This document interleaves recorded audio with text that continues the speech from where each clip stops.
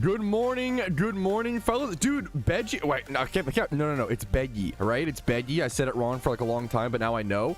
Congrats on fucking passing the welding exam. That is legitimately. I feel like. I mean, I'm sure a lot of actual trade kings could speak on this. I feel like welding's been on the rise for the past like 5-10 years. I feel like welding's popping off, dude. It's like, oh shit, a fucking trade that I can learn, feel good about my craft, improve on over time, and get paid like a decent base wage, right? Fucking hell yeah, man. Shout out to the fucking... My dad used to do a little bit of welding. My dad did a welding class in high school. Like, he was he wasn't like an amazing welder, but he knew how to do it to the basic. It was cool, man.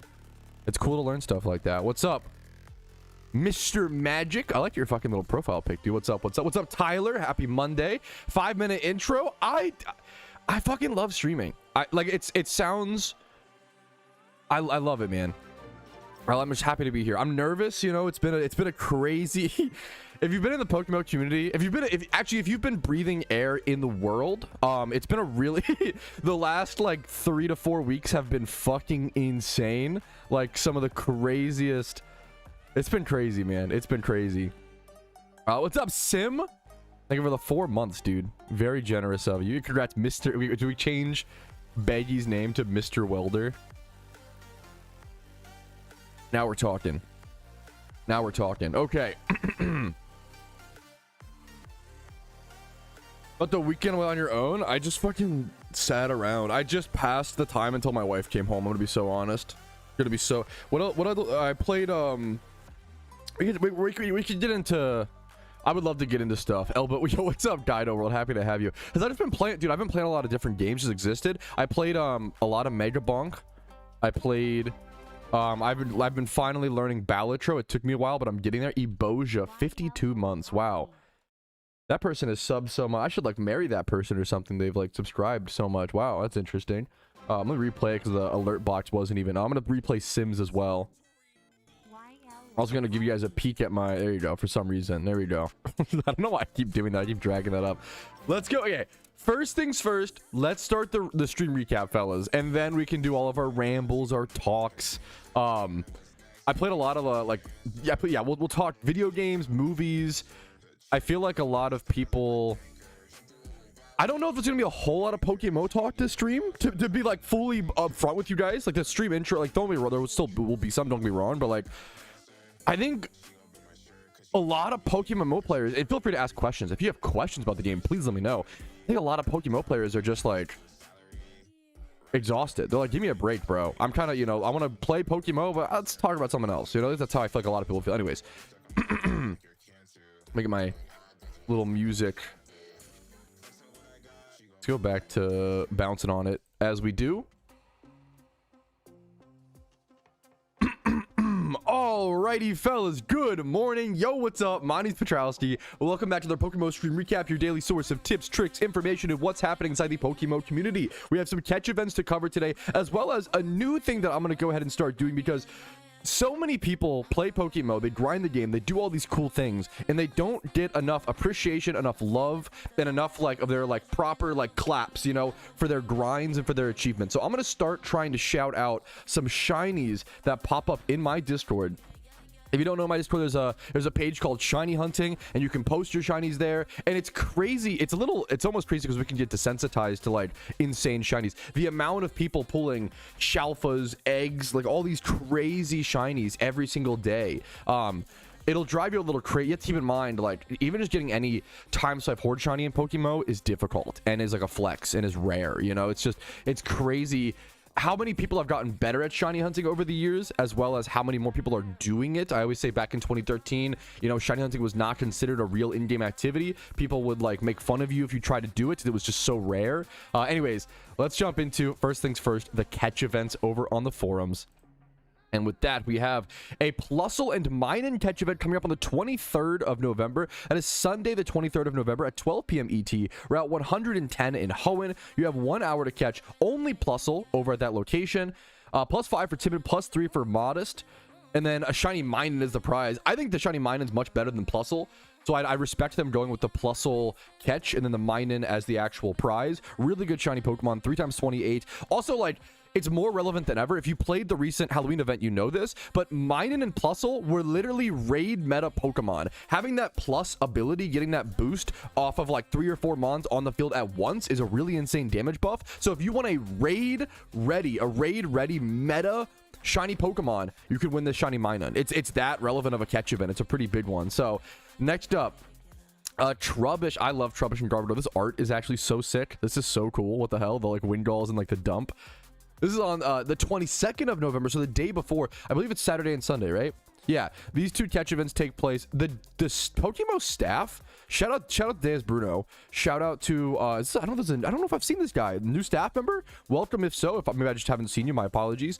T Wick. I have seen more catch events than ever that are happening Saturday, Sunday.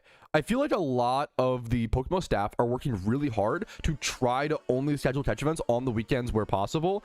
You got to give your clappers to those guys and just say it's really cool to see, in my opinion. I know it's something a lot of people complained about over the years, and nowadays I think we've really ironed out. There's things we're ironing out in PokeMMO and we're fixing and we're like solving, and then we're just moving on to the next thing, right? We're just complaining about, like, VGC just came out. VGC is in the game, and I feel like it came out during the event, so not a lot of people talked about it. It kind of got skipped over, but people have been asking for VGC for 2 years now, and now it's in the game.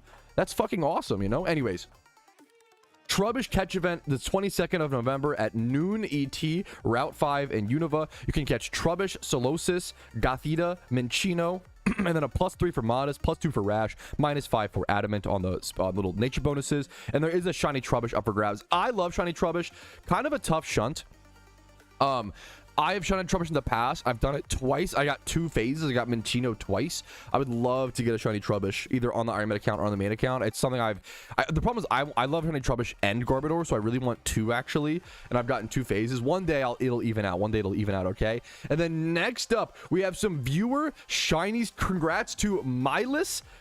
I believe this was just a really, I love shiny Celio. Just a fantastic, it's a ×5 horde hunt next to a PC, if you aren't aware. A ×5 horde hunt. Congrats to Milas. 31 HP at 38,000 encounters. This is just your classic earned, deserved, really cool shiny, really pretty shiny. Shout out to them. Next up, a shiny Zorua. Now this came from a swarm. This did not, these are all caught today, by the way, which is what'll really break your brain. These are all caught on November 17th, which is just, yeah, stay with me. Also, this was a swarm Zorua caught by Bro Slowbro. Nice name. 31 speed, timid, 28 special attack. This is a wild caught, ready to use Zorua. Insane, from a swarm. Bro was like, he was like still shaking or still couldn't believe it. Swarm shinies are something really special. I hope to one day get one. Congratulations to him. Very fucking cool to see. Next up, a shiny Ducklet. I don't have all the extra details, but this is an egg shiny. Ducklet's an egg shiny, so this took him a few hundred hours and over 150 mil Pokeyen most likely to get on average. It's an extremely rare shunt. A lot of people don't go for Ducklet because, you know, if you had to pick between, it's like the same cost to egg shunt Ducklet versus Beldum. Not necessarily, but like pretty close. Most people go Beldum or like Charizard or, you know, these big crazy. Not a whole lot of people love Ducklet as much as those, and I love to see. I'm a Chuckle guy, I'm a Rampardos guy, so I love seeing these people who like really love shit like this. Congrats to Ving T Sync, sorry if I butchered your name.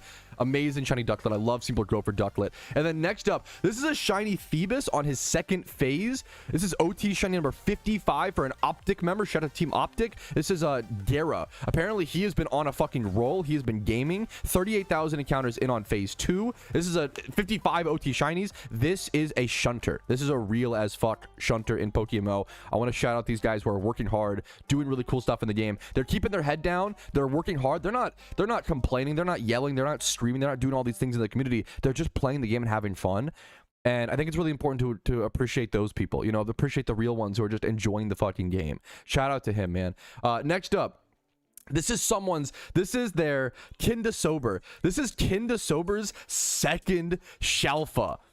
It is a Shalfa Yanma, 31 HP, 31 attack, 31 speed, naughty nature.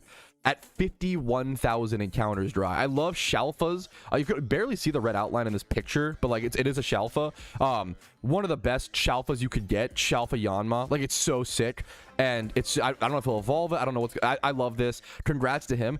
You got it at 2 a.m. today. What's really crazy is like, people are really getting, like, people have 2 Shalfas. 1 Shalfa is hard enough, right? 1 Shalfa is hard enough. Having 2 Shalfas is just, I can't even fathom it. It's literally hard to believe. It's just so, it takes so much time. It's such dedication. It's so much love for the game. I love these shunters who are just fucking playing the game and they're really doing it for them. You know, they're really doing it because they love it and they want that sense of achievement. And I think it's a beautiful thing to shout them out. So congrats to all you guys. And I would love to continue this kind of pattern and shout out more people in the future. Post your shinies that you get on the day, fresh shinies, in my shiny hunting chat in my Discord. And I would love to look for new players, all types, like ×5 hordes, ×3. If you have a story attached to your shiny, feel free to give more information. I'd love to shout out players who are just playing the game and having fun.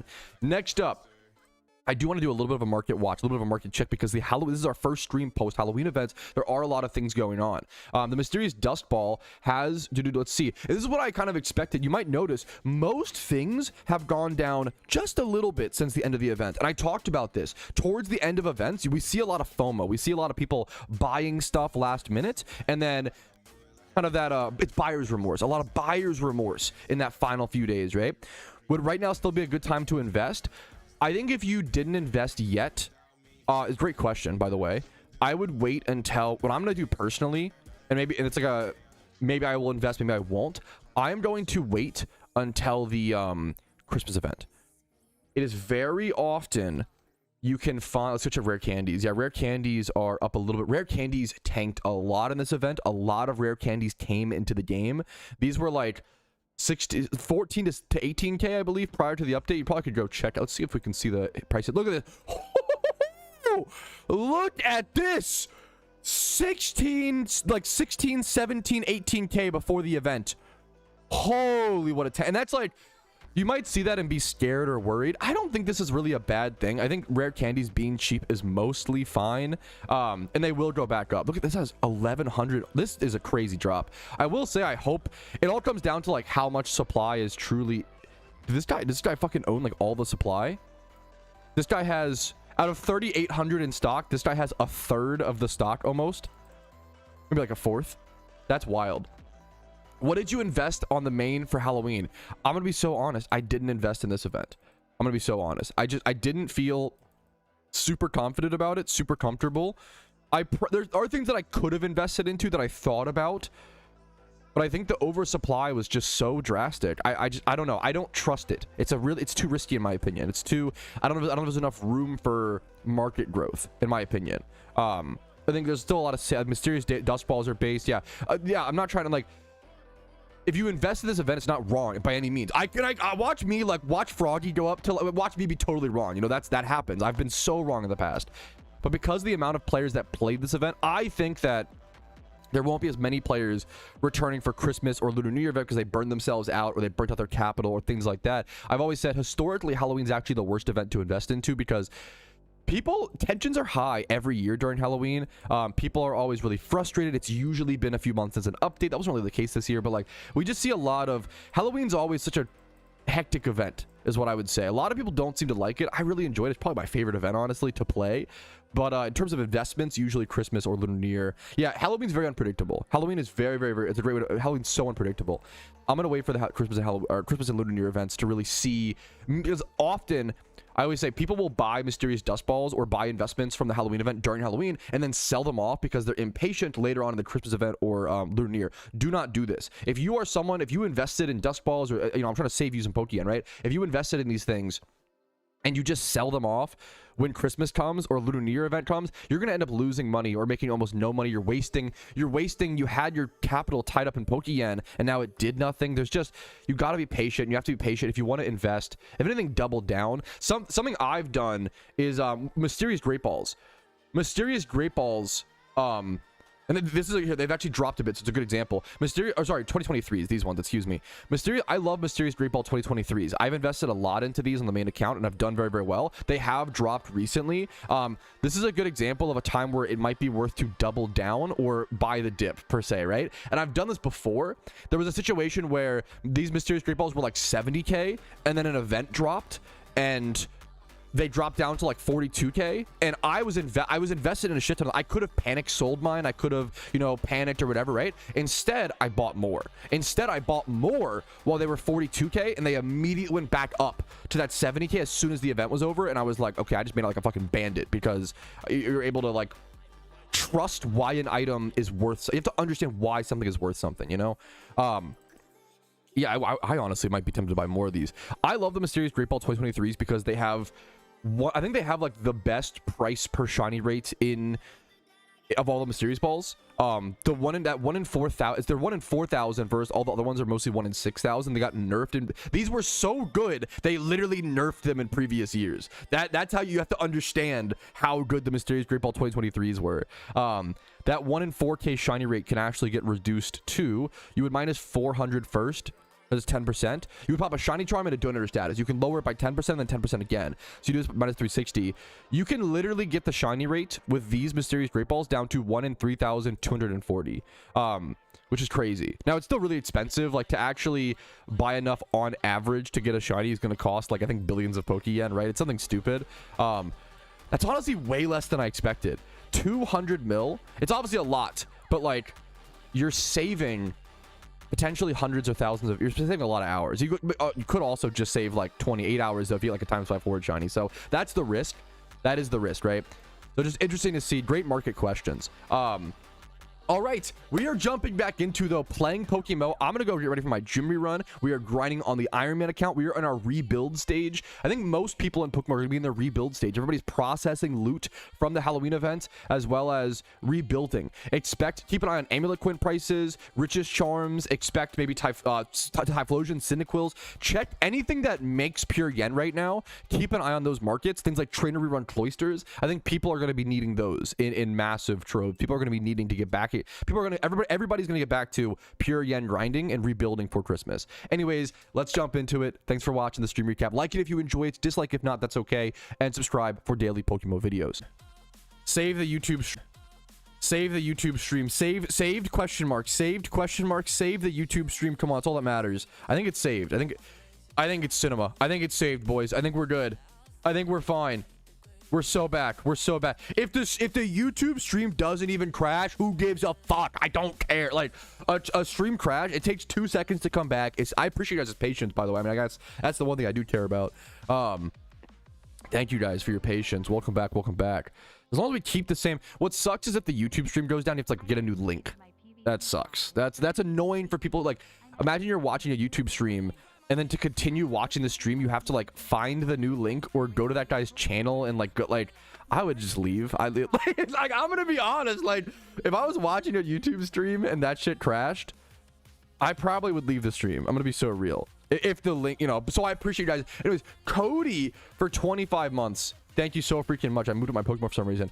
Cody, thank you so much. And Harry G Nuts, thank you. I gotta give a shout out to people like Harry G Nuts for allowing me to go to the grocery store, pay my rent, all that good stuff. People like Harry G Nuts allow me to do it. Thank you so fucking much, man. Thank you, man.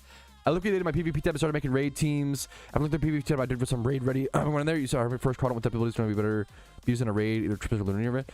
You heard it here first. Crawdon with that. Yeah, I could, dude. Crawdon for sure. Crawdon was used like arguably in the recent, like Golurk raid. Did you ever do? Yes.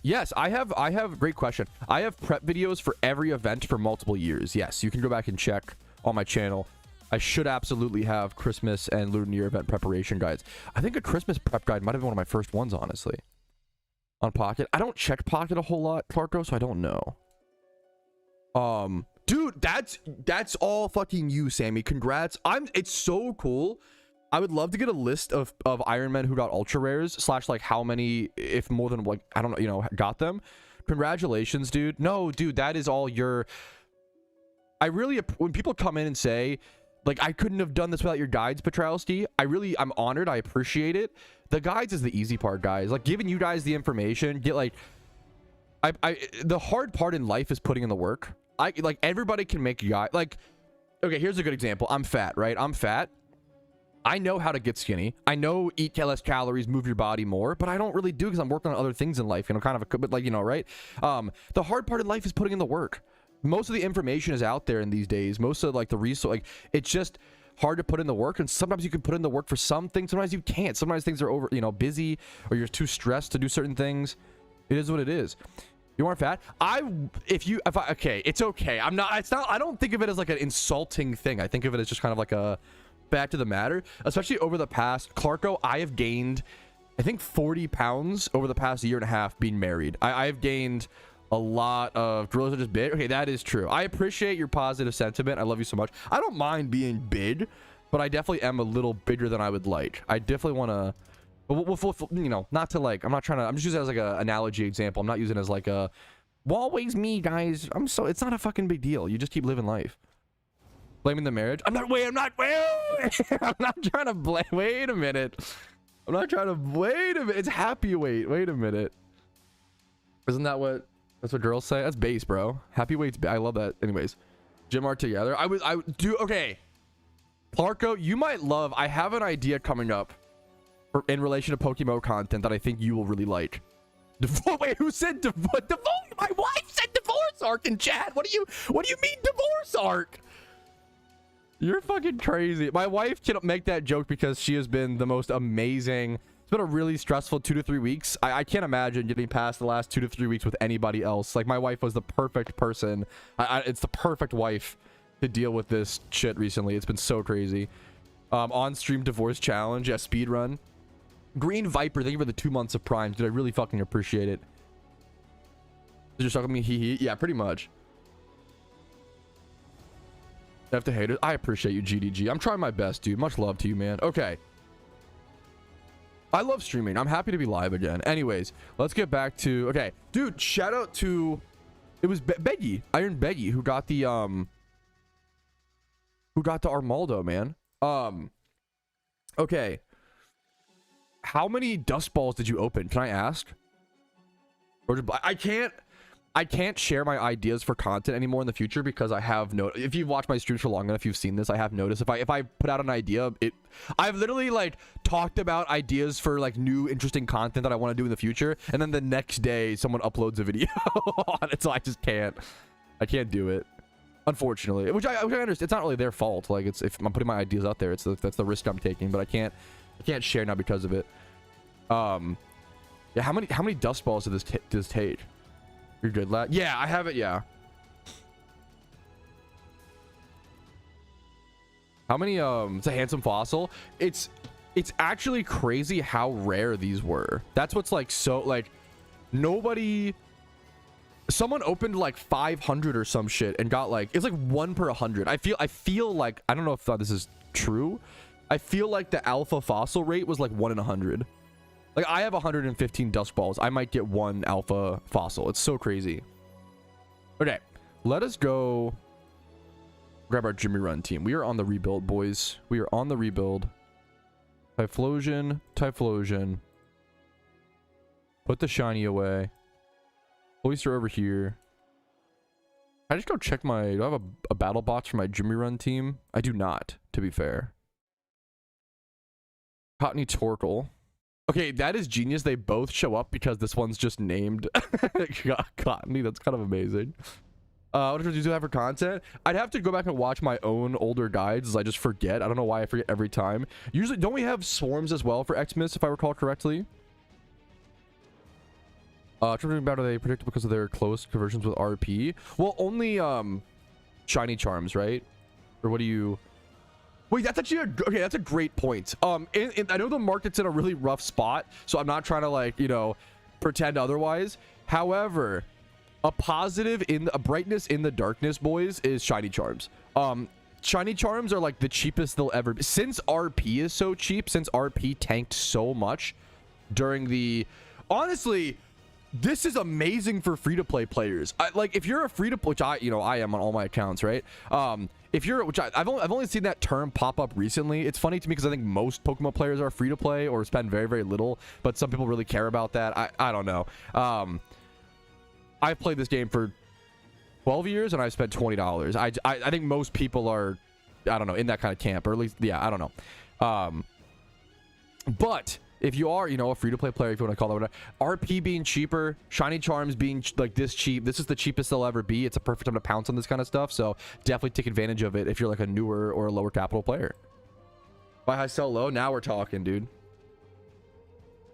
Yes, I saw, dude, there's an Iron Man who has like 3 shiny Dodrios already, which is a criminal. That's fucked up. This poor guy, man. For fun right now? No, thank you, Tally, but I respect the opinion. Let me go grab... Okay, I haven't done a Jimmy run in a while. I have to, like, remember how to do this. He's always XP training. You do a lot of fucking XP training on the Iron. I get it. That's real as shit. Where's my... There it is.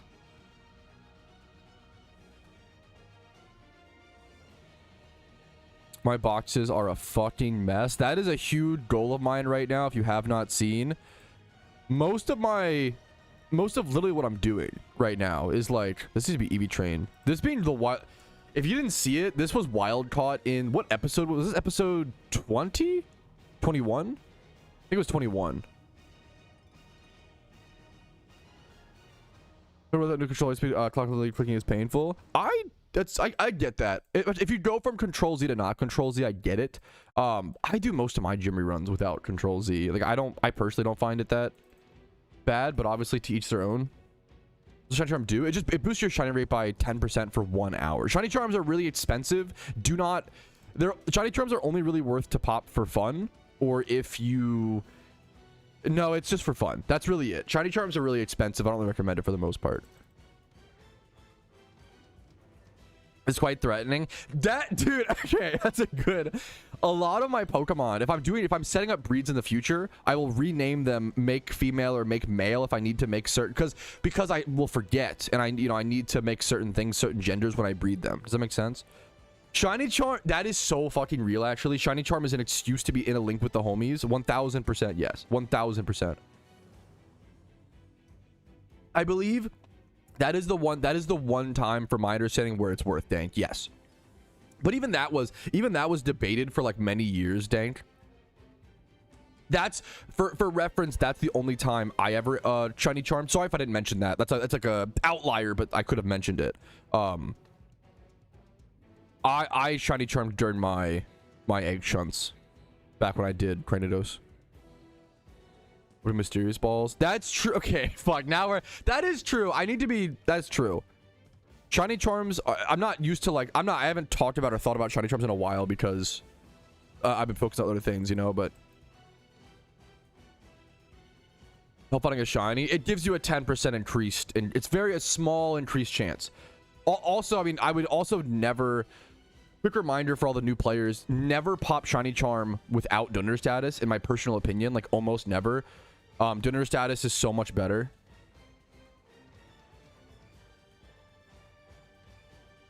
That's super fair, Zenarchy. Anyways, okay.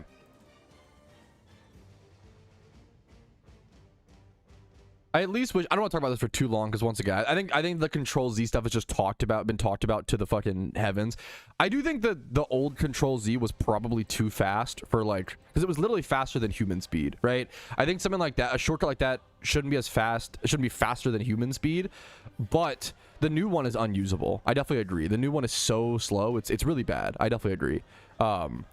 They need to make the new one like 4 times faster. And maybe that's even like 10, like 4 to 10 times faster, something like that. There's a new one. You could hold Control A, or not, no, just A, but it's like it takes like a second per click. It's pretty slow.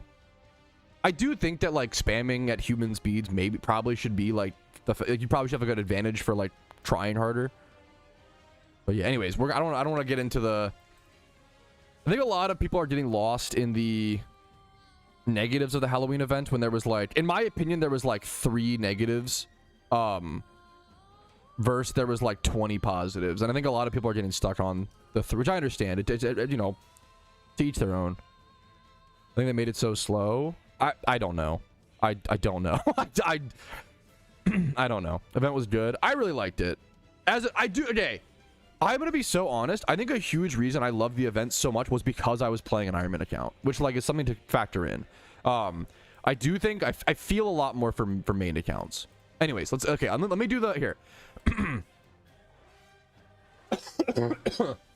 I have to do my work first, then we can yap. I yap too much. Give me 1 sec. All right, fellas, we are starting the Iron Man rebuild phase. I'm going to go ahead and nickname my Typhlosion. We're doing a new gym rerun, or just getting back to gym reruns. Gym tally 71. This is our gym rerun number 71. I'm going to go ahead and pop an amulet coin and jump into things. I have not done one of these runs in a while, so hopefully I don't throw too hard. I was scared for a sec when that popped up. Okay, we should be fine. Let's just jump into it. I'm starting at 648,000 Pokeyen. I spent 200k exactly last night on breeds, and I'll probably show you guys those breeds either after this or later tonight off of stream. And then we're going to go ahead and spend today's stream making some Pokeyen, potentially Everstone farming, doing a bit of grinds, as well as I would love to set up some more breeds potentially, or just even shiny hunt, farm Dittos. All those are kind of on the table. We'll have to see, man. Yeah, I mean, I could. That's like, and that dude, GDG, I'll be so honest, that is probably my number one flaw right now in the, it's probably like, it is probably, I think you're spot on. Way too many people get stressed about things they can't change. It's one of my biggest problems. I'll be honest, I'm the guiltiest person of that, you know? It's one of the biggest problems that I have recently. Everyone's to focus on? Yeah, for sure, G-Stroms. That's so fair, man. That's so fair.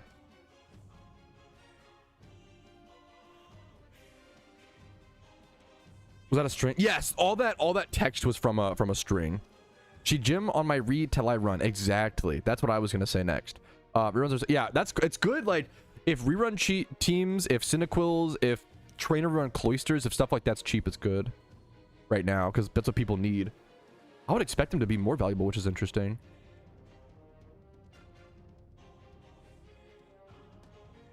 What are your favorite parts of the update? I have a list. Like of the Halloween update. Let me go. I really like the new, so I have a list of all the new stuff, and I did a video in one of my stream recaps. I covered this.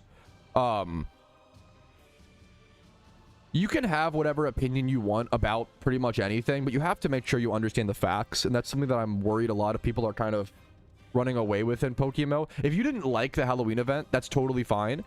But if you're saying things like the Halloween event added no content, well, now that's not true, like factually. And not to get into this too much, like, you know, to each their own, but this was, so here's a list of all the new content that was added in the Halloween event for reference. This is like not even all of it, actually. They also told us prior to the update this was supposed to be a low impact update with high maintenance, and it's not true. A lot of people are quitting reruns. I think, I don't know. People are going to do what they want to do. At the end of the day, if you have carpal tunnel problems or physical problems, more power to you. That's totally fine. If it's a physical thing, I get it. Gym reruns have been nerfed by 8%. I think with the Control Z thing, I kind of think the like extremism and like how much people are tweaking over the small nerf is like kind of crazy.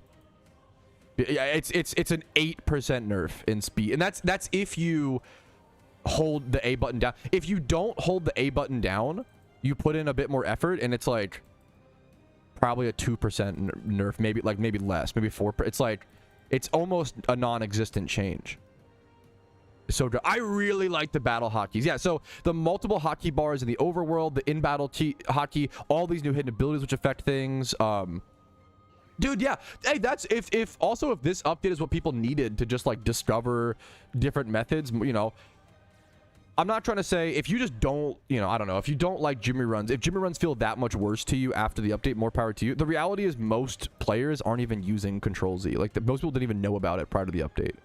Which doesn't mean it's not a fair critique. Once again, there's a lot of nuance and a lot of qualifications I try to make.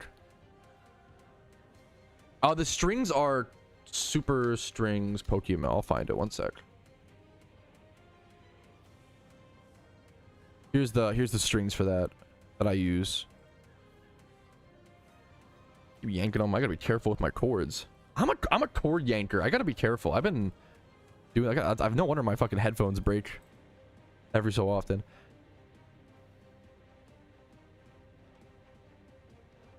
Good question. Is Moltres? I can check really. That's a really easy, like that's a great question. A yoinky boy. Yes, Moltres is for sure. Everyone feels off. Yeah, what? Yeah, that's. I'm not even. It sucks because I don't want people to hear what's happening right now is in the PokeMMO space is. Keep in mind, guys, I'm also against the Control Z nerf. Like what's happening is I give positives and negatives to both sides, and I try to like be reasonable, and I try to like have like, you know, conversations, yada yada. But then people will like hear me critique people complaining about the Control Z nerf and be like, oh my god, he's in favor. Like, no, I'm actually not. I'm actually like, I think the Control Z nerf was out of left field. I think it was unneeded. I think it was unnecessary. I think there's other priorities that matter more. Like, yeah, I don't know. People like there's just interesting. There's just interesting. There's just nuance. I think we're losing some of the nuance. What's up, Mist? What's up? It's something I want to work on. I want to work on there's a lot of things I want to work on to be better as a person and better as a streamer. I want to work on trying to stop telling others what to do or how to feel, especially like specific people. I like talking. I really like thought process. I think thought process and like argumentation and debate is really interesting. But I don't want to be telling people like how to. It's tough. I don't come off as preachy. I know people feel like I'm, which I understand, which that's really annoying, you know. They're so smart with people. It's all pumpkin. No, Xanarchy, yeah. Xanarchy ahead. Where's that at, Tally? I would check it out. I would try. But not tell. Yeah, but that's. I want to be.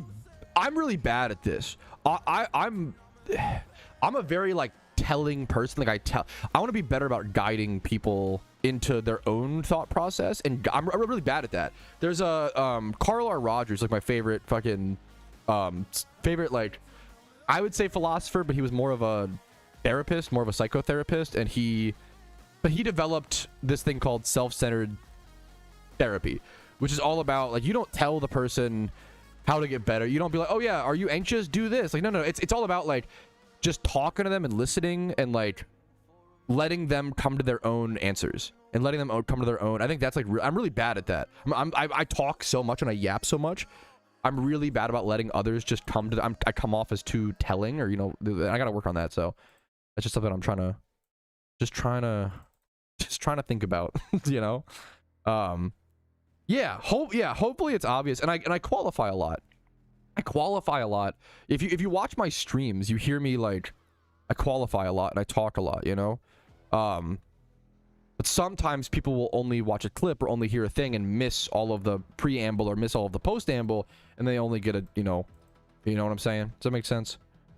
Gateway to autonomy. Yeah, that's kind of a beautiful. Tell me how to feel, Pat. No, I don't want to, and I try my best, but. One Piece, probably your two favorite characters. You should catch up. Hell, okay. Clipodemic, yeah. I'm not a very clippable streamer because like so much of my I think streams in general, and you guys could correct me, maybe I'm cope, okay? I think streams in general are such, is insular the right word? Like insular communities, and we're like almost every fucking thing, like the reason that streams work is because it's a much more intimate medium of entertainment. Like you guys will spend hundreds of hours together, you and me, maybe thousands, right? And because of that, we really develop like a deep understanding of how we speak, how we talk, all these things. It can get a little parasocial, you know, type beat. But because you guys understand my past pretenses and how I'm as a person, I can say certain things or behave in certain ways, and you guys can understand it more and have more charitability. Charitability is probably the right word. Versus like in a YouTube video, like that charitability isn't as much a day because you might have a lot of first-time watchers. But things are different.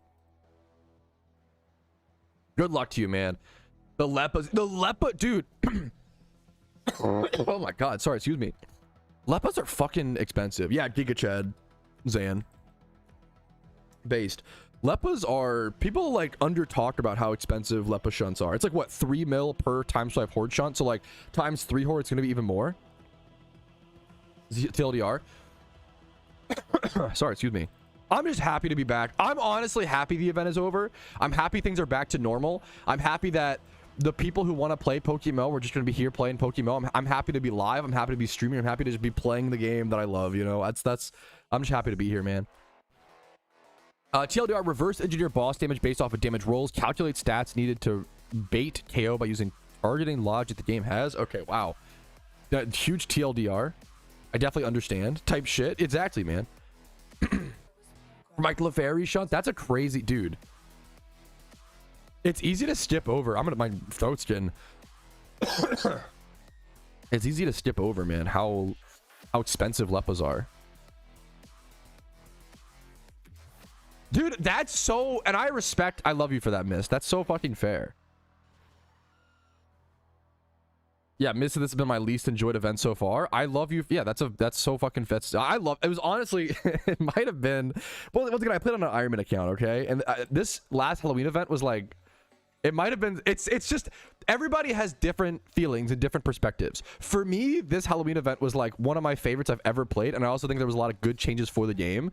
Overall, obviously some bad, but like I love this event. But a lot of people who like don't love the event. I don't want to be. I don't want to say that I loved the event and then other people be like, well, I didn't. So that makes me feel bad. I feel like that's happening a lot, and I don't know what to do. You know about that.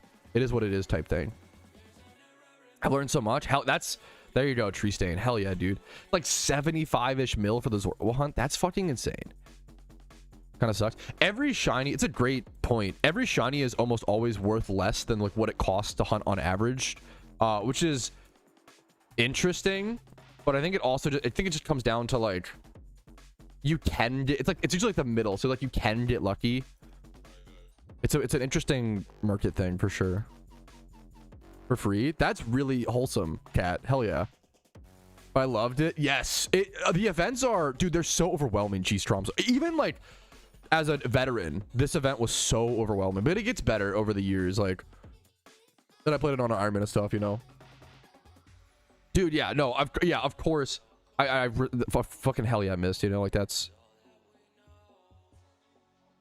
it alongside it, yeah. Jack Chat from the event. Mysterious dust balls. Yeah, that's you gotta be careful when it comes to opening any sealed product. It's always just gambling, you know. You gotta be careful with that.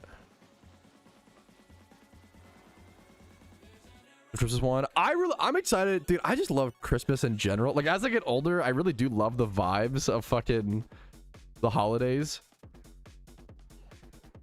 Ready to grind for the Christmas prep, dude. Hell yeah, Toaster. I'm not even, dude, what's fucked up is I'm not even there yet. Like I still need to like breed, and my boxes are a mess on my Iron Man account. I still need to process. I can't even worry about Christmas yet. I still have to process a lot of the stuff from Halloween, you know. Alpha fossils being rare. Yes. 1 per 15? That feels really lucky, research. I think like from the numbers that I saw research, I would say it's like 1 in 100 or something like that. But I don't know. I don't know the exact, you know. I'm serious. Dude, thanks for watching. Are you serious, Little Pebble? Thank you for watching, man. Also, I love your name. Little Pebble 94 is a dope name. Dude, I'm just honored that people watch me play the game that I fucking love. Dude, it's an honor to have you. Welcome, dude. I don't know. I just love, I'm glad events season's over because now we can just get back to like normal pattern and routine and schedule, and I loved playing it, don't get me wrong, but yeah, you guys know yeah. I'm excited to just get back to playing the game, making Iron Man content. Fumble. What did I fumble? Big death for the Ravens. Dude, I was scared. Dude, also, I didn't watch. Okay. I literally did not watch the Ravens game this week. And which is on, I try to watch every week, but I didn't watch this week.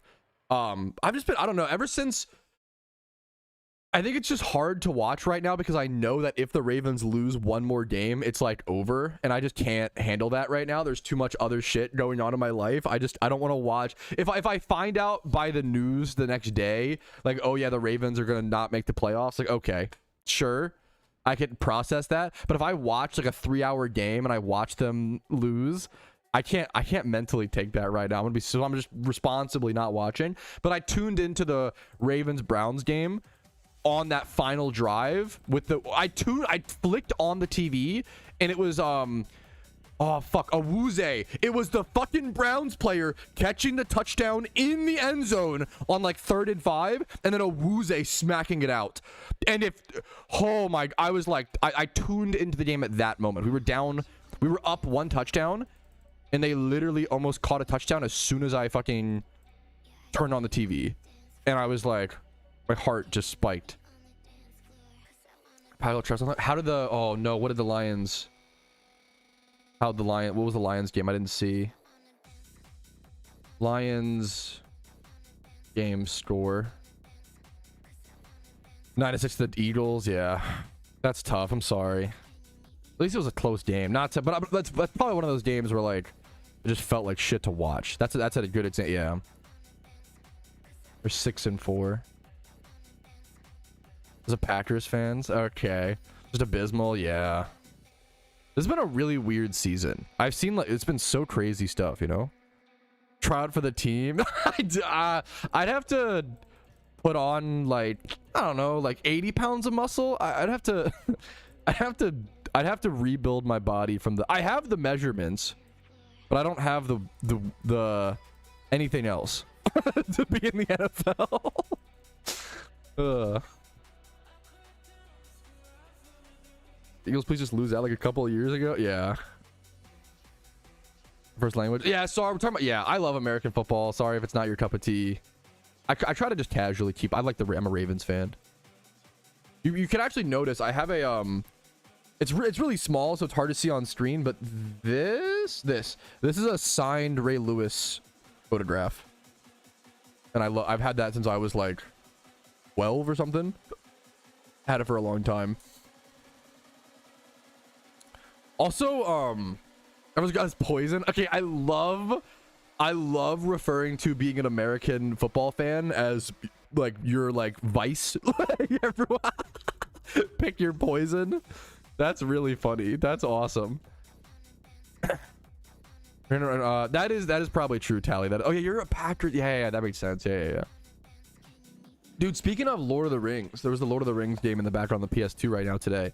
I've been playing, this game's fucking good as hell, and I feel like it holds up pretty well. I've really enjoyed it. I've been playing the Middle-earth Shadow of Mordor game. That was a game where, like, when that game released in 2014, I wanted to play it so bad. I was like, holy shit, like, that's so amazing. Like, I love it. And I just never got around to playing it. I never bought it. I never, you know, until finally this year, I finally played Middle-earth Shadow of Mordor, and it's a fucking banger game, dude. I really enjoy it. I feel like it holds up well. The combat is really fun. I think the meme is, it's got insane reviews, 9.3 out of 10 IGN, 9 out of 10 on Steam. It's a really good game. I'm really enjoying it. It's all about just like going around killing orcs, man, and Uruks or whatever. I'm not a Lord of the Rings. What do they call them? Lord of the Rings Finistas? That can't be it. I don't know. Lord of the Rings fella. That's fucking super. What are your teams, Toaster? Football and basketball team are 5-19. I don't follow NBA, so I wouldn't. Dude, I love. See, I have a Wii in the background as well. You might notice Fnatic. Yeah, that's the word I was trying to combine, like TJ Maxxinista with Fnatic. I think that was my mistake. There's a Wii back here, dude. Whenever, you know what's the best advice? Everybody should own a Nintendo Wii in 2025, and you only need one game. Okay, everybody should own.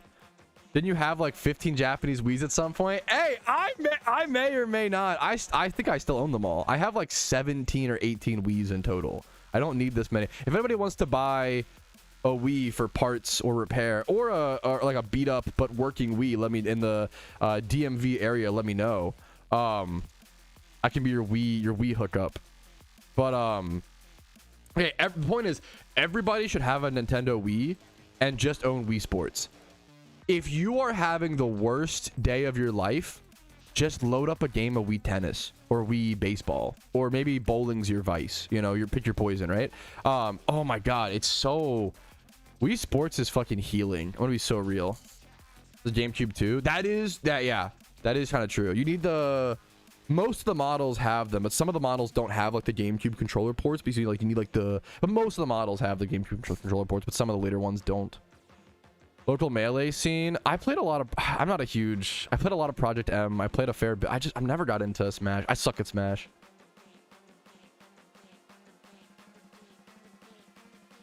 Wii Baseball makes me rage. Okay, maybe don't play that on your worst day. Fair. What's everybody's? Okay, I feel like my favorite Wii Sport game has changed dramatically over the years. What is your guys' favorite Wii Sport game? It's tennis, bowling, boxing, baseball, golf. Tennis or golf? I hate golf. It's my least favorite for sure. Boxing for sure. Wow, I'm shocked by all the boxing fans. Well, I feel like boxing might be the least favorite one, like worldwide. But I respect it. I have videos. I honestly couldn't do that off of memory, Mr. Bank, but I have videos on it. If you look up like PokeMMO, let me find a video. PokeMMO Xmas Prep Guide 2024. Yeah, here's a video. Here's my video on it. It's gonna be very similar. So there's this video, which is how to prepare for Xmas 2024, as well as I did do a how to prepare for event season PokeMMO 2025. Like that guide covers the Christmas one. Like that guide is truly the catch-all. If you haven't seen that guide, it was meant to be like a how to prepare for every event, you know. So this should really be the catch-all guide. If this helps at all, let me know. If not, let me know. Anyways, growing up, I was a big Wii tennis guy. I was a tennis guy. I loved Wii tennis. Now that I'm getting older and I kind of grow as an adult, you know, my tastes, you know, really hone themselves and really become more developed. I think now I'm more of like a Wii baseball. I think Wii baseball or Wii bowling, which is, I was not a big bowling guy back in the day. Like Wii bowl, everybody, the family always wanted to play Wii bowl over at, I didn't have a Wii growing up, and my aunt, you know, everybody knew, even if you didn't have a Wii, I didn't have a Wii growing up. Everybody knew someone that had one, you know? I didn't have one, but like my cousins had one, my aunt had one, you know, things like that, right? Because Wii Play, I own it, but I haven't played Wii Play enough. I always just play Wii, fucking Wii Sports, man. Thank you for the 4 months, Yasukun. I appreciate it, dude. Much love to you. Hopefully the content's been helpful. I'm looking at I need a fucking haircut, don't I? My hair is kind of, I'm doing the thing where my shit bulges. Why does it do that? I need who has hair like that? I look like I fucking have weird like fucking shit. My head is like lumps. Gotta figure that out. Your shit bulges? My hair do be bulging. Wii Play takes Yoda. I gotta try it then. Soul copy my Wii Play? That's fucked up, man. Sorry to hear that, King. Sorry for your loss. The what do what? That's a good question. I don't know, honestly. We're just shooting the shit. Okay. Sim, you are spitting two unbelievable facts that are undeniable. I've said it once, I'll say it again. I don't need to play almost any other Pokemon game aside from PokeMMO. PokeMMO fills my like Pokemon void. Okay, if I want to play Pokemon, I'll just play PokeMMO, right? Except for one game, Pokemon Stadium. If you have the urge to play Pokemon Stadium, you have to go play Pokemon Stadium. There is nothing else like it. Don't go, well, what about Pokemon Battle Revolution on the Wii? It's not the same. You know, it's something, you fucking know it, okay? Pokemon, the original Pokemon Stadium. I have not played Coliseum, so I don't know, to be fair. Pokemon Stadium is so fucking good. Expensive, though. I never played Stadium 2. One day, maybe I will. Hilariously, I own a Japanese copy of Pokemon Coliseum because I got it for $10, like $10.60, like it was free shipping. So I just couldn't not buy. So I own a Japanese copy. One day I'll learn Japanese just so I can play Pokemon Coliseum, or I could probably install like I realistically could just install like a mod that translates it. This video, I believe, Jay-Z covers preparation for all the events this year, including Christmas. If you have any questions after it, let me know. But we're not quite at the Christmas event prep yet, at least for me personally. But that should cover, yeah. What, Andy? Actually, you know what? Maybe I should just play. That would kind of be good content. I feel like I should do more stuff like that, Oso. I feel like I'm actually in a really niche perspective, or like a weird spot where like how to prepare for the event. This video should cover most of the details. If you have any other questions after, let me know. I should have thought about, I did not think about today making my title what it is. Like, how do you, I did not think how many people would ask about the Xmas event, and I should have. That's my fault. I should have had a better answer prepared. Like some sort of, I think the main thing right now is just rebuilding and getting Pokeyen. I don't know, you don't need nearly as many Pokemon for Christmas as you do Halloween. So hopefully that helps some people. You need raid mons. You need raid mons, but you don't need, there's no pumpkin, right? Well, there could be Elfbot returning this year. That's the other thing, is like, we might see Elfbots return, which is pretty crazy. Yeah, there's not a lot of raids. There's not a whole lot of Xmas prep aside from Pokeyen and raid, but like raids is a lot at rebuilding. Yeah, maybe I kind of yeah, but it's true. I don't know. We'll see. Maybe tomorrow we'll looting for elf bots. I should have old videos on elf bots. That's an old mechanic. A lot of your videos. I hope they're helpful, Pedro, and I appreciate it and I'm honored, man. Nuzlocke ball. It's like Pokemon to caught dies. Pokemon's auto release. What do you think about a Pokemon adding a Nuzlocke ball? Oh, like a Nuzlocke ball. Ooh, I don't know. Cat holy. That's so fucking toxic. Oh, that's clickbait. That's fucked up, Oso. That's amazing. No, I should just answer. I don't mind answering questions about, Christmas. I think it's an exciting, fun time. Cresselia is still available. No, it's a great question. Cresselia is still available. Cresselia is permanent. Yes. Similar to the Heatran raid. What's the tankiest Pokemon I can catch in PokeMMO? It depends on, Pokemon are different. It depends on what you're looking for. Like if you need a specially defensive wall, like Chansey, Blissey are fantastic. I think overall tank for like storylines or something like that. Spiritomb is really good. Spiritomb's a great all-around tank. Things like that. Chansey, Spiritomb. Depends what you're looking for. Good day for Halloween. It's events and it's why I always say like events in Pokemon, you do gotta prep. Like preparation. Pokemon events are preparation meets execution and grinding. It's a lot of work. Pokemon's a lot of work in general. The Challenger 2. I don't know shit about tanks. A lot of YouTube chat XP. That's what a cool new mechanic. There's like YouTube chat XP now. That's kind of cool.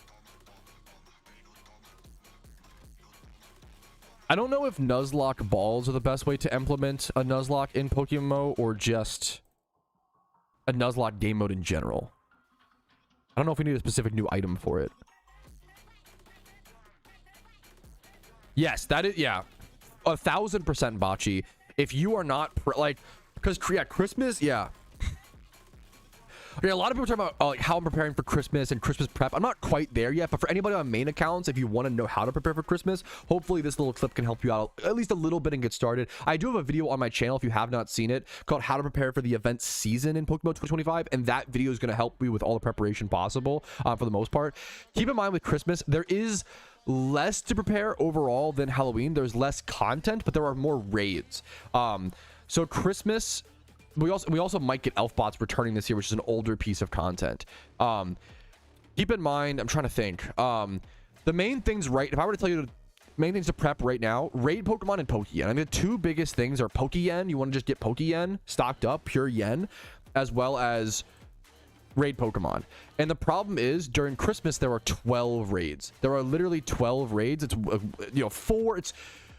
that 33%? 33% more raids than Halloween. It is a lot.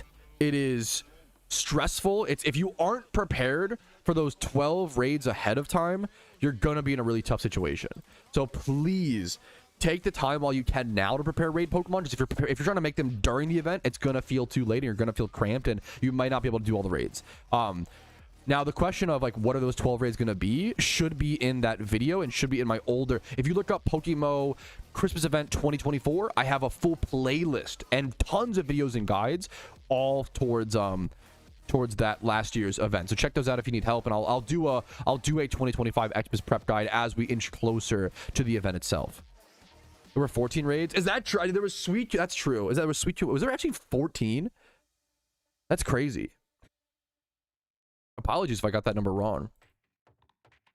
And at 15? Was there actually 14? What were the other... Sorry if I got that wrong. Raids Jirachi. Okay, shout out to, yeah, Cav with the minor polite correction. Actually tried. There were 14 raids last year. And there was also Suicune, which was the 15th raid. What? So there's 12 regular raids. That's what I'm remembering. There was 12, okay, Jirachi 4 and Jirachi 5. I would count that as one personal. Well, I don't know. It kind of is true. You do different teams. There was 12 regular raids. Jirachi 4-star raid. I forgot Jirachi's going to be coming back this year. I forgot about... Dude, there's so much new stuff in Pokemon. I'm like, forget. It's so crazy. Yeah, Jirachi is new. Jirachi is a new, like, will most likely come back this year, similar to like Darkrai type raid. So 12 regular raids, Jirachi 4-star, Jirachi 5-star, and then the Suicune Alpha. The Suicune Alpha raid is unlikely to return this year, but we might see like a Raikou Alpha or other legendary Alpha raid in its place, and that'll be one of the most difficult raids of the event. Great call from Kev. I pray to the Lord. Yeah, it's a lot, man. Bring back the Suicune raid. I know. I'm gonna like. Could you give me? Yeah. Usually I have a rule.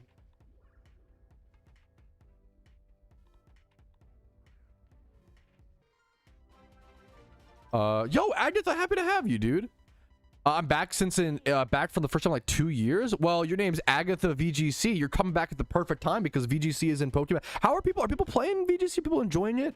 I know the Halloween event for a second like kind of overshadowed VGC. You know what? It's a good question. How are people playing VGC? I hope they are. I know the reality is, I don't know. Even though VGC has been added, I don't know if that many people are playing it right now. Number one, because the Halloween event overshadowed the release of it. And then number two, I bet a lot of people are still exhausted post-event and don't really want to grind PvP after. I don't really want to grind PvP after the event. As well as a lot of people might just not have VGC teams built yet, right? It's not like Showdown you can just load up, right? So with all that in mind, if these numbers are low, don't panic. I think just things are kind of interesting right now. Yeah, and that makes sense. There's only 2,400 VGC games played so far, and that is pretty low. But let's check. Like OU's gonna have like way more.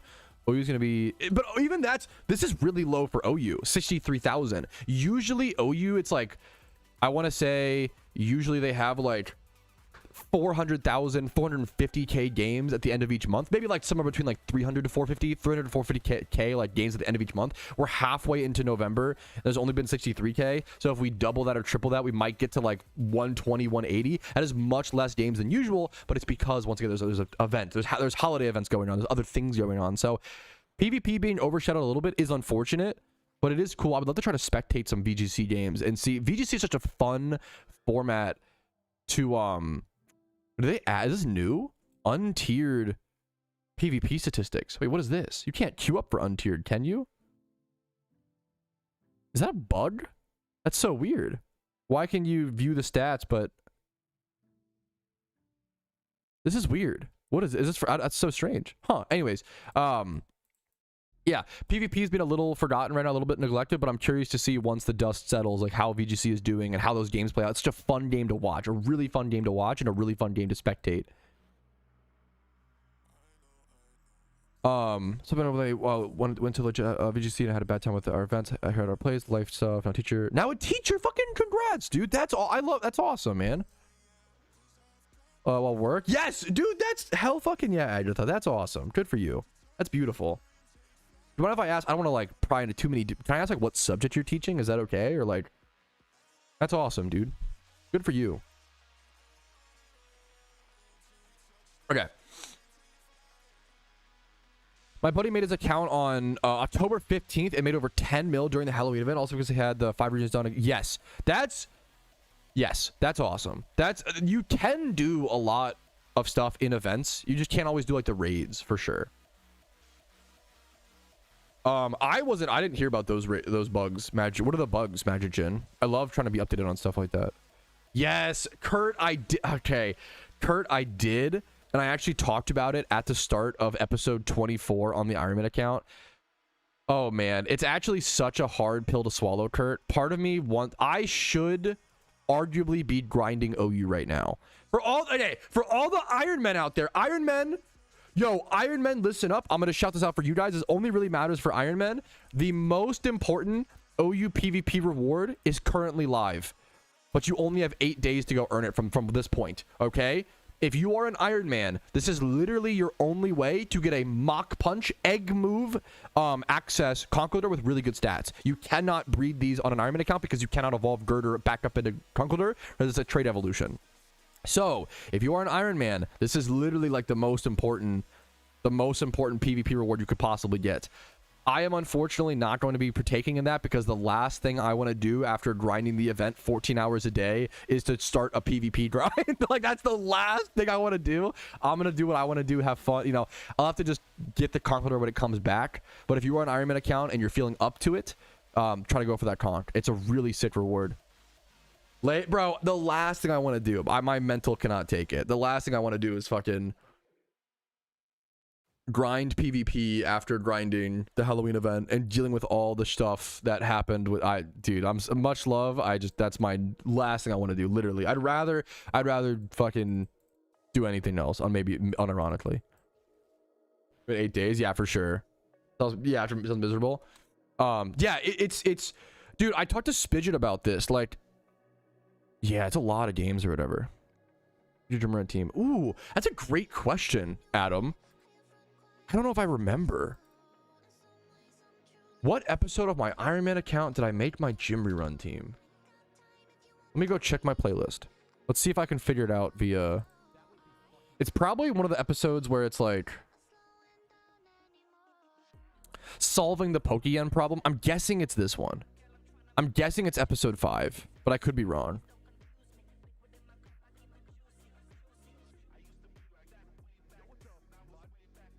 I'll link it to you. Yeah. Oh, 6 or 7. What's the I'm about to say siete. What was the dude? Okay, I gotta explain this. Bro, my wife came home from her business. My wife was away on a fucking say siete. My wife was away on a business weekend thing. And I don't want to say too much, but she works with kids to some degree, and she kept saying the 6-7 memes were insane. There was so many 6-7 memes, and what happened? There were translators at the event that she was at, and the kids started saying "say siete" every time. Dude, that shit made me, I'm not gonna lie, my wife came home saying "say siete." That shit is really fucking funny to me. I'm not gonna lie. That is the funniest 6-7 meme I've heard. Say siete. Got you. Yeah. If you can't hear, they would play bingo at this event with the kids. And there was a translator, and the translator would call like, oh, I don't know what oh is. Yeah, I guess oh say siete, and all the kids would go say siete. Dude, that's boomers hate this one trick. Anybody, I'm at the point where like you can find the 6-7 meme not funny. That's so valid. That's so fair. But anybody shitting on anybody shitting on like 14-year-olds over a meme there's a really good clip of, is it J-Schlatt, where it's like millennials being like, I don't understand 6-7, and then it's J-Schlatt being like 21, and then him like fucking dying laugh. Like, it's the same fucking thing. We had 1738, is that the other 1738, and then 21. We had other number jokes. Like, the whole joke is just referencing the number. That's it. That's all it is. You know, 21. Yeah. Like, that's the whole joke. Like, and to be fair, I didn't like 20. I actually didn't like 21. I like 6-7, I think, more than 21. Parents let a kid put it on their cake. I work in a bakery and I almost lost my job. Okay. If you are a teacher or you work with kids, you have every right to hate the 6-7 joke. It's more of like if you're sick of it, that makes a lot of sense. If you're sick of the 6-7 joke, you're probably just a reasonable functioning human. That's understandable. But you guys know, there's a certain kind of person who is like, this generation's fucked. What a dumb joke. Meanwhile, we made all the same jokes, you know? Like, getting derailed. Dude, I should pour one out for all the math teachers in the fucking world right now. That's, yeah, like, it sounds dumb, but like, my view of it is like, if it's a really tough, could you imagine being a kid right now? I feel like it would literally be like one of the hardest times to be I would hate to be a kid right now. It actually seems there's so much social stress and so much social pressures, like more than ever. If fucking the number 6'7" appearing in the world helps them laugh through all the fucked up shit, like that's fucking, I'm all for it, you know. It brings them joy. I understand not finding it funny, and I understand being sick of it. Those two things are very based and valid. Sorry, excuse me, by the way. I just cut here. I'm so done. Yes, that's, if you're a teacher, if you deal with kids and you're like, I'm fucking sick of it, I totally get it.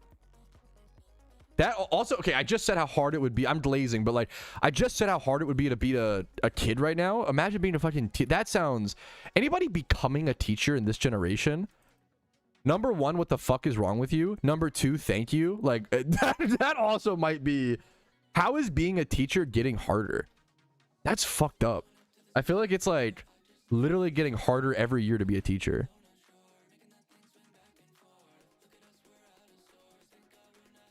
Poop emoji, so true. Wait until kids find out about 6ix9ine, true. Yeah, what's the meme where it's like millennials when they see 69, 420, 21, Omega Lol, Tech W, wheezing, laughing when they see 6'7"? Not funny. Cringe. Kind of based. It's hard when someone's gotta do it? Yeah, for sure. Where am I going next? Should I teach at a community college? That's up to you, man. I don't want to encourage self-harm. I don't you do whatever you want to. I don't know, man. You gotta live your life. I believe in you.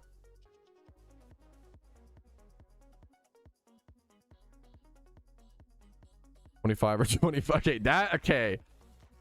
Now that is, now we're talking.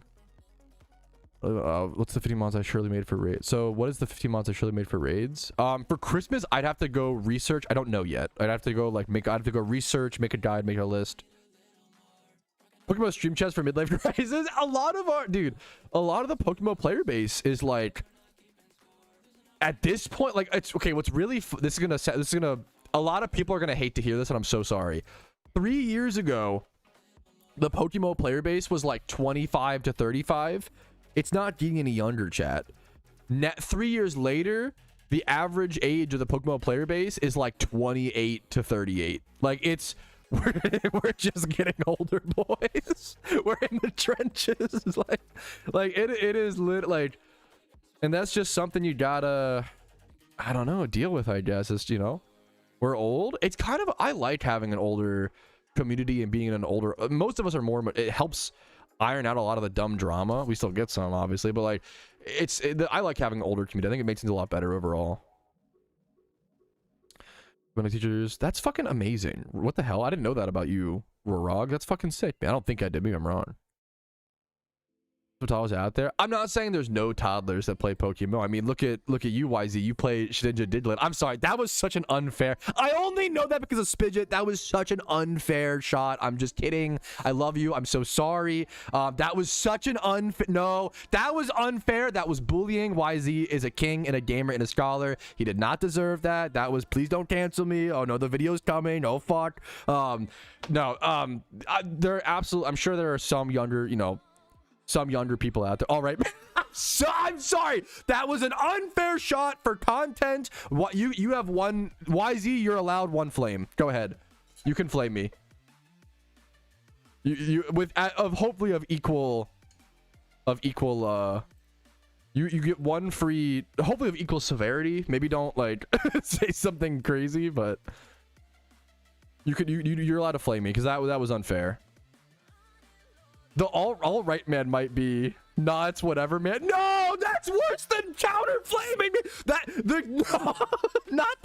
The guilt trip of like, nah, man, it's okay. I don't really have a mean thing to say about you. Like, that's fucking worse than just calling me fat. Like, just insult my weight and move on. Like, oh no, that's fucking of equal value, bro. It's kind of. YZ knows that I care. Like, that's kind of the most giga brain manipulation tactic. He knows that I care, so therefore just being like, nah, man, it's okay. Like, you didn't even hurt my feelings. Like, Sag, like that fucking dude. I was gonna say, YZ, like, it is literally possible you could have queued up for Shadidlet one time. And that's all I know you for, which is so fucked. Like, there's nothing, you know, sometimes you got to learn how to play your greatest, you know, enemy to learn them. You know, there's nothing, you know. What's a good example of this? I try to learn like Storm in Magic the Gathering because I had problems playing against a skill-based matchup. So I had to like learn that. Sometimes you got to like learn, learn your matchups, dude. I was a demon on that shit. Okay, I respect the dude. That's honest. Honestly, he loves spamming that shit. I respect if you're honest about it though. If you're like, you know what, I fucking love Shadidlet. I get fucking free elo when I play it. Like I fucking more power to you, man. Like I don't know, like on competitive ladder, maybe you should get shamed a little bit, which is what's happening. But like on a competitive ladder game, you can do whatever. Like, will I flame someone? Like here, this is a good example, right? The enemy is crazy. Well, it's not even enemy, like your biggest weakness. Like if you're like if let's say I'm playing Magic the Gathering and I always lose to like mono red stompy, like mono red prison, right? Like I gotta play that. Maybe I gotta play that to learn it, right? Yeah, Amulet Titan seems like a fucking cool as hell deck. I know it's like apparently like I love decks like that. That's fucking. I don't play modern. I play mono green 12. One of my decks that I used to play. It's not. I would never bring this to a tournament nowadays. The meta game is just fucking awful. Like I would, but I have and I love mono green 12 post. But I would never bring that deck to like a tournament right now because I would get killed on turn 1 or turn 2. Agent of Chaos. No, that's the ultimate one guy. Okay, the ultimate one guy is pretty funny though.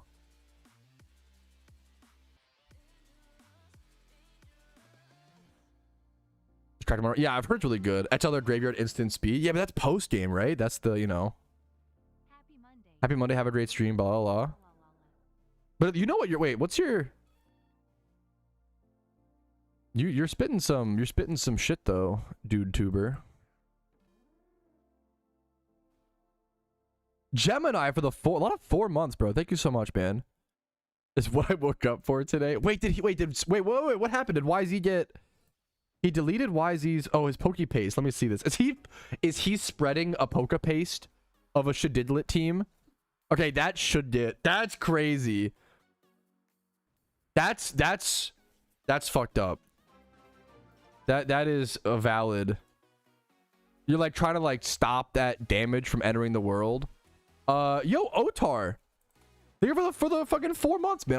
Guys, thank you for the subs, man. I really appreciate that. Hopefully the content has been worth it to you. If it has, thank you so much. If not, refund. If not, we got to figure that out. And Rick, I don't know if I thanked Rick Riley. Thank you for the 4 months. Gemini, Rick Riley, Otar. Thank you guys for the subs, man. I really fucking appreciate that. I approved the deleted pop. Fuck, we don't tolerate. That's amazing. It would be really funny if you just built. My wife like never plays PvP in Pokemon. It'd be really funny if you just like built Shadidlet and queued up with it.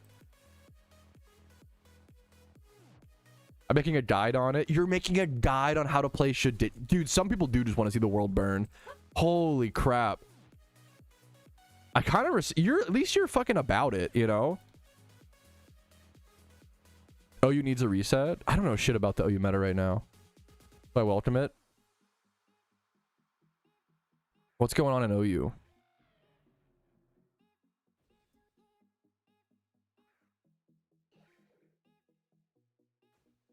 Is Dragon... I saw a lot of banded Dragonites. Is that still the... Bro, this shit is fucking hard to deal with. Adamant Bandit... This shit does so much fucking damage.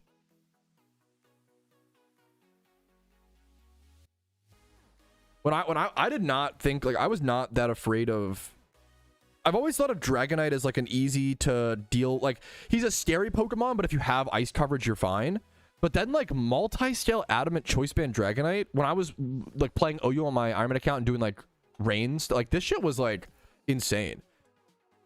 Band is the standard now? Yeah, well, Bandit was not the standard on Dragonite for, like, a long time, in my experience, but obviously I could be mistaken. It's crazy. Rossi, your friend? There you go. I guess I gotta think about that more. Like, that lead matchup and getting off rocks, valuing the rocks over the... You would know more than me, Xerix. My room in OU right now because they need to fix Cresselia Lunar Dance. I'm gonna trick my room in OU right now because they need to fix Cresselia Lunar Dance. Wait, what's going on, Spidget?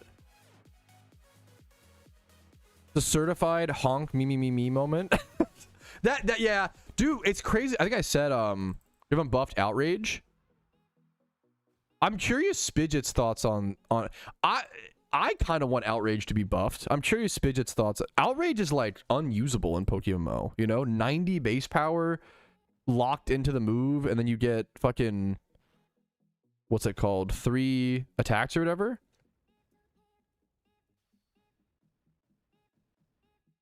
What is the problem? Is didn't they buff, what did they buff Outrage to in the later games? Was it 110 or 120? I feel like if Outrage was like 100 base power, maybe it would be, but I don't know. I would lead that up to the PvP players. I'm not making any crazy claims here. I don't know how to balance PvP. I would just refer to the experts.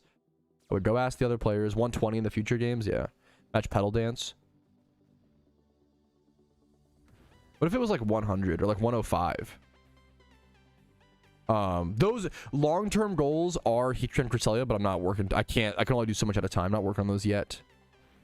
The experts like why? True. Yeah, for sure, Xerix. True. Based. It's funny, like I feel like Banded Dragonite would be one of those. I'm terrible at piloting Pokemon that hit really hard but are slow. I'm really bad about when to bring them in. Obviously, you want to bring them in against Pokemon they're faster than. Like I think Crawdon's a good. I am terrible at piloting Crawdon. I gotta try to learn. I gotta just learn at some point.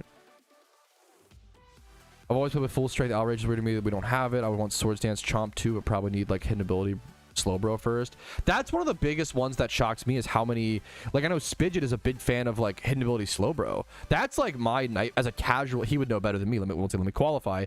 But like that's to me, I'm like Regenerator Slowbro sounds like a fucking nightmare. But a lot of high-level PvPers are like, no, actually, Slowbro kind of...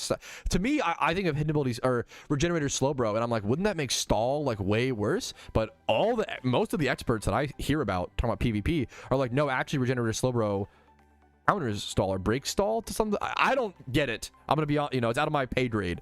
But I like learning from the experts. Pass that a point now. I will absolutely go for PvP rewards on the. I will, but not right now. Thank you. Good question, Cum Dumpster. I always find an excuse to say his name because it's just so yeah. Most people do those numbers. If you click more, U-turn a vault. Yes, that's true. I don't play enough. I don't think I play enough U-turn vault switch mons. Insane name. What do you mean? It's just a Twitch name, you know. It's like French or something, I think. Future size was it a break Stall? And yeah, that's interesting. It's interesting because once again, for like intuitively as a casual PvP, intuitively I think of Regenerator Slowbro as being like just an addition to Stall and how annoying that would be. But no, a lot of people try to tell me it's the opposite, which is it's just good to learn. Like Let's look at them too, Pat. That's such a sweet. What a sweet. Dude, shout out to the non-toxic PvPers. Not to like. This is true in pretty much every single video. If you've ever played any video game, I think this like is blatantly true. PvPers are more toxic in pretty much every game. Not that other communities aren't toxic. Like the PVMers and the Slayer Chads of RuneScape were also toxic, don't get me wrong, but I think Spidget could confirm. I think PvPers are like the most toxic in like every game, like RuneScape, card games, like if you like take it really serious, like because it's PokeMMO, it's just a more intense. I think the reason why PvP players are more toxic on average is that it's more intense of a fucking what's the word, like it's more intensive, like a game. You're constantly like someone has to lose, whereas it's a battle against other people. It's very intimate, constantly, right? Haven't League of Legends. Well, no, League of Legends is also incredibly toxic. I'm not saying that just follows the same, the same thing.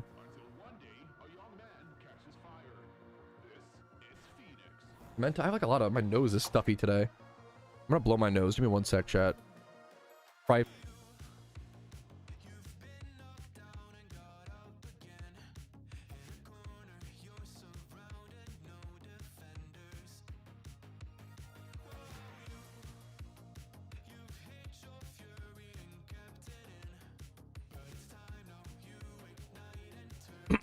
Okay.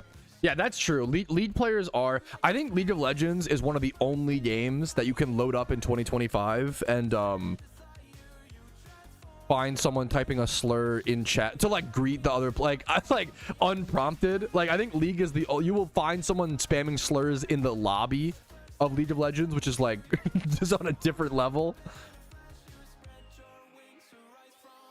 Let's go Sinnoh really quick to do like 2 gyms. Yeah. League players just have a really good mental health situation going on. Smiley face. Which is why I'm guilty as well. That's why I had to fucking quit League, bro. That's why I'm like, how many years am I? 3 years sober on League? I don't know, 2 years? I'm like 2 or 3. What the fuck is this?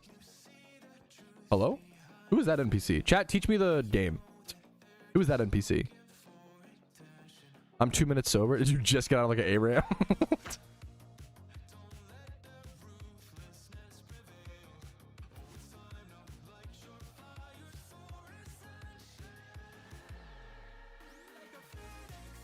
League players are champions. Not, but the problem. Okay, League players will flame because of champion picks. Not even that. Like League players will flame for no reason. That's like I've never like. League players are just mad and miserable. I saw a clip recently on like Instagram or TikTok or some shit where it was someone hovered a champion and then someone banned the champion they were going to pick and then linked a Google presentation, a Google Doc saying, I banned your champion. You might be asking why, question mark. And then the explanation is basically like, I do it for fun. I like to see how people will react when I ban their champion. That's like one of the most psychotic things I've ever seen in a video game. Like it's like I've seen the like how to play with Ivern documents like that. That's one of the craziest. League players are built different.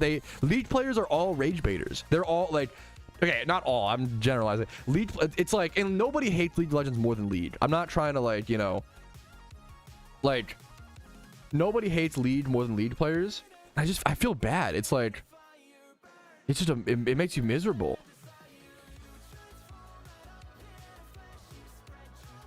Hey, if I'm hopeful, if people want to, if they're hell yeah, music power. Cause funny, that was like pretty much the post soaked, unironically. Like that was like, it was basically like I like to see how my teammates react and see if their mental can hold up. Is like he's like limit testing his teammates. One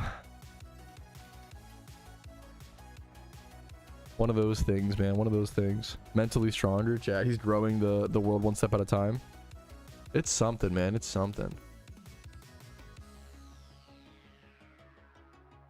Wonder if I should let chat decide what movie we see tonight. What are the 2 movies again? And now you see me. Yeah. Those are Nuremberg. If that's. This is a fucking long shot. Has anybody in chat seen the new movie in theaters, Nuremberg? Who's the guy? This is, I doubt. Is this movie good? What's it about? Oh, it's a World War II. Oh, this is, okay, it's a World War II. Holy shit. World War II psychiatrist movie. Holy shit. Wait, what? Okay, that does sound actually very good now that I read what it's about. Fuck. Yeah, it might leave theaters soon. If anyone has seen Nuremberg, let me know. If it has Rami Malek and Russell Crowe. Oh, and Colin Hanks? Is that fucking just Tom Hanks' son? Yeah. That's cool. Nuremberg Trials? Probably, Cody. Probably. Now I'm interested. I'm worried for the mental of the Iron Man team to do the con. Yeah, dude. Yeah.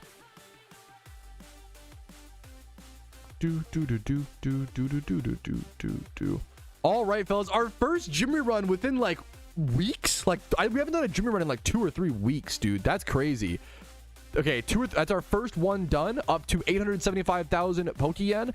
Now I have a few options. I could go farm Dittos to get more IVs to make more breeds. I could go. The problem is I could go set up breeds. I don't really want to set up breeds right now. I'm gonna be so honest.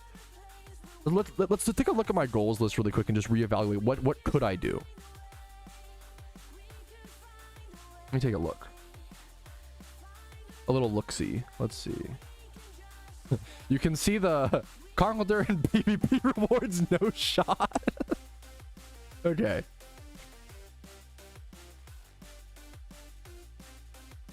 Okay, I need to do and set up a ton of breeds. However, it's a Monday stream. It's my first day back to streaming in quite a while. I'm gonna be honest, it's one of those days. I love PokeMMO because you can do what you want to do based on your mentality and how you're feeling that day. I think it's really important for MMOs to have multiple ways to play the game and multiple different, like, how much effort do you want to put in today type thing. I am actually, it's gonna sound counterintuitive to like dealing with my resources and processing things like that and stuff, whatever. I'm gonna shiny hunt. Yeah, I'm actually gonna go shiny hunt. It sounds counterintuitive, but what it's going to allow me to do is make progress towards a different thing, have fun, mentally relax. I love shunting. I enjoy myself, as well as I'm not spending any Pokeyen. So I'm not spending any Pokeyen. It's going to be free. ×5 horde shunting. It should be a lot of fun. Let's go. Now I have to pick out where do I want to shiny hunt is the next question. I think going back to, I can either go Johto and do the Dratini spot, or ×5 horde at a closer spot near a PC. Normal stream length, yeah, probably. I would say like, what's your definition of normal? I would say like 3. Maybe a shorter stream than normal. Like I would look for like 3 hours as I get back into things. Maybe 3 to 4, but we'll see. Probably a 3-ish hour stream, maybe 3.5. Do Tauros? Is it nighttime? Oh, that is a good. Okay, Tom is. I've got to give Tom his flowers. Tom went from being one of the most bullied members in my community to one of the most helpful members of my community. You know, I gotta fucking, we need like a Tom appreciation day, like legitimately. Thank you for setting up the Gamba. Thank you, chat. I'll go for Tor. That's a really cool one. I'm still the most bullied. Okay, that might be true, but you're also appreciated hopefully now and helpful. Thank you.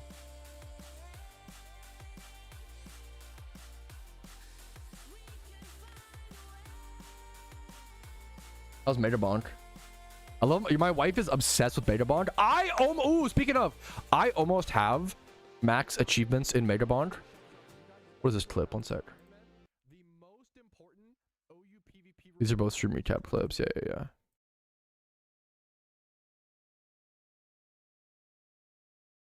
Yeah, the Leddyba. Yeah.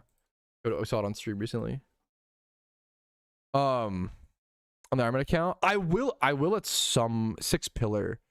I will at some point, Greasy. I will be upgrading my Jimmy Run team at some point. I just have a lot. It's not on my priority list. Oh, I fucking didn't turn on. Are you kidding me? I didn't turn on my XP reamplifier. I just did an entire. I forgot to turn on my XP reamplifier. I just did an entire Jimmy Run thinking I was XP training my Gengar, and I just forgot. That is the most. Can you tell I haven't done a Jimmy Run in 2 weeks? That is the it's not a big deal. I lost on some XP. It's not a huge deal, but it is kind of funny. That's just getting back into the swing of things and the reality of, you know, trying to get back in those patterns. Yeah, I'm washed. Dude, that's it, dude. That's the real fucking shit, man. Okay, let's go shiny hunt. It does change from nighttime to daytime in a second. Also, what's the, do I need a shiny Tauros? What's the, I really do want to shunt shinies on the Ironman account that are either rare or special, rare, or what's the word? Like useful. I might just go Dragon's Den. I'm gonna have to spend so much time on average in Dragon's Den. Get an Ampharos. That's not a bad.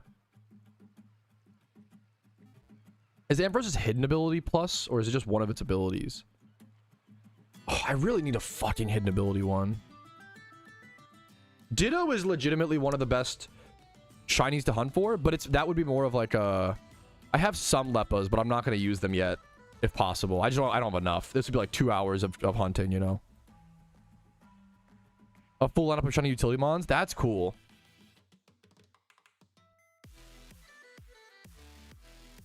I want to do a free shunt. That doesn't even cost repels. I'm super low on that. Yeah, and I'm aware of the Ampharos location. I just don't want to go for a shiny one and then not be able to get... It's not really usable without hidden ability access, so I'd have to... Yeah. I try my best, Shrew. I try my best, man. I appreciate it. Rapidash is free. Rapidash, that's true, but fuck Rapidash and it's passive. Mienfoo. I like the idea of... Yeah, no, okay, Intimidate lead did your brain, dank. I've done that. I like that spot. Dragon's Den you can like do without Lepos, which is nice. It's slower, obviously. Smeargle's an interesting one, but it would require repels. It's so far from the PC. But it's interesting. Let me put away a bunch of these mons. Let me grab Sweet Scent, Jib of legendaries. The only legendary I'm missing is Suicune. Ooh, Suicune is in the wild. Holy fuck. So I could catch Dittos, but I really don't. I want to do a free activity, okay? I need to stop spending Pokeyen. On a main account, you would use Lepos for Dragon's Den. On an Ironman account, you do not. No.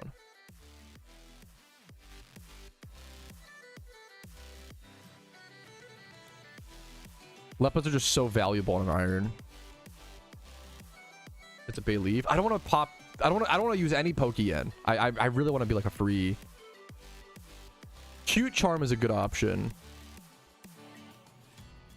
I like that.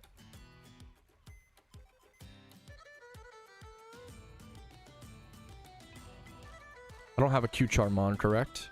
I like the idea here. Cute Charm, Bulbapedia. Let me look up a list of Cute Charm Pokemon.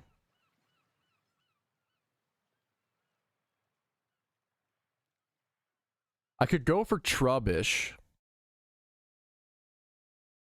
I like that. I think that's the hunt. Okay, I think I have my hunt. I would really like to... I want to hunt either utility shinies on the Ironman account or really rare shinies that are special to the Ironman account. Like going for like Dratini on an Ironman account is really cool. So I was factoring in Dragon's Den. I think what I want to go for is a Cute Charm shiny. I'm gonna head over to Unova. It's Unova, and then it's, I believe, northeast of like Nimbasa. I forget which city, but there's Minccino and Trubbish. So I love Trubbish. I've wanted a shiny Trubbish in PokeMMO forever. I actually have gotten 2 Mincinos on my main account at this exact same spot. So I'm gonna go to that spot. We're gonna hunt. It's 50%. It's a ×3 horde spot next to a PC or close to a PC. I have the potential for a Trubbish, which is a shiny that I really want. And then if I don't get a Trubbish, I'll get a Minccino, which is a Cute Charm Pokemon. So I either get a shiny that I really want or a Cute Charmon. So it's literally a win-win. I'm so happy to go for this. It'll be right over to the northeast of, yeah, Nimbasa town. I'm gonna get fully set up and get some like synchronized mons as well, probably. All right, this will be the strat. Okie dokie. Okay, we're still got 2987. Let's grab synchronize. I probably want like adamant.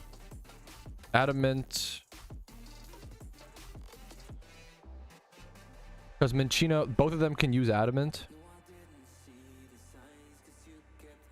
Do I need anything else? I don't think I need a whole lot for this hunt. Damp. Grab my damp. I don't really need a whole lot. Shiny Gambit. Yeah, we should definitely run one. Do a quick... Make it like a 5-minute bet.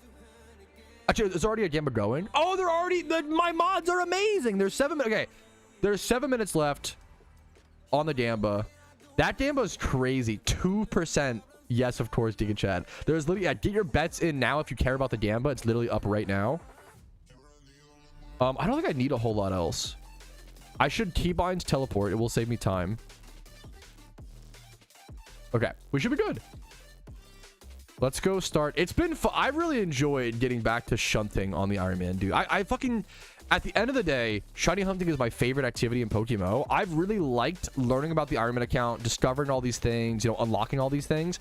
But at the end of the day, dude, I fucking miss... I miss shunting, dude. I really do. Favorite season on Earth. I really like spring. I really like winter. I think as I get older, I'm a winter guy. I'm a winter head. I really like the cold. I fucking adore snow. I love winter, man. One of my favorite times growing up, I had a really weird childhood, but one of my favorite times growing up was we had a really insane blizzard. We had a really crazy blizzard in Maryland. What year was this? I want to say when I was like 13 or 14 years old. It was a blizzard that was so our power was out for 10 days. It was a crazy blizzard. Like almost all of the trees in our backyard were knocked down. I don't know how much snow, how many feet of snow we got. Like it was, I think it was like 6 feet or like something ridiculous. It was like maybe even more. Like it was an absurd. It was a fucking insane blizzard, and it was fucking loved it. We couldn't go to school, so we got out of school for like 7 days, and I would just like roam. I would literally just like, as the snow went down, I would like roam my neighborhood, and just like I felt like I was a fucking caveman, like keeping an eye on things, and I obviously wasn't doing anything, but it just felt, I don't know, man, it was a cool time. I loved that blizzard. I felt like I was fucking in survival mode. It was like candles lit at home for lights, you know, all the power was out. Like we would try to like, it was a crazy. We would go to 7-Eleven. There was a 7-Eleven near us that was open, but they didn't have power, but they could sell you like bags of chips, and you have to like make the trek. It was the only time in my life where I really felt like I was old school, like foraging and gathering type shit. Like, and the foraging and gathering was walking 1.5 miles in like insane snow and cold weather, maybe a mile to 7-Eleven to buy like a bag of like barbecue Fritos. That was my foraging, but it was, I don't know, man, it was a cool feeling. It was a cool feeling. I got October that 1 year, probably, I don't know, probably Gemini. It hit like, yeah, a lot of people. Like that was in Maryland. What if I looked up Maryland blizzard, what comes up? There was like all of these trees. 2016 Snowmageddon in 2010. I don't think it was 2010. I think it was no, maybe it was, because 2016 I would have been. No, there's no way it was 2016. It might have been 2010. Snowmageddon. 2010 I would have been. No, that makes, I would have been 12 years old. No, that makes sense. It probably was 2010. February 2010. Yes, it was back to back. This period featured 2 back-to-back blizzards that buried Maryland in over 4 feet of snow.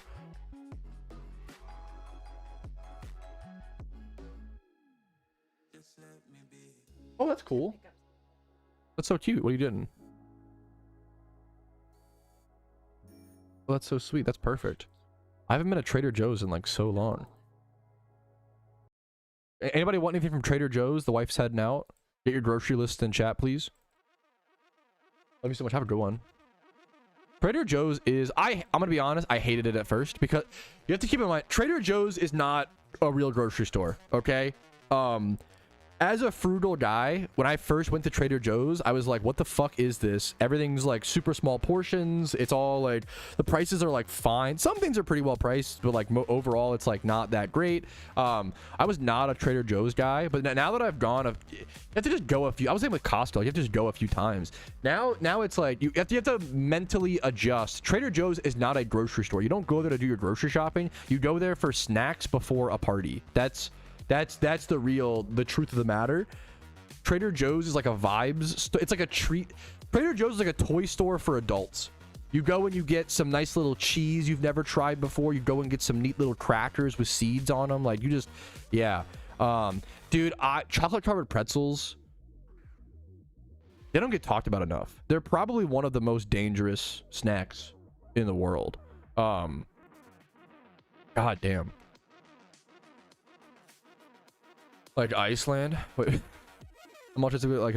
That's fucking sick, dude. Congrats, Botsor. That's so sick, man. Congratulations. I want some more weather, please. 1 year in college, we had a blizzard during finals week. It literally shut down every road at a 10-mile radius. You can bet your ass finals were not canceled or rescheduled. Why? Ugh. Take fives are criminally underrated. That is incredibly true. That is incredibly based. It is not talked about enough. I'm also, dude, it's a really basic take. I'm a Milky Way guy. It's funny, like with most foods, with most foods, I'm like, give me as much fucking flavors as possible and jam it into one thing. But I love a Milky Way. A nice, simple... I love caramel, dude. Caramel is just so fucking perfect. Twixes are very good. I didn't like Twixes as much because, like, my sister's favorite candy was Twix, so I had to be the, you know, the younger brother who was different. It was like, you know, Twixes are, yeah, they're fine, but they're really fucking good. I had to, like, pretend I didn't like them as much because she liked them. Well, we all had to be different, you know? Twixes are great. Reese's. Reese's Pieces. How do I feel about nougat? I think nougat's fine.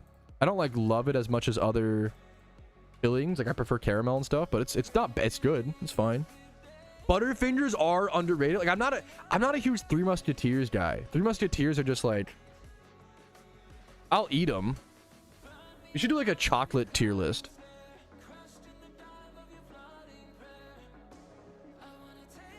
Why is my wife hitting me with a D's nuts joke IRL? What is happening? What world? What fucking timeline am I in?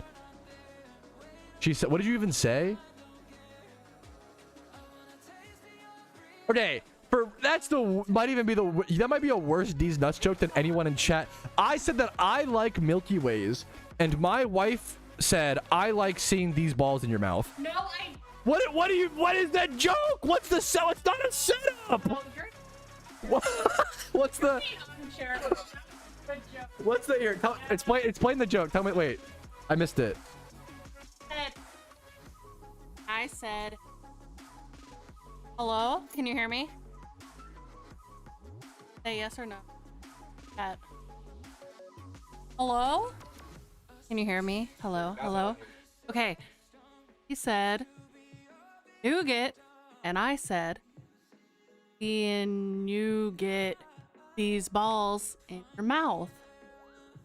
Yes or no? And what did he... Okay, that is pretty smart. It was such a smart D's nuts joke. I actually missed it.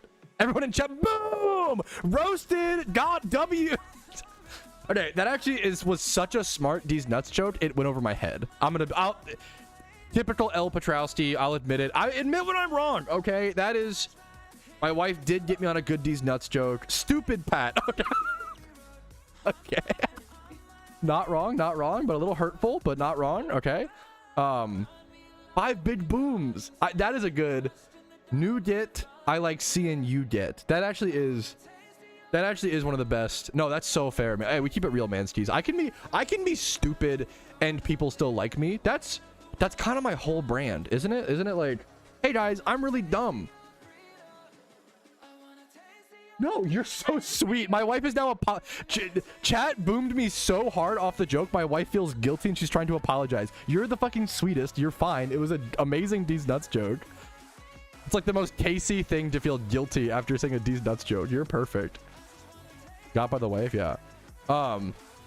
Chelsea, my 28,000 encounters are not shiny. Last time I encountered one was fishing in my first region, but I didn't have a master ball. Do you think now is time to stop shunts? I mean, so okay. My problem with this question is that it proposes. Okay, this is an interesting question. I'm going to give my thoughts on it. Feel free to agree, disagree. Everybody's different, you know, yada, yada, yada. Someone said, I'm at 28,000 encounters right now, Patrouski. I've never caught a shiny. The last time I encountered one, I was finishing my first region, which was Unova. I got a shiny Crocodile, but I didn't have a Master Ball or a catching Pokemon, so I think you lost it, it seems like. Do you think now is the time to stop and shunt? I know it can go crazy high number. Stop and shunt. I don't know if I understand. Now, what I would say is just, I think a lot of newer players are getting into shunting. I haven't been shunting, so I haven't been talking about it, which is maybe why it's like going by the wayside. You have to keep in mind, you got to enjoy shunting. If you are someone who only enjoys when you get the shiny, I don't know if it's the activity for you. I don't, like, it's gonna be a really, like, I don't know if that's, and you know yourself better than me. I'm just proposing ideas. Please don't take this as I'm telling you how you feel. You know, it's you know better than me. But I would be concerned. Yeah, it's not. At 28,000 encounters, you are not more likely to get a shiny. It's the same odds. There's a lot of fallacies here with, like, you have to just... The TLDR is just shiny hunt when it sounds fun to you. Like, to me, I wanted to shiny hunt today, so I'm just doing it, you know? It's one of those things, like, if I could give any piece of advice to any shiny hunter, it's you have to enjoy the journey and not the destination. If you only enjoy the destination, you may not, it may not be for you, which is totally fair. Shiny hunting isn't for most people, which is like, you know, it's an activity that is very long term and it's very unfruitful until you get that shiny. But so you have to enjoy the journey. I actually have a meme. Is it this meme? Yes. I love I'm obsessed with this meme. This is a edited version of the mining meme. And I genuinely think this meme displays the thought process of shiny hunting better than any way I've ever been able to explain it. The bottom person is the person who he hit the diamonds. He got the shiny and now he's sad. His hunt is over. His journey is over. He has no goal. He has no purpose. He has no reason to keep playing or living in the PokeMMO world, okay? He's sad because he achieved his goal. The top guy is the person who hasn't achieved his shiny, right? He's still hunting and he's excited and he's happy to be hunting because he knows that he's working for something and he wakes up every day with a purpose and a goal. I think it's really, really interesting. But he's full of dopamine. The guy at the bottom is full of dopamine for a little bit, for like 10, you know, a few, maybe like a day max for like, you know, certain things. But like, only for, it doesn't last, you know? It's like motivation, right? Philosophy, stream. It's shiny hunting, hilariously, is very philosophical. It gives you a lot. It's a lot of just sitting down. It's honestly meditative if you just sit and like shiny hunt and think, and like it makes you question like your goals and reasons for life and like your categorical desires and all these dumb little meme terms, you know. But it's really important. I love shiny hunting. I think if you have to enjoy and like a good reminder is you don't need to enjoy the journey all the time. I think if you enjoy shiny hunting 80% of the time, but like 20% it's frustrating, that's called being human. Maybe even 50, you know, you don't have to enjoy it all the time. Delayed gratification is important. Yeah, there's a lot of things to factor in. Hopefully that clears some things up, but I would encourage people, like, if you don't enjoy shiny hunting during the journey, try to take a break or try to it may not be for you, you know. Great question. I think it's a great thing. And like, or you could just maybe one that you will, maybe you don't enjoy it at first, but you'll start to understand and get, like, everybody should try shiny hunting for like one time swipe horde shunt. I think is enough to get the mental build of like what you might enjoy, whether you enjoy it or not. But obviously most people aren't going to do that. It's too much time, you know. Do whatever you enjoy. Go shunt whenever you like it. That's the really boring easy TLDR is just shiny hunt whenever you like. That's the really simple answer. Legendaries first. That is kind of a that's kind of a I think roaming legendaries is a really good like doorway to a lot of people into like grinding in Pokemon at all. Delayed gratification is important, but also I don't like One Piece. I don't like One Piece not because of how long it is, because I love the length, you know. It's the characters. We don't need to get into that rage bait discussion. I respect One Piece, okay? That's all that matters.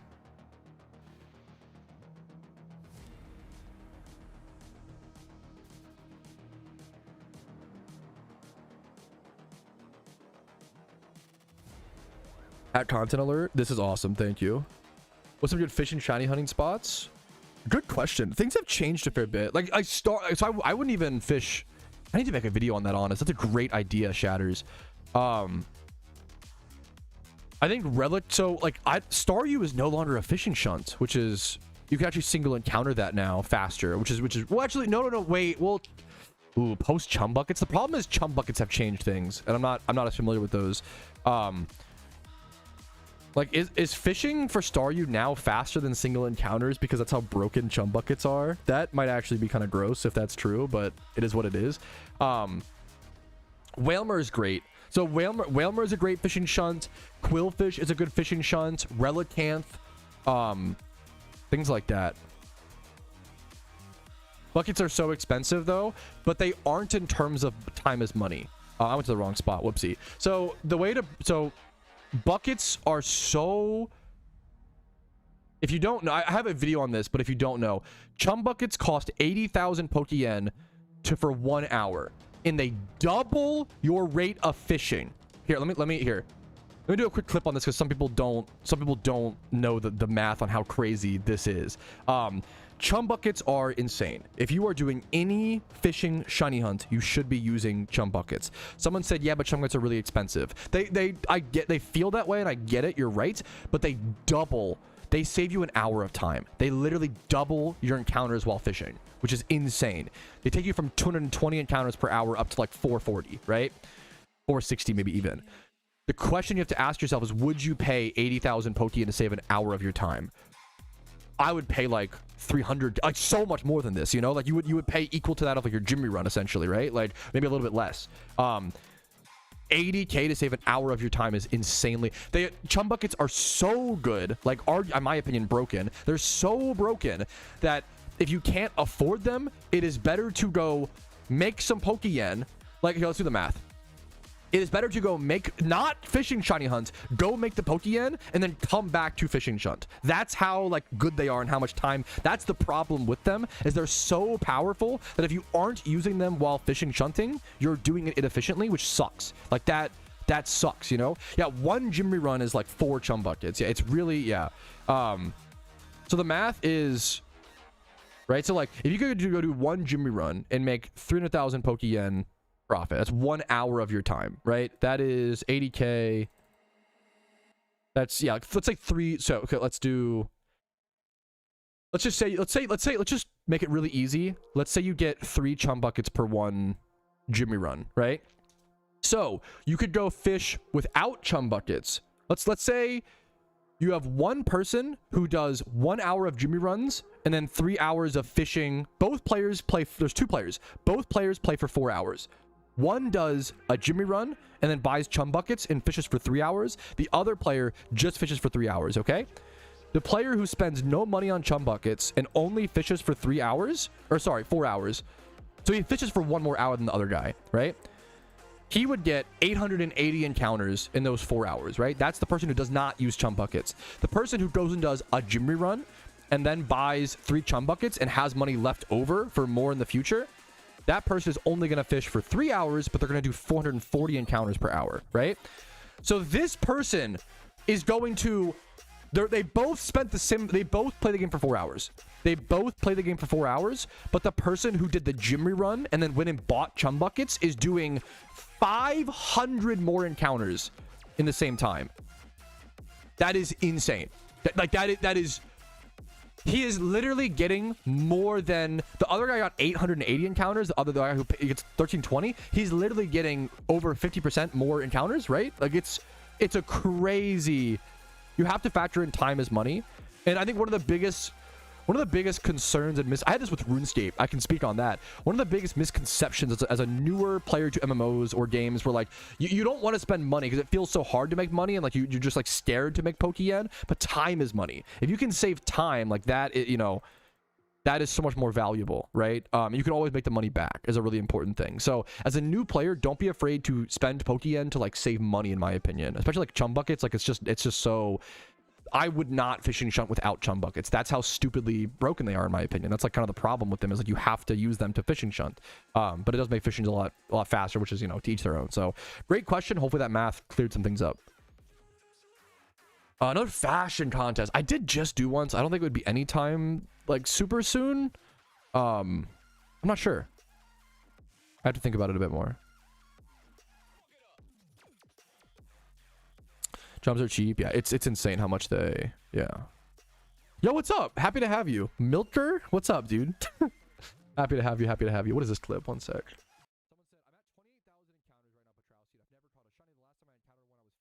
Oh, that was the, yeah.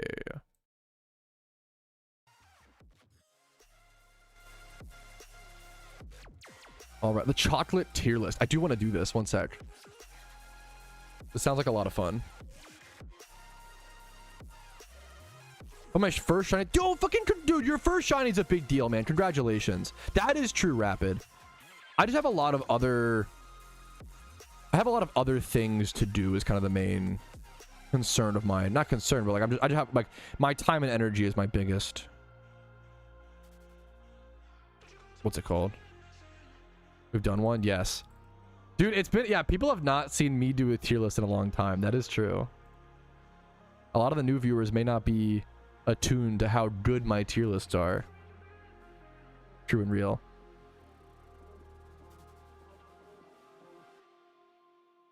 Let me get this up.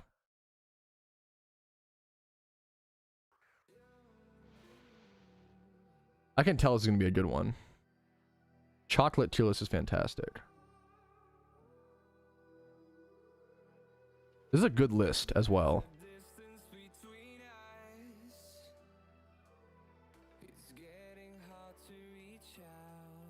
All right. Get some good music on for this. One sec. Dude, you know what? Let's do fucking Christmas music for this. I'm so down. It's Halloween's over. It's Christmas time, baby. Break out the fucking holiday tunes, fellas.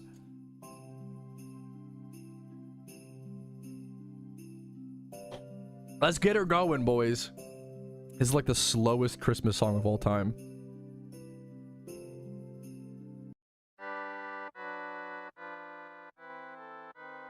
That's a bit better. All right.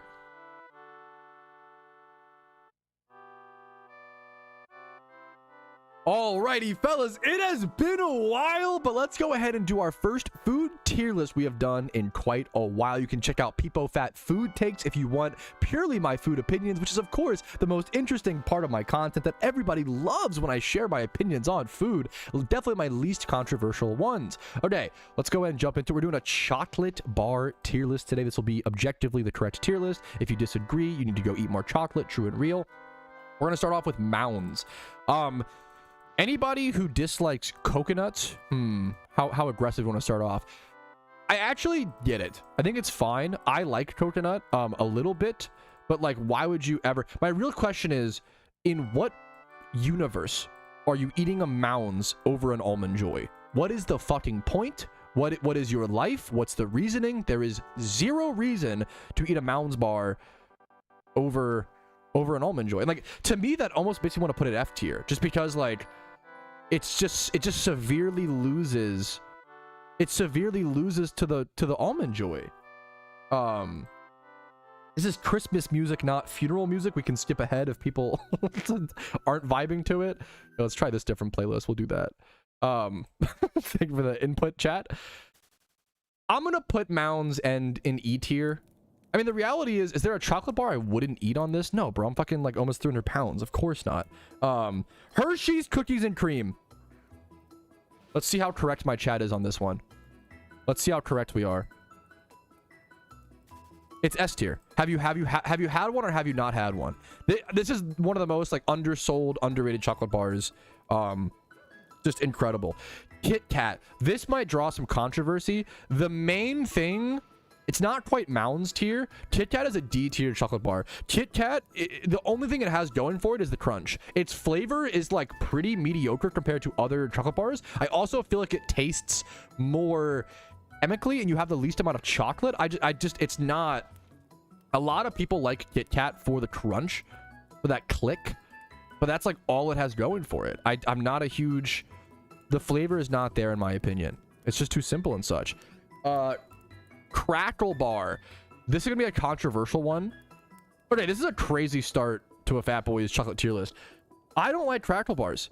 I think I might have, to be fair, I think this stems from deep childhood trauma where I once found a crackle bar that was under a couch that must have been there for like 6 years when I was like 8 years old, and then I opened up the bar and the whole chocolate bar was like white. You don't want to talk, well, like, you know, like when chocolate goes like, I don't know, bad or stale or like, but the whole chocolate bar was like this weird white, and I ate it and it was horrible. So that's why crackle is F tier for me. Same with crunch bar. It's the same thing. They're both, well, crackle's a little bit better. Actually, crunch bar was the one I ate that was white. That's mold, my friend. Hey, I'm tougher for it, right? What doesn't kill you makes you dumber. We're gonna put crunch at F tier. Crackle's a little bit better in my opinion. We'll put it up at E tier. M&Ms. Okay. I'm not a huge, my wife is one of the weird psychopaths, love her to death, one of the weird psychopaths who prefers normal M&Ms. Like her favorite M&M is the normal M&M. Here's a real question. When someone says, pick me up some regular M&Ms, do you guys think of these M&Ms or the peanut M&Ms? Because I actually think it's like coin flip. It might depend on my mood. And like, I don't realize people that eat these besides my, like, I think of like peanut M&Ms as like most people in China agree, like peanut M&Ms are often the normal M&M. Like that's like the default. Peanut M&Ms are great. My wife has turned me on. These kind of have a weird craving to them. I would put these at C tier. M&Ms are fucked up because they like copyrighted the like candy coating, right? And it's like nobody, there's like no off-brand M&Ms. But they have that snap, and the M&Ms M&Ms are like the Cheerios of candy, where they're so nostalgia baiting, you know? I haven't said that I hate Cheerios, but that's a different tier list for a different day.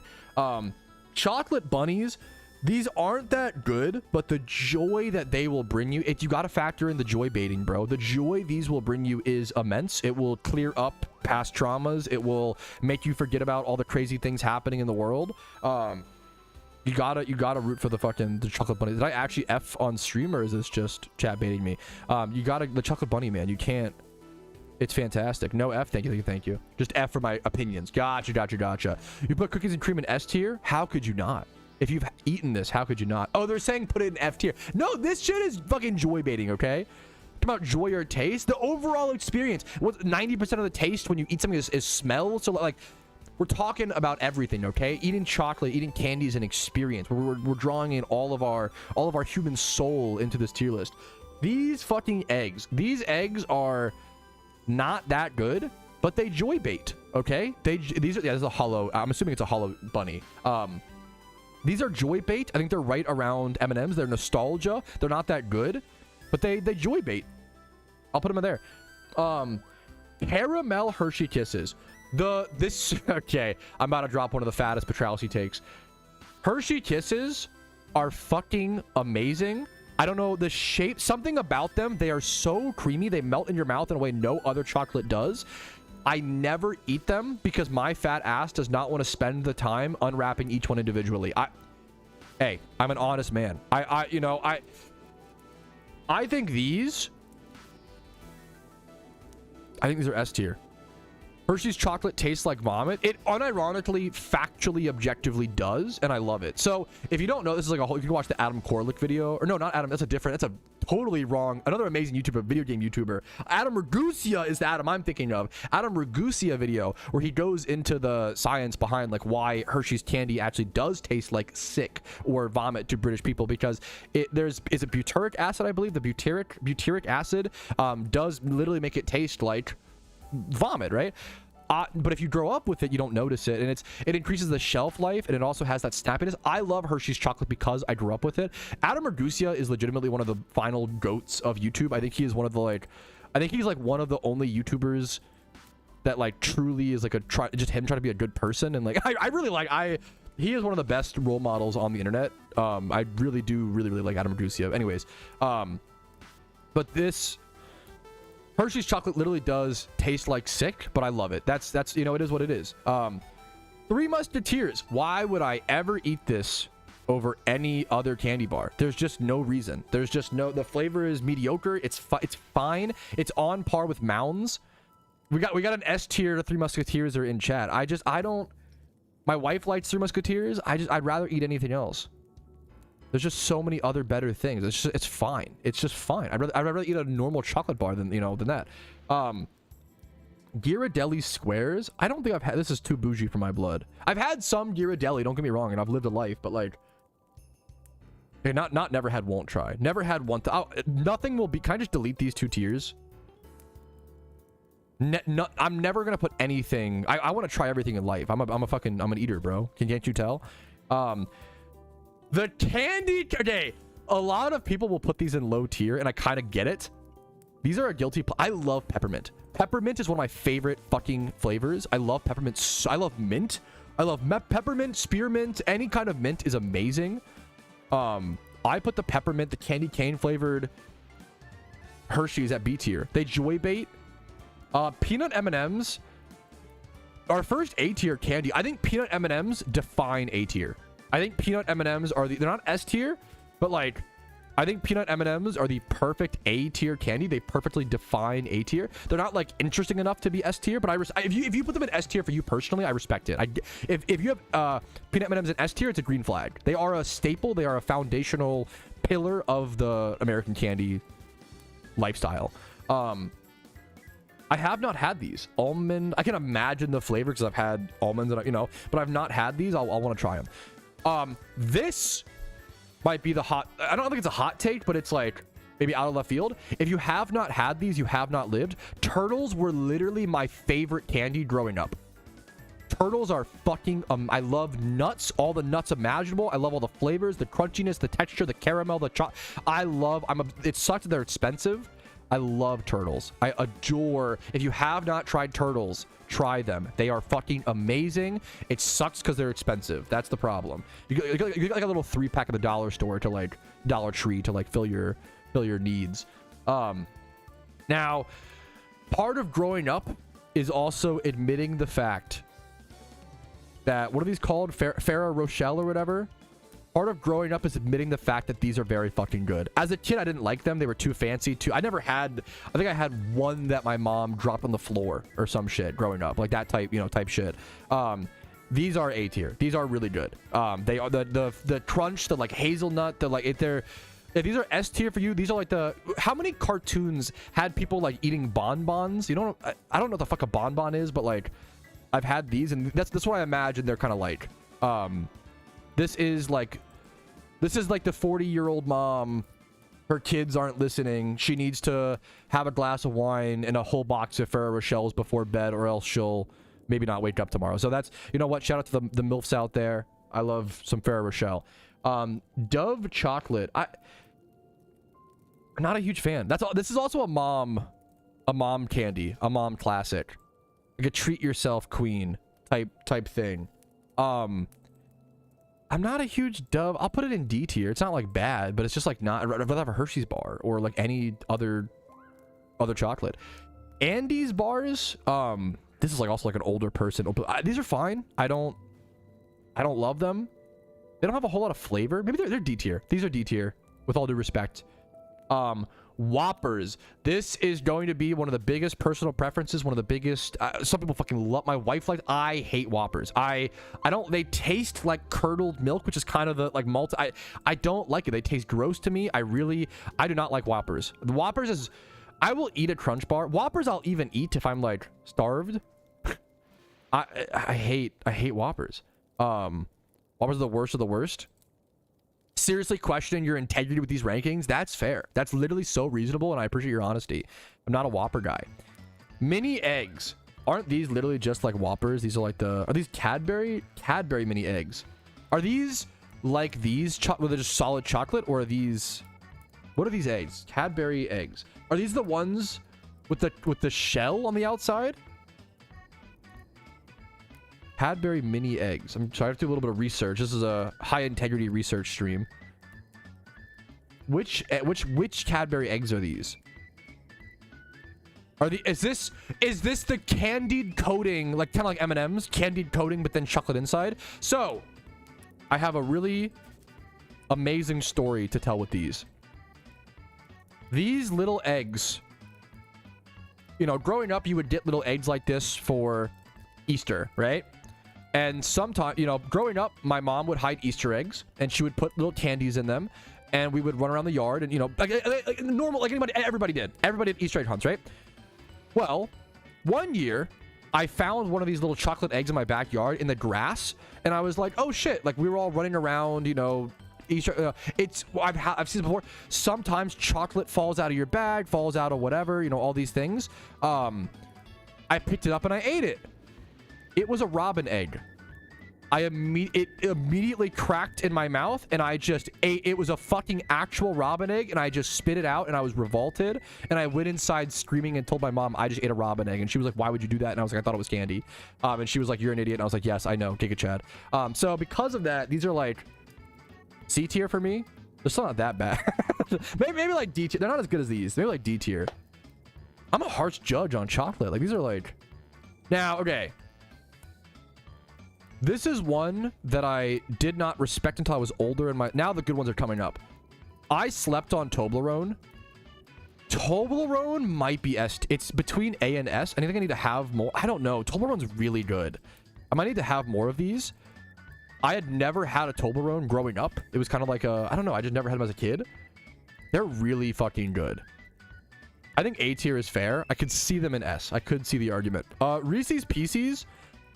if your favorite candy is Reese's Pieces, it is an insane green flag in my opinion. It's really close. I just don't like peanut butter that much. I'm not a peanut butter head. I'm not part of the peanut butter fan base. I will put Reese's Pieces at high A. These aren't like exactly ordered, but we'll do a little bit. Like, I would put them at really high. They're really close to S. They're really close. Same with Toblerone. The Hershey Kiss, I talked about it before. This chocolate, there's something about the shape or something. It's just so fucking creamy. These are so good. These are so good. Is Terry's chocolate orange in the room? I've never had those. I love the idea of like a chocolate orange thing. Like I've never had them. It's a British thing, but I love the idea of that. Hershey's chocolate bar. I think a simple Hershey's chocolate bar, man, it's either, I think it's A tier, dude. I'm kind of a Hershey simp, dude. I grew up in Maryland. We went to Hershey Park like at least 3 times growing up. Milky Way might be one of the hottest takes on this list. Very simple candy bar. It's S tier for me.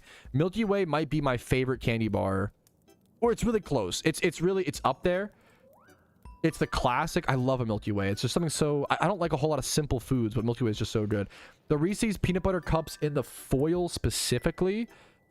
These are worse. Is there normal? Is there like other ones? I don't really see anything.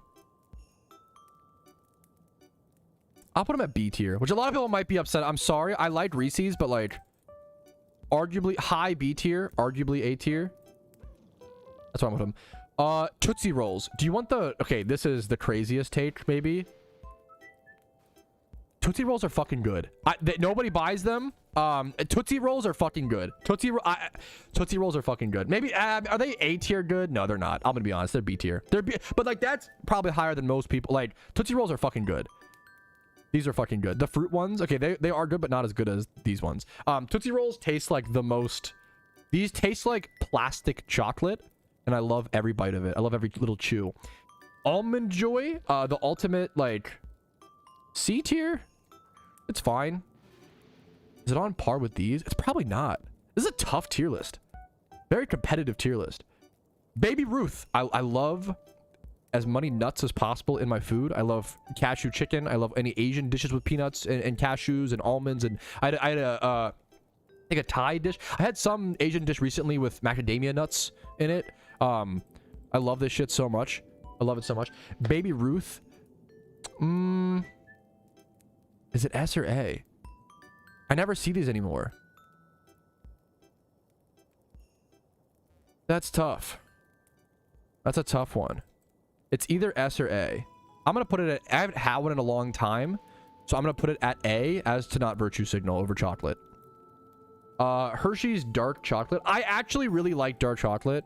I don't like it as much as milk. I actually like white chocolate probably more than anything, which is kind of fucked up. Just the sweetest, you know, it's literally it.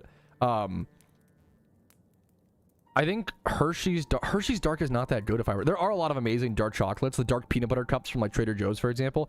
I'm going to put this at like... It's not a great dark... It's C tier. These cream eggs, these can be really good. These are... Talk about being overly sweet. These are really, really, really, really sweet. They're kind of addictive. They're kind of good. Ooh, these are tough. But you can't eat more than like 1 to 3 of these. Eating more than 3 of these, you'll get the most insane tummy ache. Your shit will clench so hard. I'm gonna give it B tier, even through the clenching. Chocolate coins. This is a joy bait candy. They are not good. The chocolate is not tasty. Unwrapping them is kind of a no. But fuck, are they? Maybe C tier. They're C tier purely out of joy bait factor and nostalgia. Butterfinger, one of the most underrated candy bars of all time. Have you ever had a Butterfinger milkshake? Or, dear, don't. If you are trying to lose weight, dear God, do not go to Cookout. Do not go to Cookout and you get a Butterfinger fucking milkshake. Don't do it. Don't do it. Don't do it. Because you will gain 20 pounds in 6 days. Dude, don't go to Cookout. Cold Stone. Go to combining Butterfingers with ice cream. Oh, it should be illegal. It's too good. It's too good. It's literally crack. It's too good. Butterfingers in ice cream is fucking phenomenal. Butterfingers on their own is great. Butterfingers are really, really, really, really good. The Ghirardelli little caramels, these are good. I would say B or A. I actually do like that I like Milky Way's, it's a big fat glop of caramel, but I like these because it's like a little slit. The caramel fucking oozes out. There's something melancholic about that. I don't know, there's something beautiful. I don't know. White chocolates are not chocolate pat. Yeah, and fucking tomatoes aren't vegetables. And technically, yes, you are correct. But I think for the sake of the discussion, the sake of argumentation, I think it's important to consider. Anyways. Lindor. Is this just Lindor milk? I haven't had these. I've had the Lindor. There's like a Lindor. Is it Lindor cookies and cream? There are certain, or strawberry. There's certain Lindor chocolates I've had that are really good. But I have not had the normal milk chocolate Lindors. But I've had some really, that would be S tier. Some really good ones of these. This is a nostalgia. No, I think this is a very fair take though. Hershey's almond. When I think of a basic Hershey's bar, I think of a Hershey's almond. Why would I ever go Hershey's milk chocolate over Hershey's almond? I loved Hershey's almond was the chocolate bar growing up. We were checking out at the grocery store, and I would fucking try to cry to my mom and complain and be a little, you know, like 4 or 6 years old and try to get a Hershey's almond. That was the bar that I would pick up and be like, you know, it has nuts. It's healthy, mom. Please, can I get a Hershey's almond? Wow, wow, wow. That was the Hershey's almond. I thought that Hershey's cookies and cream. It's up here with the gods of chocolate. Next up, oh my, I'm gonna skip ahead for this one because motherfuckers don't know. Motherfuckers do not know about the power of Milk Duds. This shit is, this might be, these will tear your teeth out with a vengeance and you will not care because they are so good. Milk Duds are so slept on. If I'm at the movie theaters and I'm picking a candy, which I would never because it's like fucking $8 for a candy there, but if I was, Milk Duds are Omega S tier. They're so fucked up. It will rip your teeth out. They're extremely unhealthy. Like they're so good. They're so good, dude. Oh my god. Milk Duds and braces. I did that shit. Yeah, Milk Duds are amazing. Mr. Goodbar, it's kind of the same to me as like, it's similar to like Crackle and Crunch, but a bit better. I'd put it D tier. Is this the cookies and cream Hershey's Kiss? You would think that this would be like S tier based on my flavor profile and based on how much I love Hershey's Kisses. I think it's just A tier. I don't think that I think they're overly sweet comparatively to the caramel ones, and it's very hard for something to be overly sweet to me. But yeah, why our Crunch Bar is so low? I ate one off under a couch. You missed the explanation for that one. That's okay. Okay, normal Reese's peanut butter cups. I knew there was a distinction. We put those little gold foil ones at B tier. The ratio matters so much when it comes to Reese's.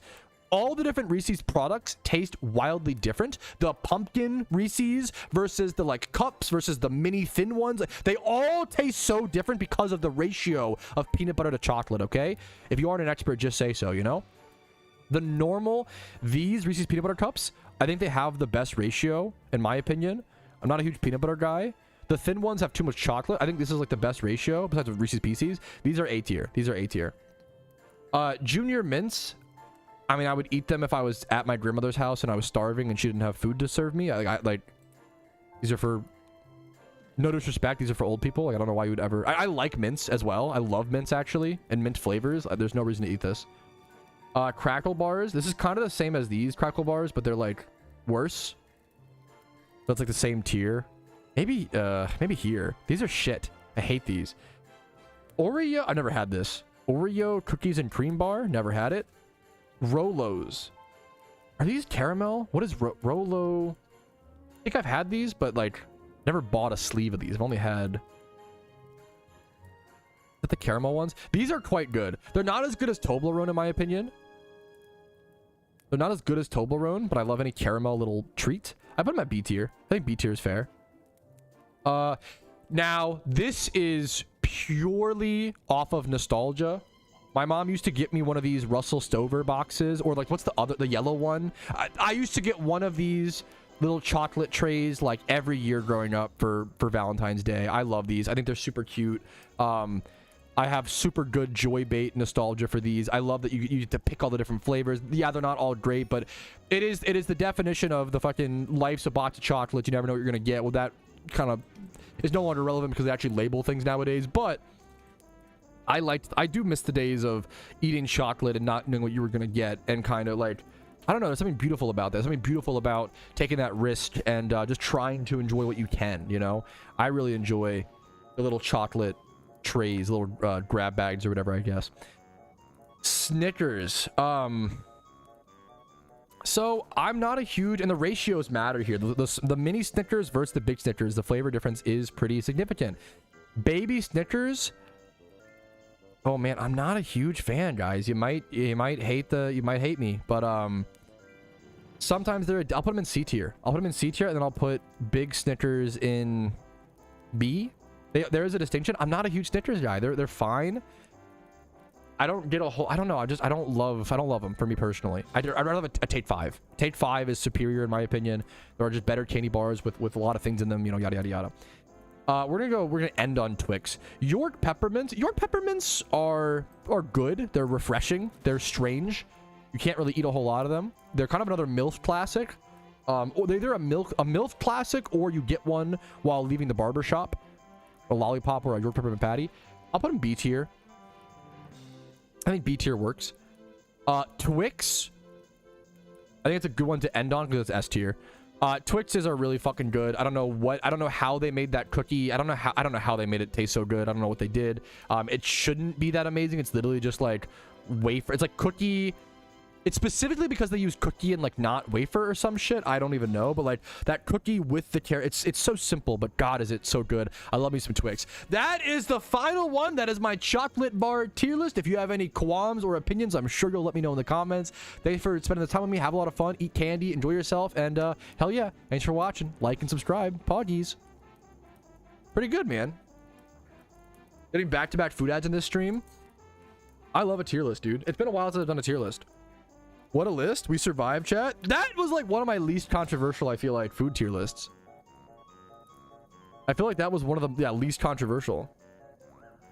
I literally I get that B1. Like that is valid. That makes so much sense.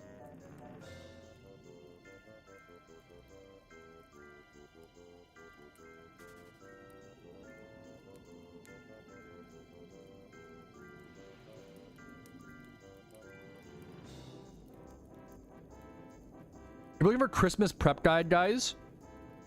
Let me see if I can get the link. Event season prep guide.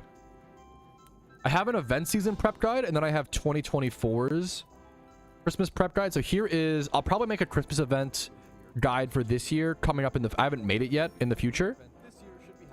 But here's the event season prep guide, which does go into Christmas, which will help you prep a fair bit. As well as that guide also links you to last year's Christmas event prep guide. Now, it does also mention a few things that will be different in this year's potentially. So, like, yeah, that's the best thing I have right now is to recommend this this full event season prep guide. Payday. I really like paydays. Paydays, oof, that is a guilty pleasure. People fucking hate paydays. Paydays are like, I think they're S tier for me. Paydays are S tier. I really, really like paydays. This list is a war crime. I feel like that list was like so like reasonable. Like one of my least controversial food lists. Payday pickup. Okay, true. Stay up. Paydays are like kind of the ultimate like trail mix, like hiking, like that dense calories. They're so sweet. Paydays, if you like sweet and salty, which is obviously, you know, it's just like the best. Wait, speaking of sweet and salty, isn't there literally just like candy bars called sweet and salty bars? Those are fucking god tier. Okay, they pretend that these are... They pretend that these are, like granola bars. These are just candy bars, let's be honest. Dude, okay. Is this an original experience, or did you guys also have this? I need to know. Bro, this was legitimately one of the best, the happiest times I've ever been checking the mail, okay? Let me get the picture on screen, one sec.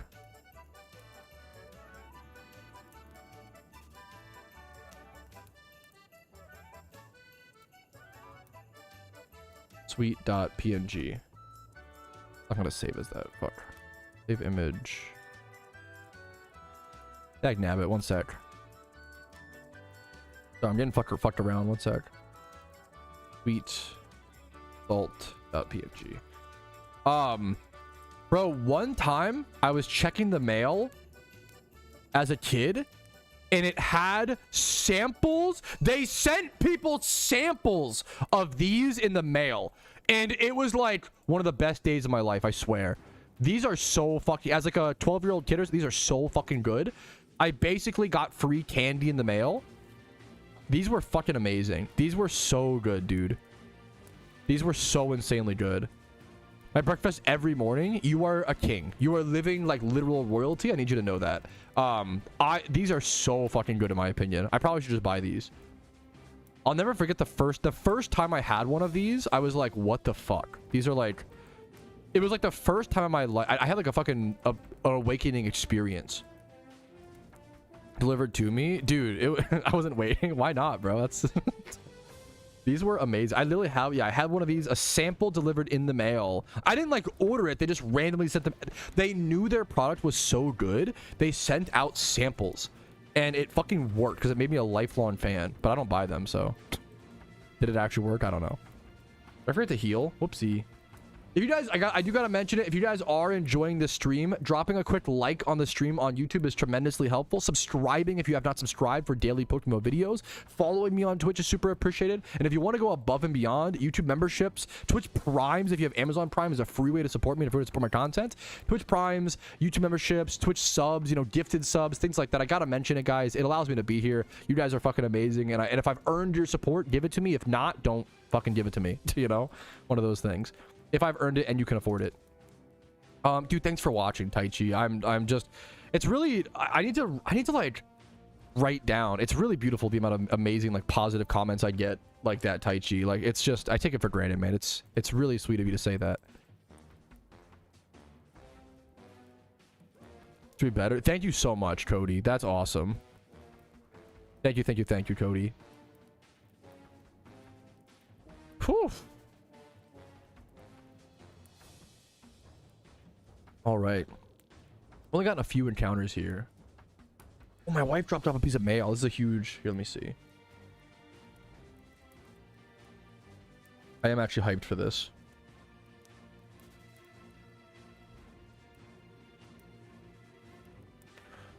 We just got a letter. Yeah, dude, that's how I love getting the mail, bro. We just got a letter.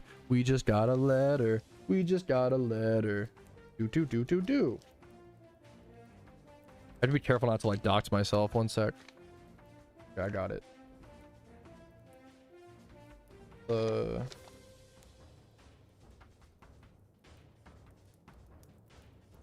We got an expensive magic card, boys. I've been saving I have not been spending much money on anything over the past few months. And when I've been like hardcore saving, I haven't really motivated to spend money. I've just been like saving. So like to reward myself for number one, saving so much, and then number two, dealing with the Halloween event and like all the Halloween event stuff. I did buy myself a nice magic card that I got two of them. I'll play these in Commander as well as Vintage as well as Legacy, which are my favorite, you know, formats. So they're expensive cards, but it was about time. It was time to go ahead and get them. I got two of them. I got a good price on them as well. I picked up two Ancient Tombs recently, boys. Tempest Ancient Tombs. I got them for like, I think 73 a piece, which is really good because usually they're about like 80 to 100 right now, at least recently. I finally picked up. I need 4 Ancient Tombs for Vintage. I'll be playing this in like Maelstrom Wander. Like they're just so fucking good in like every commander deck. Like Ancient Tomb is just, it's crazy looking back like how busted Ancient Tomb is. Like it's fantastic, dude. I'm really happy with this. Happy to finally pick, you know, buying expensive magic cards is tough. You have to save so much. And I really do just, you know, I save and I save and I save. So it's important to reward yourself every so often when you can, you know. When you can, if you can. I love getting mail, dude. Mail as an adult feels like, in my opinion, feels like Christmas. Speaking of, I'm excited for Christmas, bro. I got a lot of presents to wrap. Everybody's different. I love Christmas shopping. I fucking love shopping for presents for people. It selfishly makes me feel good. I feel happy. I feel good. It's such a fucking fun experience to like try to find the perfect gift for someone. It's stressful, but fuck, man. Like every day, dude, real as fuck. Oso, it feels like, I don't know. It's one of those things. Dude, that's why I thought it was funny. Dude, my wife is like this. There's a reference to this in South Park. This is one of the funniest. I don't know if it's okay, hear me out, chat. I don't know if it's a gender thing, but it's really funny. In South Park, they poke fun at this. My wife does this. My wife will order things on Amazon and forget what she orders. And I can't imagine. I can't fathom. I don't know. I can't imagine how that happens. I like in my brain, I'm literally like, what? Yeah, me and my wife have been rewatching South Park. It's the same thing. Why? It's so funny. How does it like? There are some people who will like order things off of Amazon and forget what they ordered. And I literally like, I do that, dude. Fucking fair, based and fair. Like, I feel like I'm more of like I check the tracking. I'm like so on top of it. I keep it in the back, which is like kind of it's dumb because like why are you stressing so much about fucking a package, you know? But I don't know. Yeah, Commander deck, dude. Fucking hell yeah. What was the card, Joey? Congrats, man. Giving a gift to myself? Yes. Buying anything online feels like, yeah, a present for yourself. 100%. It's fucking kind of a beautiful thing. Yeah. That's so. Oh, that's interesting. It takes what interesting, Sim. Gotcha. I think so. Just package between one. Oh, yes, I did order that, bro. Yes. How does that, Cody, dude? Happens like once a month. Living in the Matrix. I'm jealous, dude. Good for them. You're hunting Cinccino. I'd prefer Trubbish visually, but Cinccino is a good cute charm shiny. So like it's kind of a win-win, Daryl. Great question. I prefer shiny Trubbish / Garbodor visually, but I would love a cute charm shiny on the Ironman account. I love flicking cards. I ordered magic cards. One of them's a token. Also, this shop is fucking awesome. It like not sponsored by them obviously, but it's from Spellfinder. If you shop on TCG Player and you ever see Spellfinder, I can't recommend them enough. They're like so their stock is amazing. Their quality of shipping is amazing. There are a lot of TCG Player sellers that will ship foils, and by the time they get to you, they bend and they curl. And there are ways to prevent that via perfect fits and like better packaging. I've never had that problem with Spellfinder. Like Spellfinder, they do a great job. I love Spellfinder. They've become my favorite TCG Player shop. Dude, good for you. That's Xerix. That's fucking awesome. Good for you, man. I would love to pick up some duels at some point. I still need to. Oh, you got a VV? Oh shit, dude. I remember. No, I'm okay. I don't need a VV, but I appreciate it. I'm okay. But more power to you, man. And even then, when I love Magic, but I don't really play much these days. I honestly am more of a collector these days than because I don't have a local shop that I vibe with. I need to try to find one. Finding the right local shop for you when it comes to trading card games is just so important in my opinion. And so if you don't have a shop, if you don't have a local shop that you love, it's tough, you know. Growing up, I had like a shop that I fucking loved, and now I moved away, and you know, things like that. So just things change. It is what it is. So I mostly I collect nowadays, and I just buy cards sparsely here and there. It's so goated. It's so important to like the atmosphere and stuff.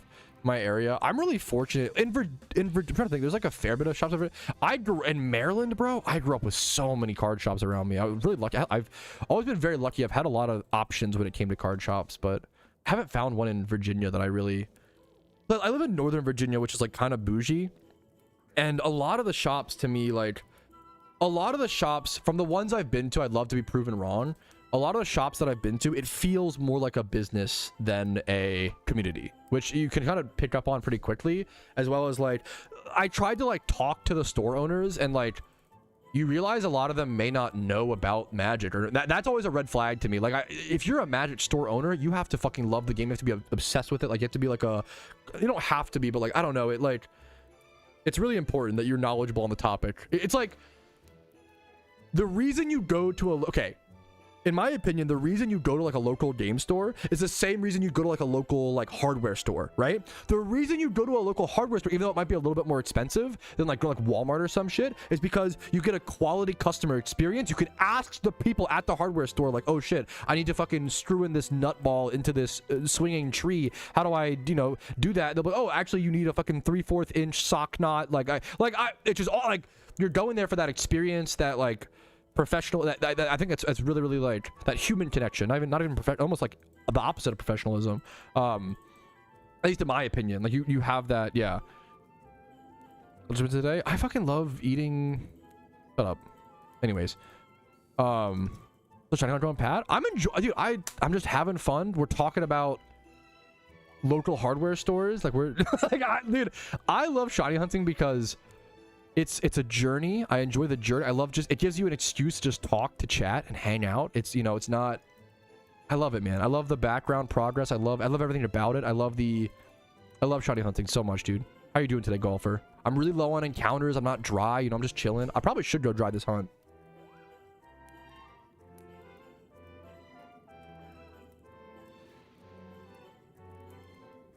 It's a win-win. Yeah, I mean, that's, yeah. I am like, okay, it's one of those things. Yeah, supporting local business is obviously great. I'm kind of a hipster, I guess, where I push back. Where like, I don't like, because you will, at least maybe it's a my area thing. I definitely run into people who are like, why would you ever go to like, there are people in my area who like, I don't eat at chain restaurants, and I'm like, come on, really? Like that's so extreme. Like you don't eat at chain ever? Like that feels so extreme. It feels very tippy, and then it's like, you do what you want to do, but there's some people who are weird, you know? There's certain like pretentious people, in my opinion, as well as like, I love supporting local business. You should only support local business if it's good, you know? That's I think we pendulum swang for a little bit, where like everybody was shopping at Walmart because it was cheap, and then it's like, okay, actually supporting local business is really important. But now I think now we're back to normal, I think. But there was a moment, in my opinion, where it was like, oh yeah, even if the food tastes like ass and everything's 10 times the price and the service, they treat you like shit, still support local business just because it's local business. And like, no, bro, don't support local business if it sucks. Like, no disrespect, but like, I think it's an important, like, I'm not here to virtue signal, and I think some people like, oh, just support it no matter what. Like, that's not always the fucking case, bro. Like, no disrespect. Bad local businesses, you want them to not want them, but like, they need to shut down so that other people could open up good businesses in their place. So, like, that's the fucking, you know, that's the fucking truth of the, you know. And there are a lot of amazing, you know, local businesses, but it's just one of those memes, dude. I love analogies, I really do. I use analogies a ton, sometimes very poorly, but they're fun. Analogies are very, very fun. I used to judge the nerds in the card shop because they weren't cool, but I realized I was narrow-minded. Bro, that's so fucking real. Dude, I can definitely speak on when I was 16. Ooh, it's part of being human. I always say there are stages to people in almost any hobby. There's something that I call the 2-year ego, and this happens with with PokeMMO. You'll see this aggressively with PokeMMO, with any video game. I was talking to my friend who's his wife is having the same problem with pickleball. Like, with almost any hobby, there's, in my opinion, the 2-year ego, which is people who have been doing the activity for 2 years start to develop this like really intense ego and like think they know better than everybody else. But if you've been doing it for like, so if you've been doing a hobby for 1 year or less, your brain is kind of like, wow, this is so fun. I have so much to learn. And then when you're doing it for 2 years, you're like, I know more than anybody. I'm so smart, and new people annoy me, right? And then when you've been doing it for like 4 to 5 years, you're like, oh my God, I still have so much to learn. Like that's kind of like the pendulum, right? And you'll notice these like people like, and dude, I'll speak on my Magic. When I was like a 2-year Magic veteran, I definitely feel like I like probably looked down upon or probably scoffed at, like, which is really sad. It's embarrassing looking back, but it's true, man. It's the truth of like my human fucking experiences. I was probably rude to new players. I was rude to players who like were trying to learn the game, or like they would sit down to play EDH and they would play one of my friends, or, you know, I was mean to him, which was a friend of mine. He played some like horse with banding.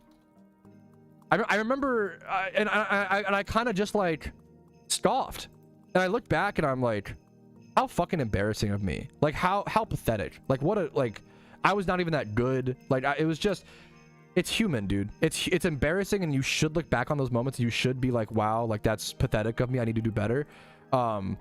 There are absolutely times you have to kind of, you almost have to have that 2-year ego in one thing and realize like, wow, I was being a fucking dick, and then like learn from it and hopefully not repeat that in every other hobby, right? That's the main thing you wanna do. So like recently I've been really getting into movies, right? I've really been into movies. I really love movies. I don't know fucking shit about movies. I'm like very uneducated, very dumb, you know, all these things, but I love movies. I'm loving watching them.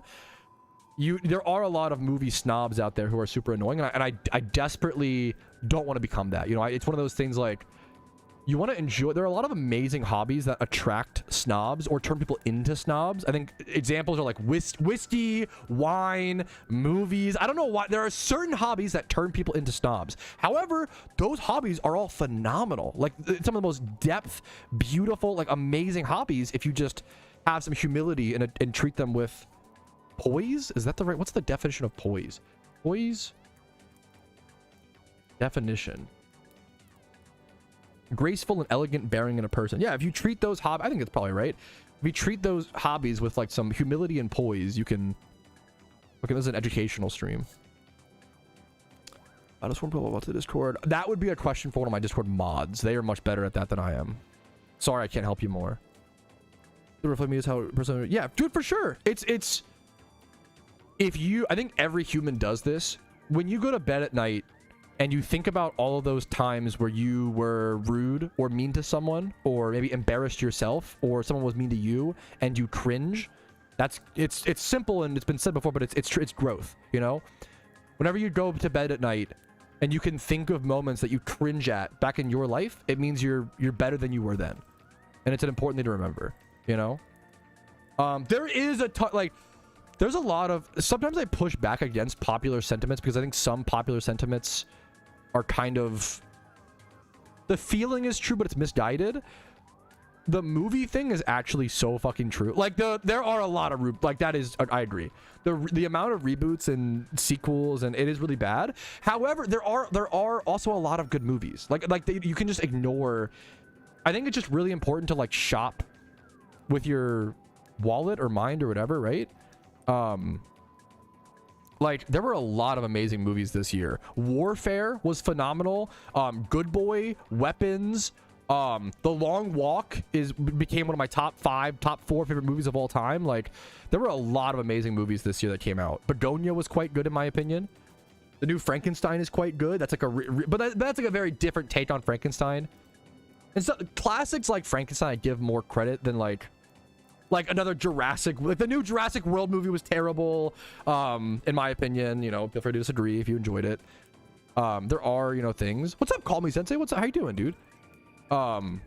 There is a lot of rebooting in movies, but there's also a lot of really good movies coming out. So it's one of those things where like you got to just try to vote with your wallet. And same with like video games, right? Like a lot of people are like, oh man, like video games suck right now. And it's like if you're only buying the AAA games, like that is kind of true. There's a lot of amazing fucking indie games coming out. Like we have the most amazing indie games that, you know, there's a lot of trash. There's a lot of like, I know there's a lot of like AI games on Steam right now, which is pretty, you know, there are things, you know, there are weird things in the gaming space. I said it for a while. I kind of, and I could be, feel free to disagree. This is my opinion. This is vibes based. Do not think that I'm saying this as fact. Okay. But in my opinion, in my feelings, right? It's my feelings. I don't know the numbers. This is my feeling. Okay. My feeling on video games is that it feels like 20 years ago, we would get, okay, 100% of games come out, right? 20 years ago, we would get, let's say 20 years ago, we got 1,000 games a year, okay? 1,000 new video, I'm just throwing out random numbers. Let's say 20 years ago, we got 1,000 new video games a year. Now, I think that 20% of those games were great, and then 80% were like fine to not great, right? I think the percentage, I would bet you that percentage is still the same today, but I think the total number has gone up. So like nowadays we might get like 10,000 or like 50,000 new games a year, right? And my vibe, my feeling is that I bet you like 20% of those games are still great and 80% are still fine to not great. But it feels like there are so many worse games because in terms of total numbers, there is.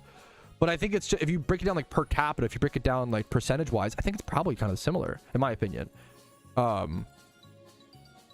don't think games were just better back in the day. I think it's just like quantities of things have changed. But that's my personal opinion. Please feel free to disagree. Jason, every 2 months. Hey, fair enough, dude. More power to. I think there's been a lot of amazing games that released this year. Mega Bonk is a fucking, I genuinely believe, a phenomenal game. Nubby's Number Factory. There's a lot of amazing indie games. Clover Pit.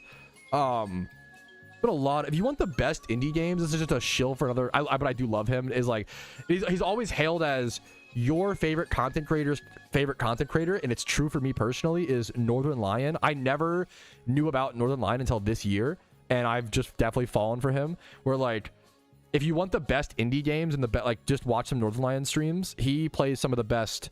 Dude, I didn't know any. He has a long legacy on the internet, and I've never heard of him until this year, because I never played much. I knew of Binding of Isaac, and I owned it and played like 30 hours of it, like over the past 10 years. But like, you know, the same week. That's tough. There are a lot of bad games coming out, don't get me wrong, but there are a lot of amazing games as well, man. It's tough. Our tolerances have gone down. There's less jump to better new games because the technology is jumping so much. That's kind of, yeah, that's fair. It's interesting. I don't know. I think the bar has been raised tremendously. There's a lot of really good games coming out. It was off. That's tough, right? Yeah, that's tough, Rapid. It's interesting. I'll say, I don't know, it's good to try whatever you can. Yeah, that's cool. Gotcha, Spidget. I sucked at Binding of Isaac. I was not a huge fan of, but now I kind of, you know, I love Megamon, and it was hilarious. He's great. He's great. He's such a unique style of humor as well. I thought that we're I don't know. Who cares about glazing? Might be one of the slang words. I liked saying it, but like, it might be one of the most misplaced slang words. Shouldn't we be glazing? Shouldn't we be like complimenting each other, lifting each other up? I think it's kind of a beautiful thing, man.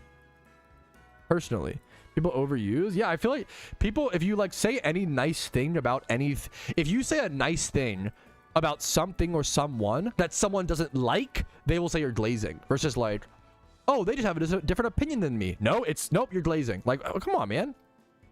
Being, you know, just sharing my honest opinion. You know, glazing my friends, glaze your wife, glaze your friends, glaze your friend's wife. You know, that's the saying, right? That's how it goes. I have played more new games this year than I ever. I'm not someone who typically buys new games, and to be fair, it's often people like Oso and Rumel buying the new games for me. To be fair, but like I don't usually buy and play new games, but I've been playing more new games this year than ever, and it's been a fucking blast, man. It's so fun. I played more new games this year than I have since like 2011. Like, it's crazy. Okay. I also feel like, I'm curious your guys' thoughts on how you engage with games. There's no wrong answer, but like for me personally, there are so many amazing video games I've never played that like I will never run out of games to play.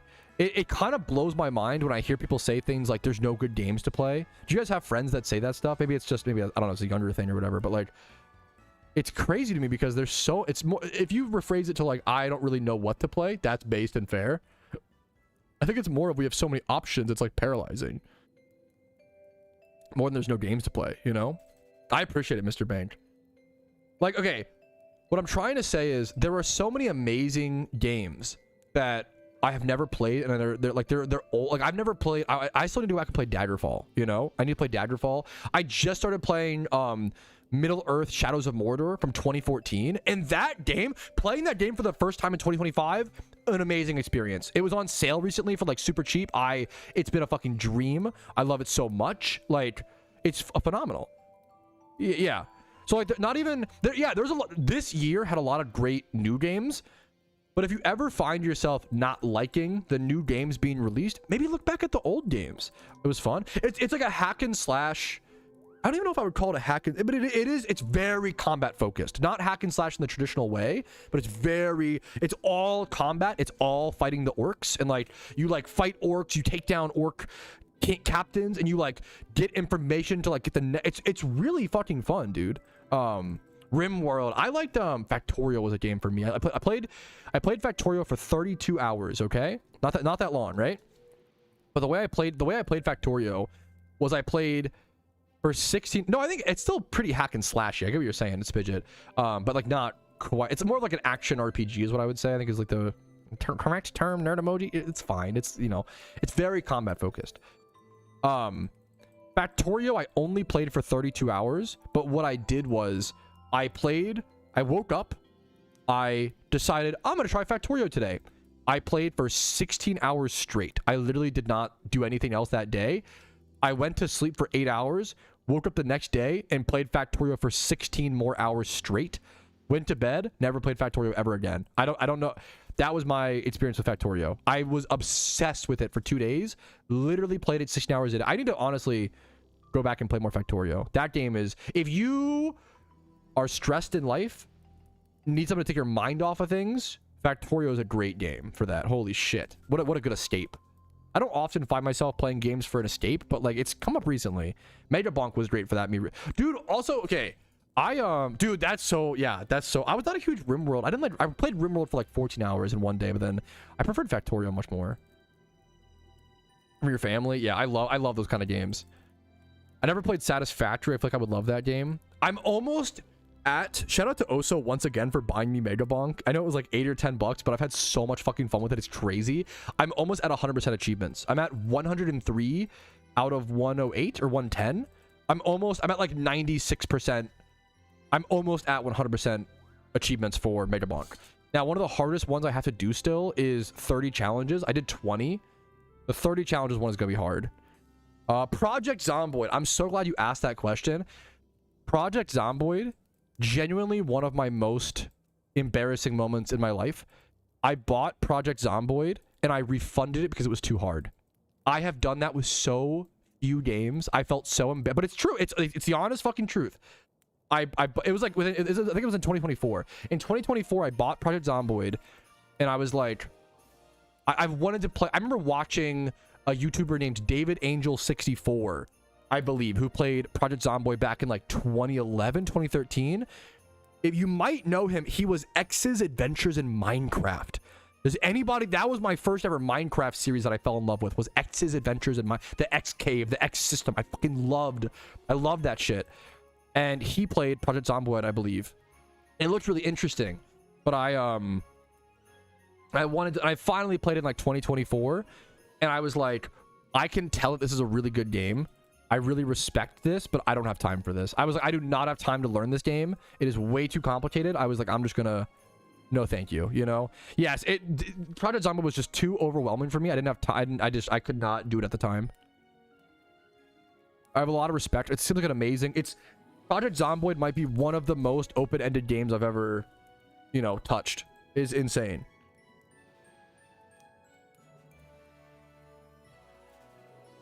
I love talking about, like, shiny hunting and talk about other video games. Beautiful fucking... Thank you guys for hanging out, man. It's been a lot of fun. This is what Pokemon is all about, man. Sometimes I think we've spent... not even we. I think I've spent too much time recently worrying about the future of PokeMMO and constantly trying to like think about how can we update the game and how can we blah blah blah. Like at a certain point, man, you're already on the roller coaster. Just enjoy the ride. At a certain point, you can't fix everything. You can't worry about every solution. You can't like. At a certain point, you gotta just have fun and enjoy the ride and just talk with the boys and hang out, man. Do you like story games? Good question. What do you consider a story game? It depends, I think. Really good question. I'm not sure, like yes and no. Not as much as other games probably. This guy's so nice. Much love to you, man.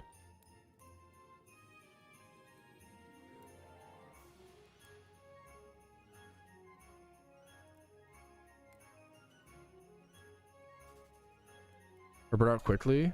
Gotcha. Interesting. Fair. You definitely aren't always in the mental state to play a new game. Learning a new game. As I get older, it feels way harder to learn new games. As a kid, I would like play any new game and blah blah blah. But like, as I get older, it is like much more of a mental endeavor to like play a new game, which is really, you still gotta do it. Like watching a new, like, I don't always want to sit down and watch like a new movie, you know? Like sometimes I just want to fucking rewatch South Park, you know? Like that's kind of like my vibe over the past 4 weeks. Life's been kicking my ass. I'm like, I'm just gonna fucking rewatch South Park. I don't need to fucking watch The Godfather. You know, there are a lot of amazing movies that I need to watch still, but you're not always mentally, like to sit down and watch Goodfellas, to watch, you know, The Godfather, things like that. Like you're not always ready. That was so good. People seem to really like it. I thought it was like, I think modern South Park is just like fine. It's pretty, I don't know, it's good. I don't think it's like amazing, but like it's not bad. I don't think it's bad at all. Or Trubbish? Great question. The answer is kind of both. I prefer Trubbish / Garbodor visually, but Cinchino / Minchino is a great cute charm shiny for the Iron Man account, so like it's a win-win. Visually, I prefer Trubbish / Garbodor. The Minchino is better. What's it called? Any leak for Christmas event? I don't think we've ever had a leak for any event. Like I don't think like ever. I'm trying to think. Like we have. So there should be a command. We have I have a guide if you're looking for like event prep, like general event prep. If you're looking for how to prepare for the Christmas event, here's the guide that I have right now, and then I will do like a specific Christmas only event guide in the future. It's also hilarious. I have started the South Park game like twice and never like played it. I need to lock in and fucking play it. Red Dead. You're gonna hate me. I have not played Red Dead Redemption. I will not play the second one. This is actually fucking insane. I played a lot of Red Dead Redemption multiplayer growing up with my friends because it was so fun with friends, but I never beat the campaign. I think I probably played the first like 3 missions. I've done that horse race at the very start of Red Dead probably 10 times, unironically. Yeah, I know Red Dead 2 is like one of the best, you know, memes. Why you got damp? There's no reason to have it. It's just in case, like, it's just to fill my party. Great. I'm glad you asked, so you're not like, yo, should I have a damp mon here? I don't think there's any mons. Like, there's no reason to have it. It's literally just in case type thing. So I need to play Red Dead at some point. It's and like it's once again, people will complain on the internet there is no video games to play. Have you, like, I haven't played Red Dead Redemption. Have you played the Gears? I haven't played Gears of War 3. I played 1 and 2. Like, have you played Jak and Daxter, Spyro, all the Crash Bandicoots, all the Call of Duty storylines? The old Call of Duty storylines, the Big Red one, the Finest Hour, are fucking amazing. Have you played fucking, you know, Halo 1, 2, 3? Have you played Diablo 1, 2, 3? Have you played Black Ops 1 and 2? Black Ops 1 was an amazing, Black Ops 1, MW2, amazing storylines. All of the old Call of Duties, even like the medium era Call of Duties, are amazing storylines. Have you played like Assassin's Creed 1, 2, 3, Black Flag? Like, I'm looking at my games list. Have you played Rampage on PS2? Like, there's just so many. A lot of people will say there's no games to play, and it's like, have you go back and play the classics you haven't played, you know? Go back and play there's so many amazing games. There's so many, every game ever. Not even, I'm skipping out, like, there's just so many. It's like movies, right? There are so many amazing movies. You could watch movies every second of every day, starting now until the end of your life, and you probably won't watch all of the 8 out of 10 movies that exist. Like, you will literally never, maybe even the 9 out of 10s, plus you can't even get to, like, I don't even know if you can watch all the 10 out of 10s. Like, it's just, there's so fucking many things, dude. There's so many video games, so many movies. I think a lot of people are paralyzed by, like, it's paralysis analysis more than there's no content, you know, which is so fair. So fair. Alternative games. I'm just going off my, like, bookshelf back here full of games. Thank you for this, big boost. I like the name for the Prime. I hope the content has been helpful. I have heard a lot of those games I haven't even played myself. Like Jak and Daxter, I haven't played them yet. I have them on my queue. Ratchet and Clank, I haven't played. Sly Cooper, I played I've almost beaten the first one. I really enjoyed it. No, you're perfect, Rapid. You're good. Black Flag, I've heard amazing things. I have not played it, obviously. Not obvious, but yeah. There's so many good games, dude. There's so many good games. Lord of the Rings: The Third Age, amazing game. Is that the one? Yeah, that's the one on screen right now. Like, great turn-based RPG.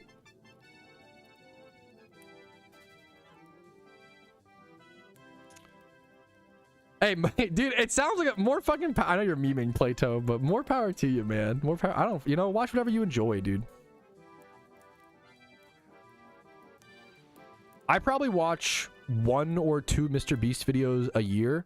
I think people overhate, but at the same time, he's not really like my, you know, not my style of content. Mostly, it's just too much for me. Like honestly, he makes videos that are too engaging. They're too. I can't. It's overwhelming to me. Maybe I'm just old and dumb. I don't know. But I did watch the one of the guy like locked in the gym to lose like 100 pounds or something or whatever it was. That was a fucking good video. That with the coach, that was a good one. IMO, you know, that was a good one. I'm glad I watched that one. I'm gonna play back in 2012. Dude, welcome back. Dude, I appreciate it. Also, okay, I can tell that you're from 2012 because your profile picture is dick butt, which is the most. That's unhinged. I love you for that. Fun fact, I had a friend who had a Tundra in Magic the Gathering, which is one of the original dual lands. It's worth like, I think they're like $600 these days, like for a super expensive card, right? They're like $400 to $600. I had a friend that drew a dick butt on his Tundra. I can't imagine playing with that. Like, it was one of the craziest. Yeah, it was. Magic bros are fucking. They dedicate to the memes, bro. Yeah, I haven't played the Mafia games. I've heard really good things. I really liked LA Noire, man. Playing LA Noire I think I played it in like 2023. LA Noire was amazing. I loved playing that. There's so many memes, dude.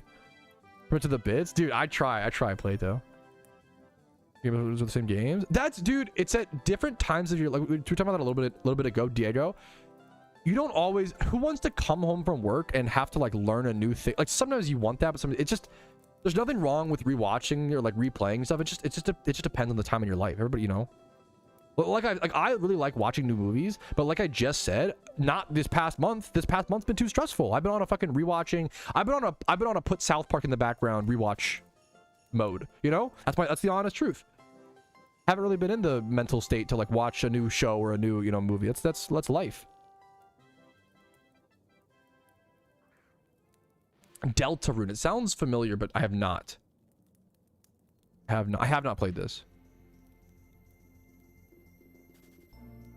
Very sad. Yeah, dude, yeah. Mafia 2. I'll keep it in mind, man. I appreciate the suggestion. I love that era of Xbox 360 PS3 games. I really think was special. I think that I never played. I had a girlfriend in high school that made me play Undertale, and I really didn't enjoy it. But I only played for like 20 minutes, so keep that in mind. Am I doing well? Dude, what's up, Miro? I fucking much love to you, man. But yeah, speaking of fucking streamers who have been putting in the fucking hours, just grinding, playing the game, having fun, and being nice to everybody in the process. Dude, much love to you, Miro. Undertale's goated. I know that a lot of people love...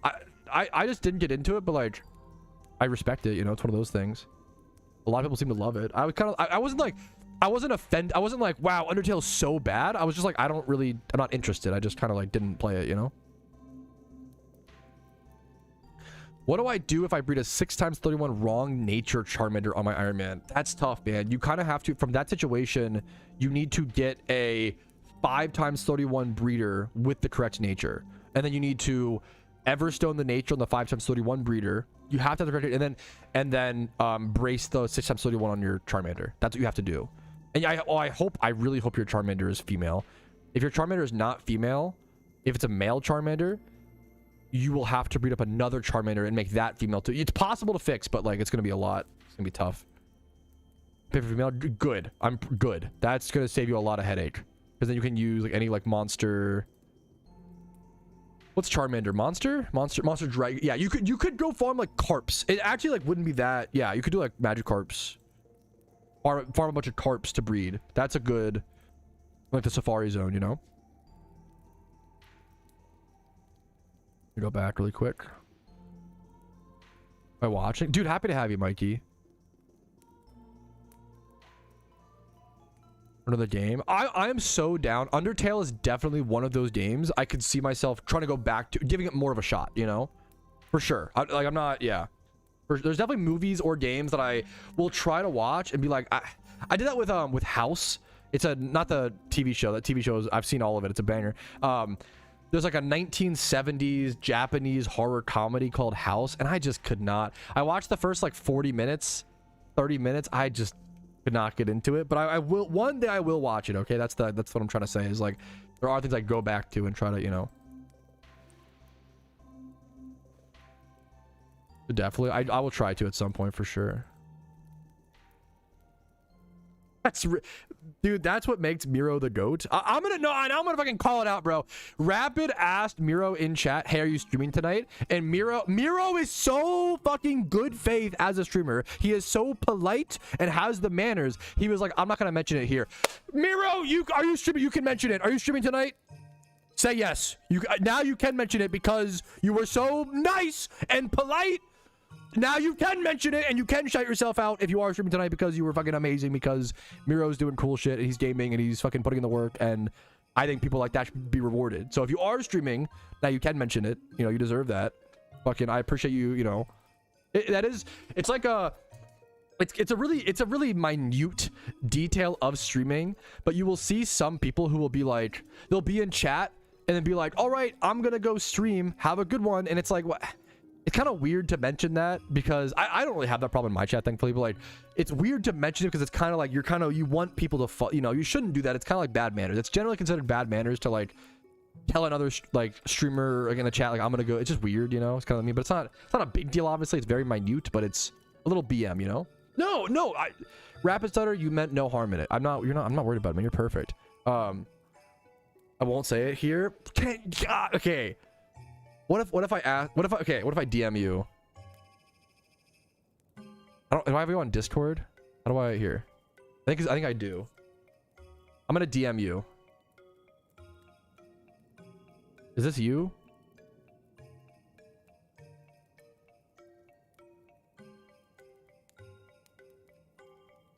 I think so. Are you streaming tonight, Miro? I'm gonna ask you in DMs. That's the strat. Dig it, Chad. No, dude, I really respect. It's so easy. Like when other content creators respect other that makes me want to shout them out. Like that's the easiest. I would love to try to. The problem is, okay, for those who don't know, I actually did. I think it was like 2 years ago. 2 years ago, I did a 25 days of Christmas content creators for PokeMMO, and like for 25 from December 1st to December 25th, I shouted out a different PokeMMO content creator every single day, and I was like, check these guys out, they're amazing, they do all this cool stuff. The problem was, I thought that I was doing a cool thing by shouting out a bunch of other, you know, smaller content creators. When this is like I had like 35,000 subs. I wasn't like, you know, but like 2 years ago, unfortunately, instead people just got mad. It was actually crazy to me. Like people just like, why didn't he include me? And like, oh my god, it's a insult to me if he doesn't include, like all these things. And I was like, bro, I'm just trying to shout out. Like it was just, you know. So now I like can't do that. So I don't want to do it because people were just so, unfortunately, you know, it is what it is. You know, if you're not, no, yeah, I think I. All right, Miro will be streaming tonight, guys. Smiley face for anybody wondering. He did respond to my Discord DM. Happy to hear it. Thank you so much, Giga Chad. Game is a thing for sure. I think this game needs more eyes on Twitch. People don't know this game's a thing. Like, yeah, I agree. I agree. Most people just don't know about PokeMMO. I guess the question I would ask is like, is the best way to get eyes on Twitch on streams, or is it like, I think YouTube Shorts and like TikToks and Instagram Reels, you know, it's not my favorite kind of content, but like they're so important. I think stuff like that. I think we need more short form PokeMMO content, and I'm trying to. The amount of times I upload a PokeMMO short, a YouTube short, and one of the top comments is, "What game is this?" Like that happens a lot, and I think that's really important, you know. Overall, my opinion, for sure. There are a lot of PokeMMO content creators. There like actually are a lot, but people just don't always know about them. I tried, like I love Spidget. I love trying to shout like Miro. There are a lot of creators nowadays. I think it's like really growing. I think short form, yeah. If the problem is awareness, I think the way is short form content, you know, which I think that is kind of the meme, you know. Yeah, it's a common thing we see, Ryan, for sure. I appreciate you sharing that story, you know. People always say it's the best Pokemon game you've never heard of, you know. From content, I mean, the way I don't know, yeah, dude, I love hearing stuff like that, Mikey. Like it's good for me to know that people actually do find the game through short form content, you know. I don't love you so much, dude. Keep being you, Miro. Keep being you. Stay out of dumb drama. There's a lot, there's a lot of it in the community recently. Keep being you. Keep working hard. Have fun. Play the game. I love what you just keep. You don't need to change anything. Keep doing everything you're doing. You're doing great. Keep the grind up, and you will fucking see numbers. You'll see success. You'll have fun. You'll build a community. Like, that's my biggest. Not that you asked for advice. Sorry to give you unasked for advice. That's backseat and cringe. But it's more of, I mean it as words of encouragement. You're doing great stuff, and it's really cool, man. When I started, thank you for watching, Ryan. That's the biggest honor. Is like that. It's crazy to me that people watch my guides. It's an honor, man. Thank you for watching. There's a new Renaissance. Yeah. 100% rapid. 100%. Is there reels? I'm honored to hear that.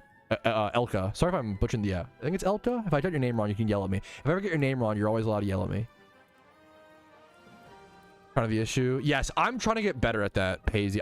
It's my wife is saving my ass. I'm not that good at making. I'm really bad, actually. Not even not. I'm bad at making short form content. But my wife is helping me tremendous. She's very good at it. My wife understands. I think I'm good at making long form content and like streams and like on the fly and like I'm good at like energy stuff like that or whatever. But like my wife is so good at short form. She's so good at like short form content, and she just understands it so much better than me. It's like psychologically. Yeah, that is true. Yeah, how many people? I need numbers on how many people started playing the game because of me and how many people that quit because of me. The only people that have quit are probably people I've played in PvP and gotten super lucky at, because that happens. I've probably made a few PvPers quit. That is true. Editing software. I used to use OpenShot for a while. OpenShot. My editing is very minimal. I suck at editing. It's the weakest part of my YouTube game for sure. I hate editing. I'm not a big editor, right? But I used OpenShot video editor, which I do not recommend. It was like really shitty, and I used it for a long time. Nowadays, if I'm just doing like really simple, most of my videos are just very simple edits, and I care about export speed and stuff like that, I just use fucking Microsoft Clipchamp, which is like the new integrated. It's really good if you're just like dragging clips together and like maybe throwing in a, like certain like music or audio or like it's the honest. It's very simple. It's like a baby's first editor, you know. And I switched to a simpler editor because it's better. It's so much faster. Videos used to take like on OpenShot, a video used to take a stream recap, mind you. A stream recap literally used to take like 4 hours to export. Now on Clipchamp, they export in like 30 minutes. It's insane, the difference. It saved me so much time. It's crazy. Origin of every encounter. It is great. It's in general every encounter. The amount of Pokemon you've encountered does not change your odds. So like if you are at 0 encounters, your shiny odds are still 1 in 30,000. If you're at 30,000 encounters, your shiny odds are still 1 in 30,000. No matter how many encounters you have, your odds never physically change. Every time you encounter a Pokemon, it's just, think of it as rolling a die, right? So like every time you encounter a Pokemon is like rolling a 1 in 30,000 sided die, right? That die does not remember how many times you've rolled it. It has no idea, right? There is like probability and like more complicated math you can do. Like, so there's a thing called binomial distribution. If you're interested in like the super nerd stuff is binomial distribution, which basically goes over your odds of having gotten a shiny at that point, but you cannot like, it's honestly a good perspective, right? Because look at 30,000. So encounters on the right. Look at 30,000 encounters. At 30,000 encounters without donator status, you only have had a 63% chance to have gotten a shiny at that point. That means that by 30,000 encounters, it's like a coin flip. Like four out of 10 shiny hunts should go dry, should go over 30. I think a lot of new players like don't know that or don't grasp that. 4 out of 10 shiny hunts should go dry. You should go dry on about half of your shunts. And a lot of players, like, whenever anybody goes dry, they immediately start complaining. And it's like, that's going to be half your hunts, man. Like, you can't, you know, if you go like 100k dry or like, you know, there's different, you know, there's different layers, there's different levels, you know, but, you cannot, if you're complaining at like 32k dry, you're not gonna make it, you know.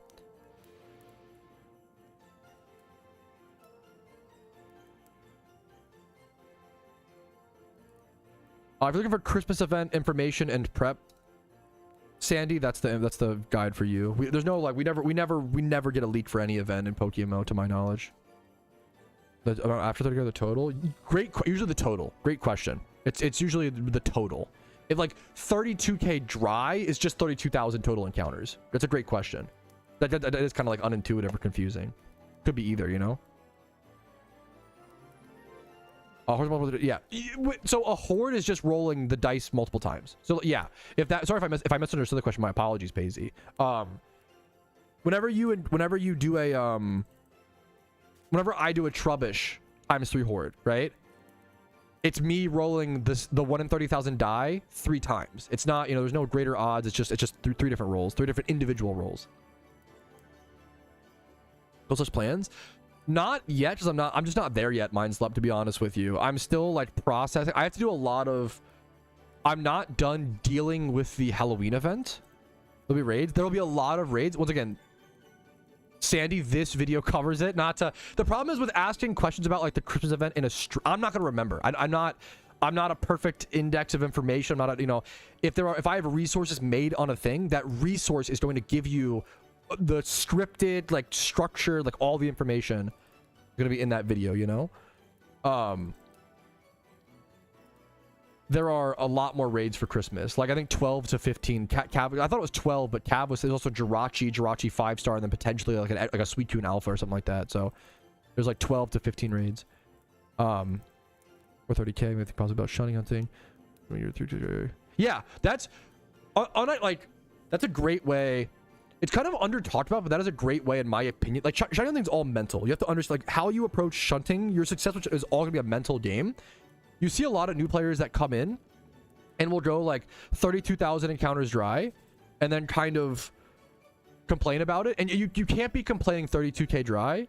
You can physically. I can't stop you, but you're gonna have a bad time. You're gonna be miserable if you go 32k dry and complain every time. You're going to be miserable, right? Versus because right, the reason why is there's only this is a shiny binomial distribution chart, this is a chart about your odds of having gotten a shiny up until that point, right?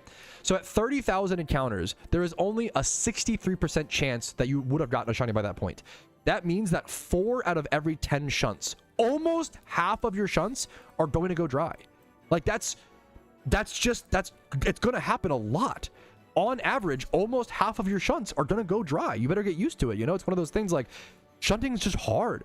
A lot of new players, I find, expect a shiny by 30k, but in reality, it's only like a 50% chance almost. I'm like, you know, rounding down or whatever, but like at that point. But I think a big way to change that philosophy, I agree with this a lot. You can't even consider, at least this is what I do personally, I don't even consider the possibility of a shiny until 30k. For me, like, shunting begins at rate. Once you're at 30k, it's like, okay, maybe I could get a shiny now. Now the option is opened up, right? You're tricking it's a mental trick. You're literally tricking yourself just to make better. That's all shunting is. Shunting is honestly mentally tricking yourself to make better progress and fight harder and fight for longer. And it's an endurance test, you know? If you think to yourself, like, I don't deserve a shiny until I'm at least 30k dry, I think it's kind of funny and weird, but it's going to help you long term a lot.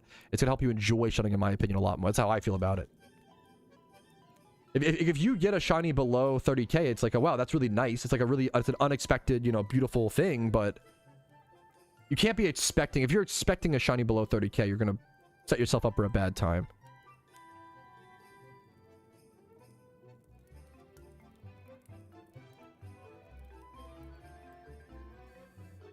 will say I also have a Christmas guide from 2024, so I do appreciate, I love your guide, Sensei, but on my channel, I do appreciate linking my guides prior to linking both.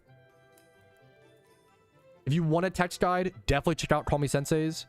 If you want a video guide, here is my 2024 Xmas. If you just Google Xmas prep guide, Pokemon, there's tons of videos on it. Yeah, Shuning's a marathon, not a sprint. Yeah, 30 episodes when it starts. Yeah, it's funny, but like I think it's mentally or Mr. Shiny. Thankfully, by the graces of Arceus, I have not killed or missed a shiny catch yet, which is very, very, very, very lucky. You know, I should have lost a few actually. There was a few that Sensei, you're perfect. You're an amazing. I'm not really like a stickler about it.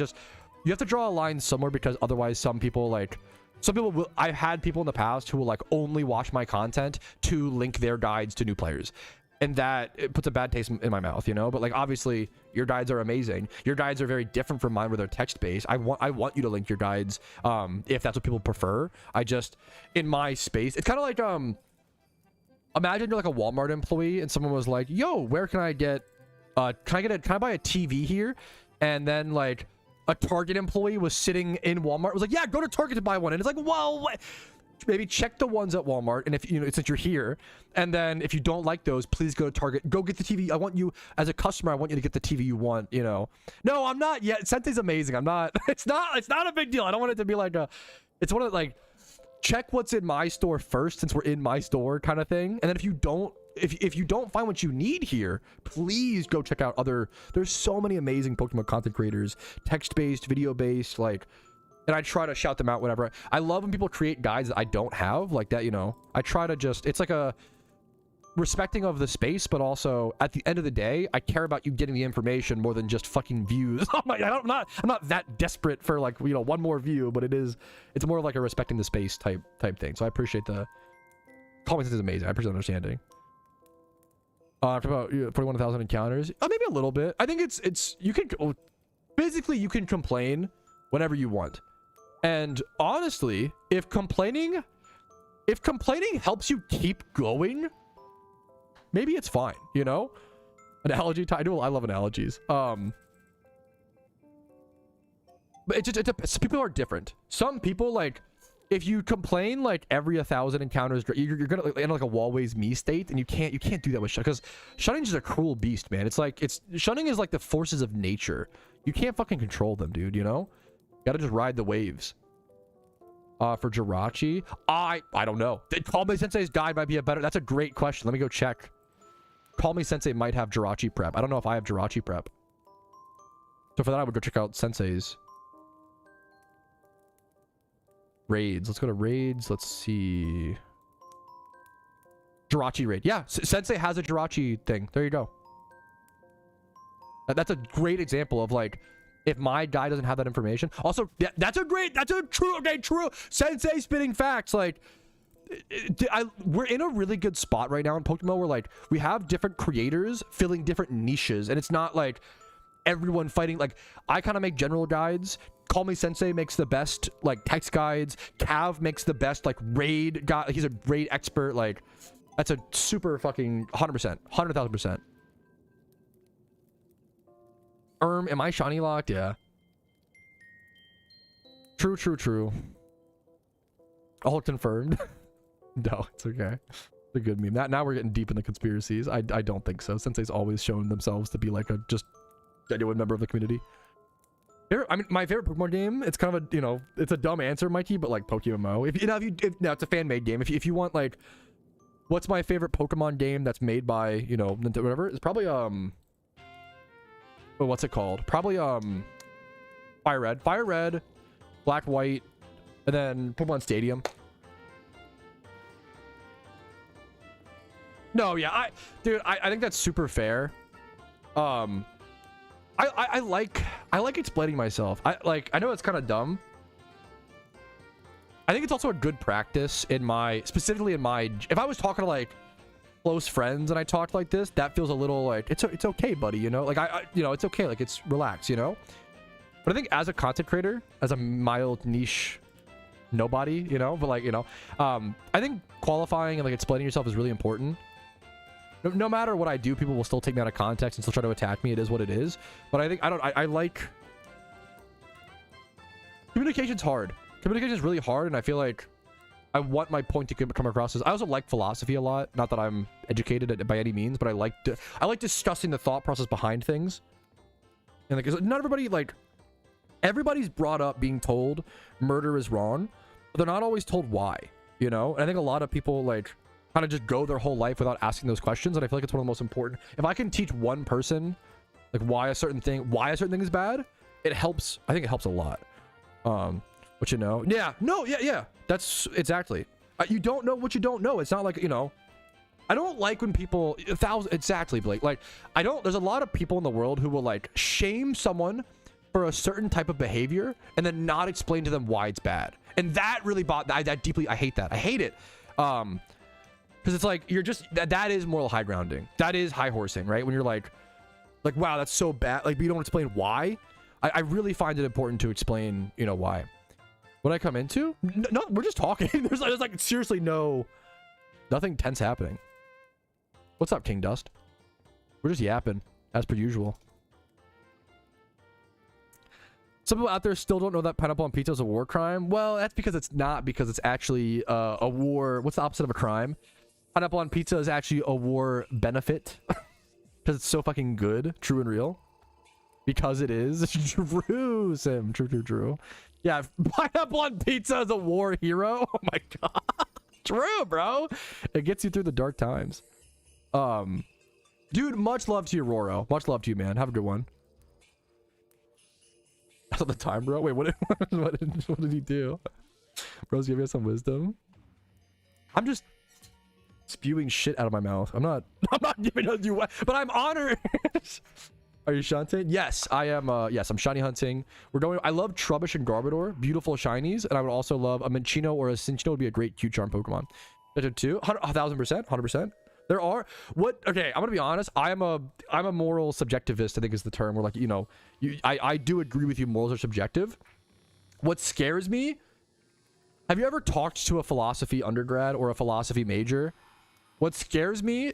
I view morals as subjective. But almost every educated person I've ever talked to in philosophy always becomes a moral objectivist.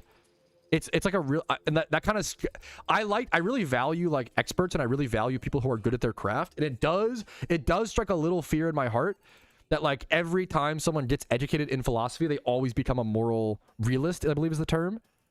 And let me double check. I just like to Google stuff and read Wikipedia pages. I don't actually know shit. A moral realist believes that objective moral truths exist. Yeah, which is interesting. I don't feel that way, but a lot of educated people I run into seem to think that, which is like I'm like, fuck, am I really wrong? You know, am I really wrong? You know, I don't know. It's interesting. For Pokemon region, I really like Kanto and Unova. My two favorites. Never had pineapple on pizza. It's not for everybody. I love pineapple on pizza, but if someone was like, wow, I don't like a warm, fruity explosion while eating my savory, you know, like, it's not for I love it, but it's not for everybody.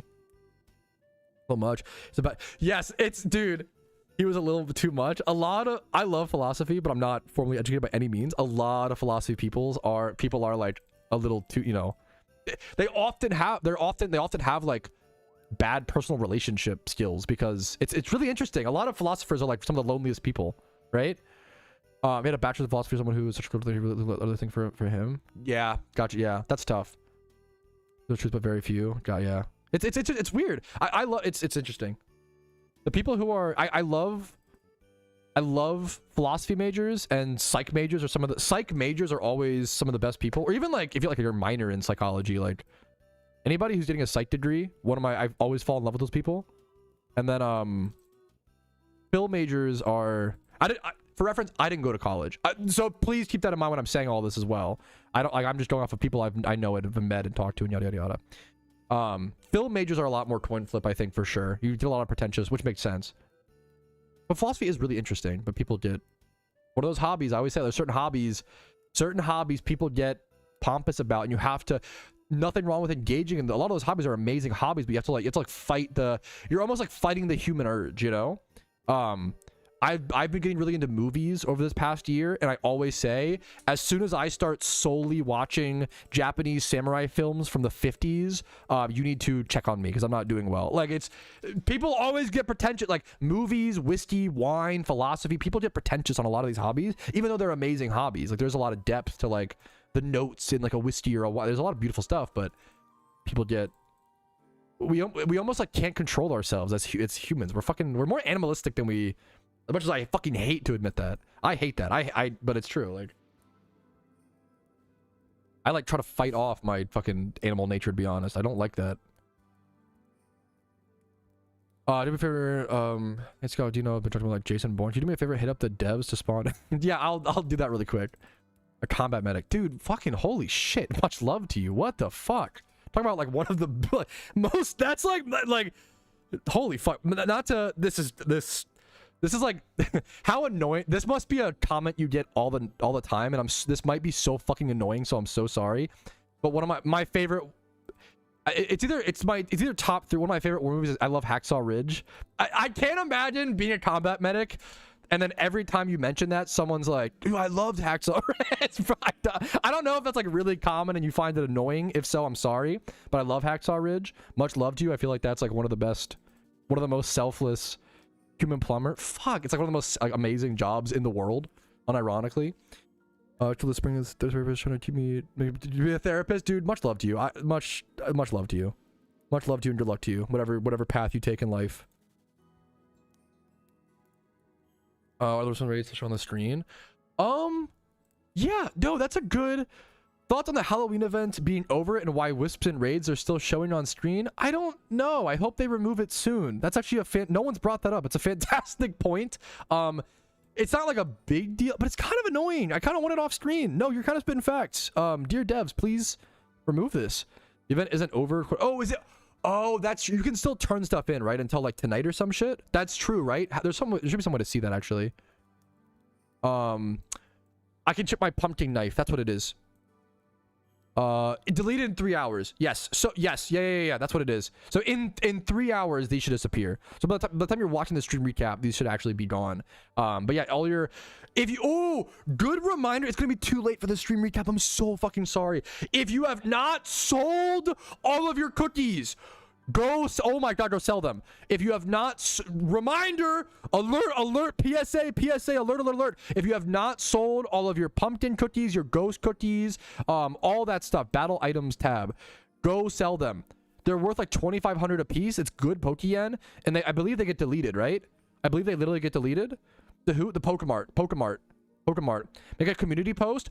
That's a great idea. That is the perfect example use of, yes, good call, missed. I'm actually going to do that. Great idea.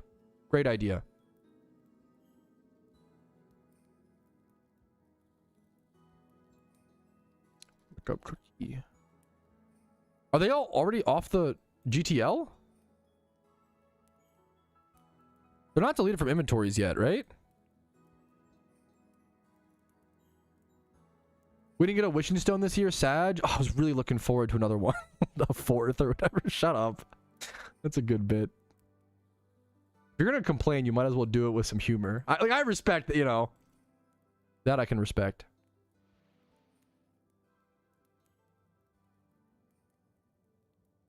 I need to be doing more community posts. That's actually a great, like... I need to be doing more community posts.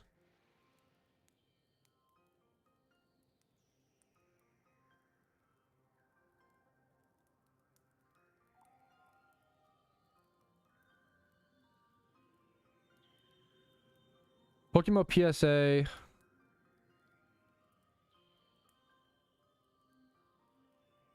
All event. What are they called? Event bound or like pumpkin? All event bound items will be deleted.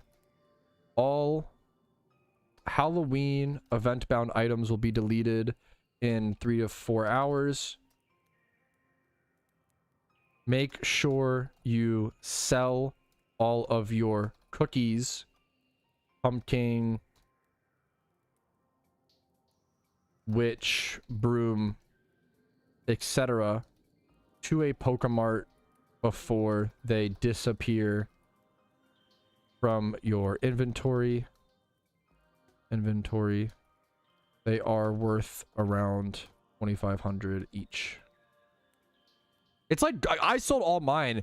I think I legitimately got like 400,000 Pokeyen from selling mine on my Ironman account. Like, it's actually crazy. Buku is one of the funniest. I should start saying Buku. That shit's fucking funny. Roll Elite 4. Good luck to you, Blake. Is there any other items, chat? Is it just the cookies mostly?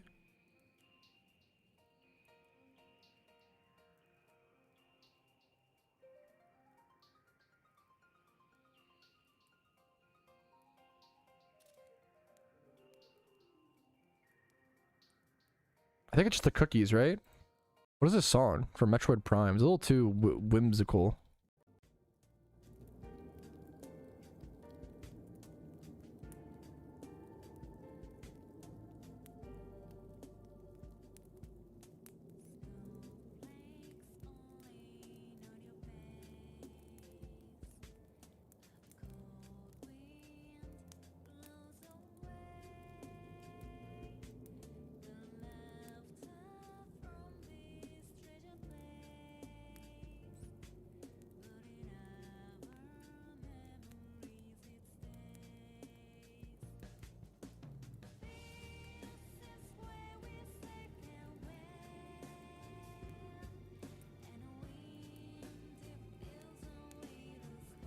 This only affects items used in the event. Vanities and what else? Vanities and stuff limited to the event will not disappear, of course.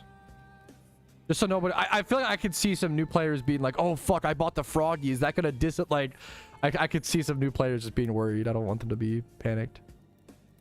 Okay, I think that's the post.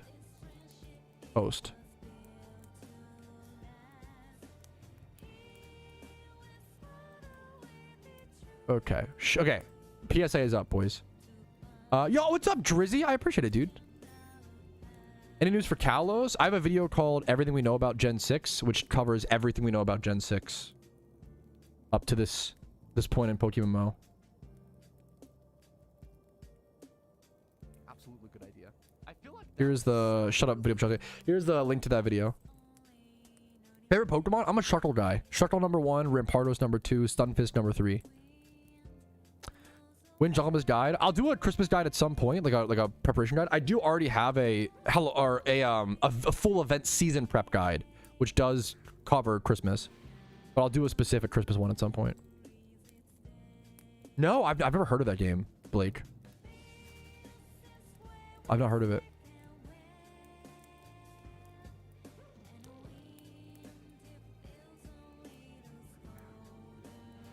Like Persona song. I'll do a Final Fantasy VII song. Bro, I tried to play Final Fantasy Tactics within the past like 2 years. Game's really good. The game's hard as fucking shit. Final Fantasy, dude, I think I got stuck at like level 3 or 4. Like, it's actually crazy. It's Final Fantasy Tactics, that game was fucking hard, dude. Holy shit.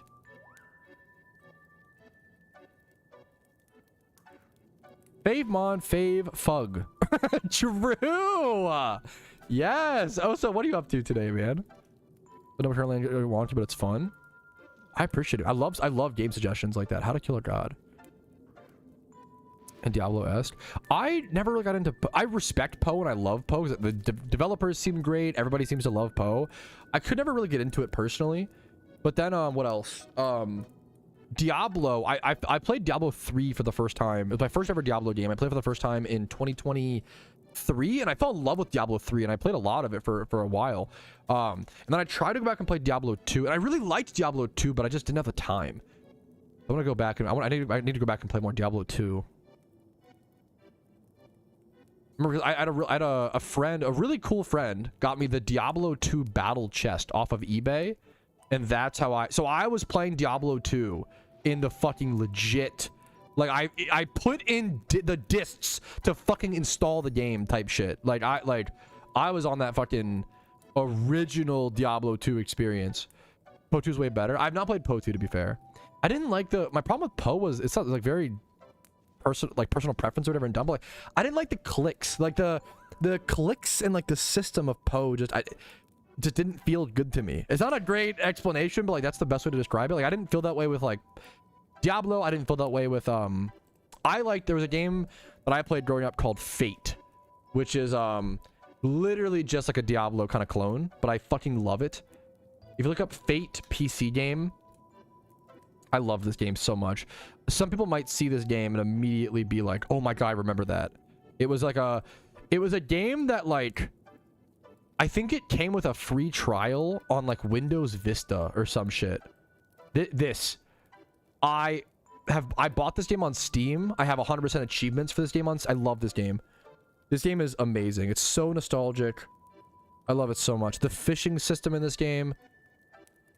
This game was sick. The battle chest, yeah, yeah.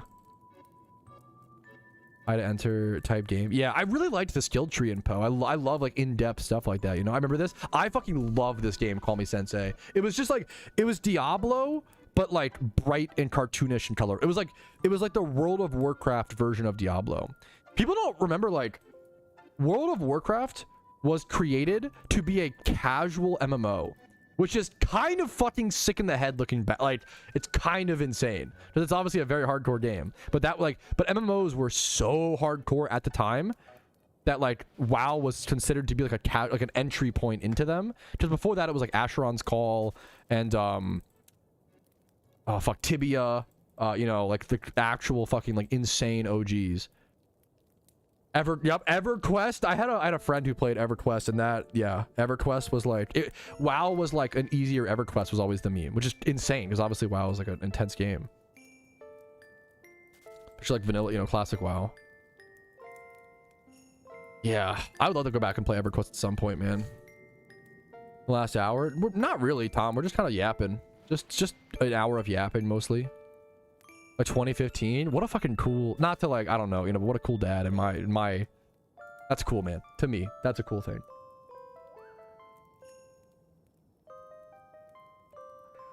It's crazy. I feel like my generation, I'm 27. I feel like my generation was the first generation where you grew, like it was possible to grow up with a gamer dad. I feel like prior to my generation, video games like they didn't really there was no gamer. Like you might have had like a tech dad, but there weren't like gamer dads prior to the 1990s. Like, you know, it was very, very rare, right? But like then, like I had a friend who like his dad played like MW2. That was like, dude, growing up, that was the fucking cool, like your dad plays fucking Call of Duty. What? Holy shit. Like it was crazy to me. It was like insane. I was like, what the fuck? Like that's the coolest dad ever. I had a friend's dad who played MW2 and like painted miniatures and had like miniature armies like in his fucking basement. That was the coolest shit ever when you were a kid. Shut up, Tom. But not whatever. Come on.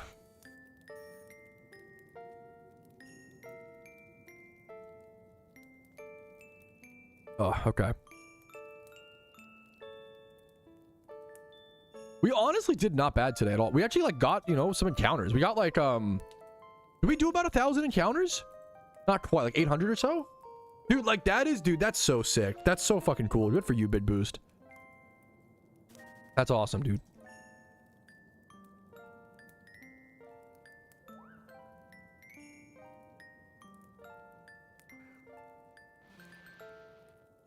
Beating me at games. That is the toughest part of being a modern day dad gamer, because dude, I would fucking, this is why I can't be a parent. I'd be so fucking mad if my kid beat me in a game, and it's gonna happen. Like your kid is gonna grow up playing games earlier than you.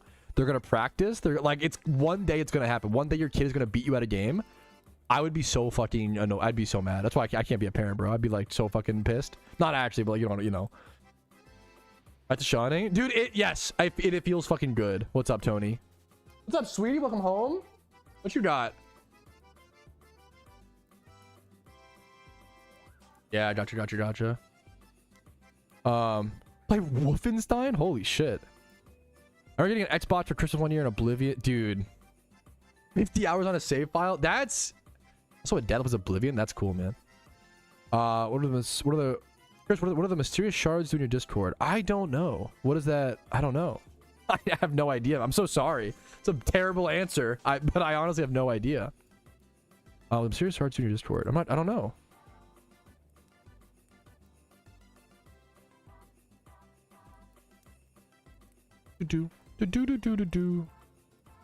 Okay, shut up, Tom. Okay, come on.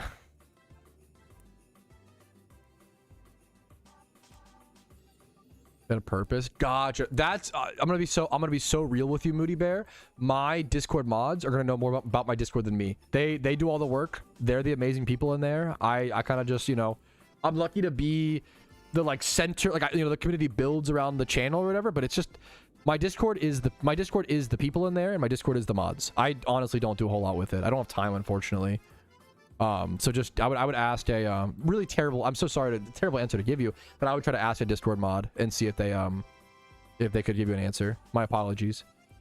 In game, of course. Oh, I was worried for a sec there, Tom. You say good save. Yeah, Xanarchy would know. Xanarchy, do you know what the mysterious shards in the Discord do?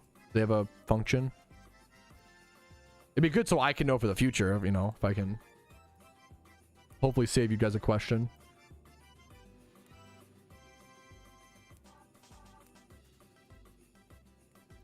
How are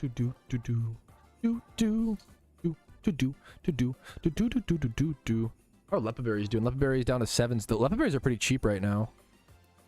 Might be a good time to stock up if you have. The problem is who has leftover Pokeyen to stock up on Lepos post Halloween, you know? Or for Xmas? I don't know yet, you know. I don't have a list. I will develop a list, Daniel, but I don't know yet. You know, it's only been not to like, it's a good question. It's just only been 2 days since the Halloween event. I still have to process my Halloween stuff on my Ironman account. But I will be looking to last year's guides, and I'll make a list of mods to prep. The main difference between Halloween and Christmas is there's a lot more raids for Christmas. Christmas has like 12 to 15 different raids, versus Halloween only has like 8, you know? So there's a lot more raids. And for the weed, dude, Pellowbird Prison is a reason people, you know, that's one that people get locked in for quite a while. 70 other lepers, that's fucking good for you for stocking up, man. To do. I have to do my fucking Christmas decorations, boys. We gotta redecorate at some point.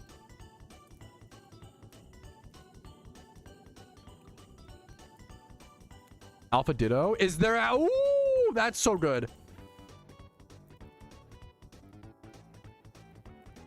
Can you name a country that starts with K? Dude, that's so... Come on, give me a tough one. Kanto. What do you think, I'm dumb? Come on, dude. At least make me try. Did you just a woo? Shut up. Don't let them know. Shut up. Don't tell them. I'm bored when I would you have power split? Ooh, power split is like a meme build. It's not really good, but it's fun. I think toxic. I think a shuckle. I like toxic stealth rock, and you can do like I like toxic stealth rock protect, but it's kind of unhinged. What is Kanata? No. Oh, I see. Never mind. Someone else said that. Comerica? K Koner, brother. That's pretty good. Oh, the Ditto's here. Let me Let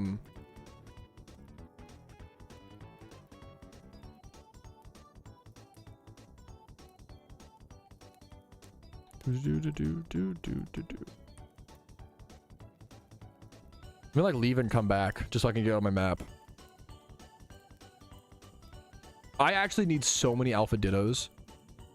Apparently we have an Alpha Ditto in Unova right now. That is insanely big because I need Alpha Dittos more than ever. Like, it's so crazy. With all the new alphas that I caught, specifically that are limited to the Halloween event that are male, I need an Alpha Ditto for my Zorua, an Alpha Ditto for my, you know, if I want to, again, that's female, I guess, my Dusknor, For my Golurk, I really need to breed a good Golurk, and it's a genderless species, so I can only breed it with alpha Dittos or other alpha Golurks. And I want to keep the alphaness. Any of the alpha Baynet, alpha Miss Magius, like alpha Scolipede, which has speed boost, which is like I need more alpha Dittos than any man could ever have right now. Let's go catch this thing. I love this song. This is finally a good Christmas song. Is it about to be over? This is Diddy Kong Racing Walrus Cave.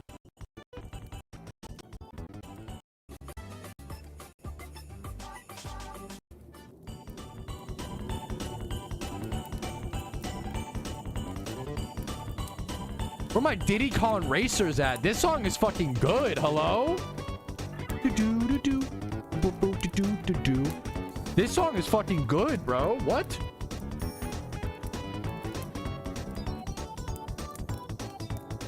On the way to Ditto, boys. Gotcha. Thank you, Zan. Oh, it's right here. It's so easy to get to. What the hell?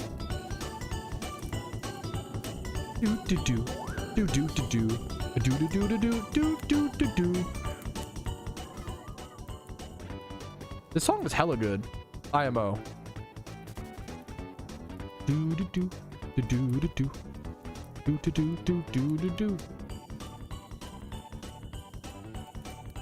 64 Classic? I didn't play a lot of that. I've heard good things about Diddy Kong Racing. I never played it. Okay, yeah. That's awesome, Josh B. Hell yeah. Okay. How far now? That is... so you're spitting facts. I don't know why I haven't thought about that. That is true as hell. I can remove these now. I can change this to like other different Pokeballs and such. Let's skill swap here. I'd probably remove the revives as well. This could probably just all be Pokeballs, honestly.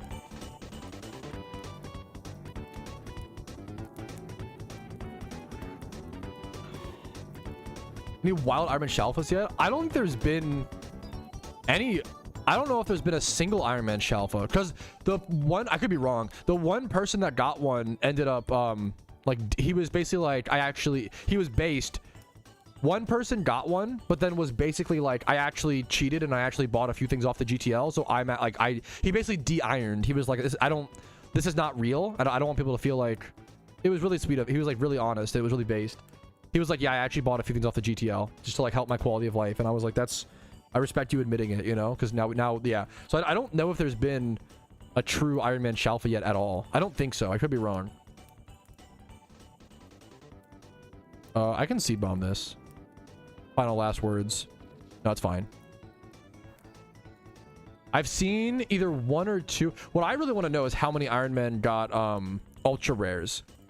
I think I've heard of like one or maybe two.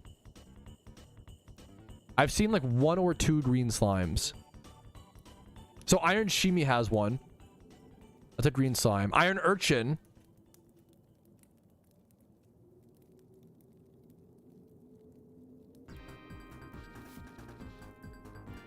I'm only telling off the hat, like a hat though, which is like not the only ultra rare slot, so.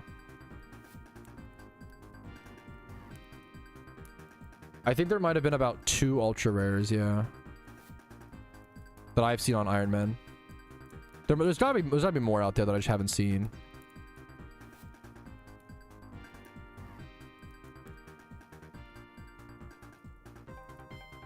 There's at least 2. At least 2.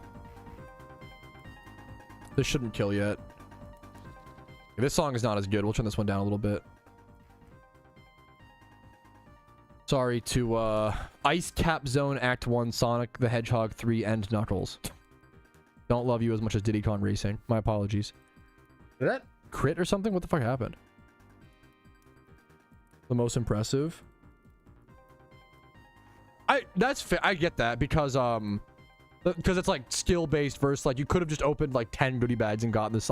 You know, that's fair. I get what you're saying. I think there's been a lot of amazing. I think there was just a lot of different amazing achievements. Like, was it Beggy or who? Was it Xerix? Someone like just put all their focus into like farming dust balls or some shit. Like there was some Iron Man that farmed like 400 or 500 mysterious dust balls. And like, where do you track that on like the, you know, the scale? Like that's fucking insane. It's really cool. There's a lot of Rizzle. I love that. it's honestly a really beautiful thing about the Ironman. Like, so many people just did different things in the event. So many people prioritized different things, and I think that's fucking beautiful. It's the whole point of the account, you know? Is to play the game the way you love, the way that you love it, not the way you're supposed to, you know? I'm getting fucked, by the way. I need to revive my Breloom. I need to throw balls and lower this thing's stats. That's what I need to do. Xerx got 500. That's insane. That's so crazy, man. No, that's a smart answer, Xanarchy, because you have to do so much XP training. Yeah, for sure. Getting, for me, getting lucky eggs helped tremendously.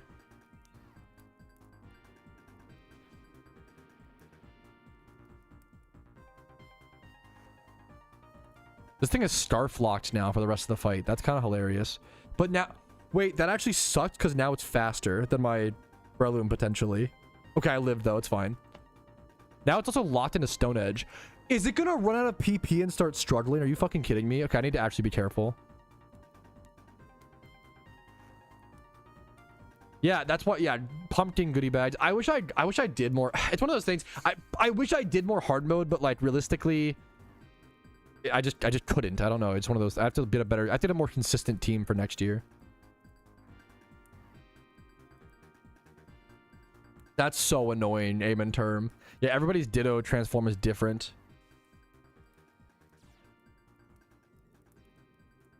Oh, I should have maybe subbed because I actually died to Stone Edge does 29%. It might be a roll there. I'm gonna sub. Was a Breloom? That's so annoying. Holy shit.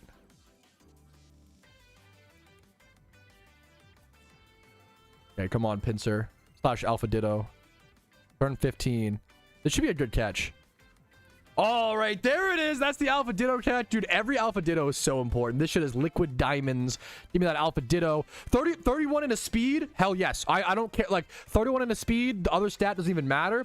It's a very simple, nothing crazy, but like, we love a speed. We love a 31 speed Alpha Ditto like this. So many mons need that 31 speed. It's like the best stat you can roll here. Beautiful. Nothing crazy, but I'm so fucking happy with that. Hell yeah. All right. Hell yeah. These are Iron Man clips. What is this clip? Thoughts on the Halloween event being over and why wisps and raids are still showing on screen? Recap clip. Okay. All right. And alrighty, fellas, a little 4-hour stream to kick off the week, kick off getting back into the normal PokeMMO swing of things. I hope you guys enjoyed. This is the end of the stream recap. Like it if you did enjoy, dislike if not. Subscribe to the channel for daily PokeMMO videos every single day. You can see the progress of how I prepare for the Christmas event coming up, and I'll do a guide in the future, but we still have a bit of time, so I'm not going to rush into it. Maybe look for like a Christmas prep guide towards the end of November or like early December. But for now, I will see you guys tomorrow. I'll see you Tuesday. Have a great day. Enjoy PokeMMO. Do what you love, and I'll see you guys later. Have a good one. Peace, Reno. This was a really fucking fun. I'm really glad, dude. I've been so stressed recently. It's over 4 hours. Fuck you, Xanarchy. It's overworking, but thank you for all your work. This was so fun. I loved this stream so much. This was so fun. I miss, yeah. Taking a break from streams makes me miss streaming so much. This was so fun. It helps me remember, like, this is like my favorite thing in the world is streaming. I literally love it so fucking much. Thank you guys for helping me remember that. I love you guys. I'll see you tomorrow. I'll see you Tuesday. That's so fair, Zan. Much love you guys. I'll see you guys later. Have a good one. I'm gonna raid someone on Twitch. Twitch raid. We're gonna raid someone and spam smiley faces. I'll see you guys tomorrow though. Peace. Bye.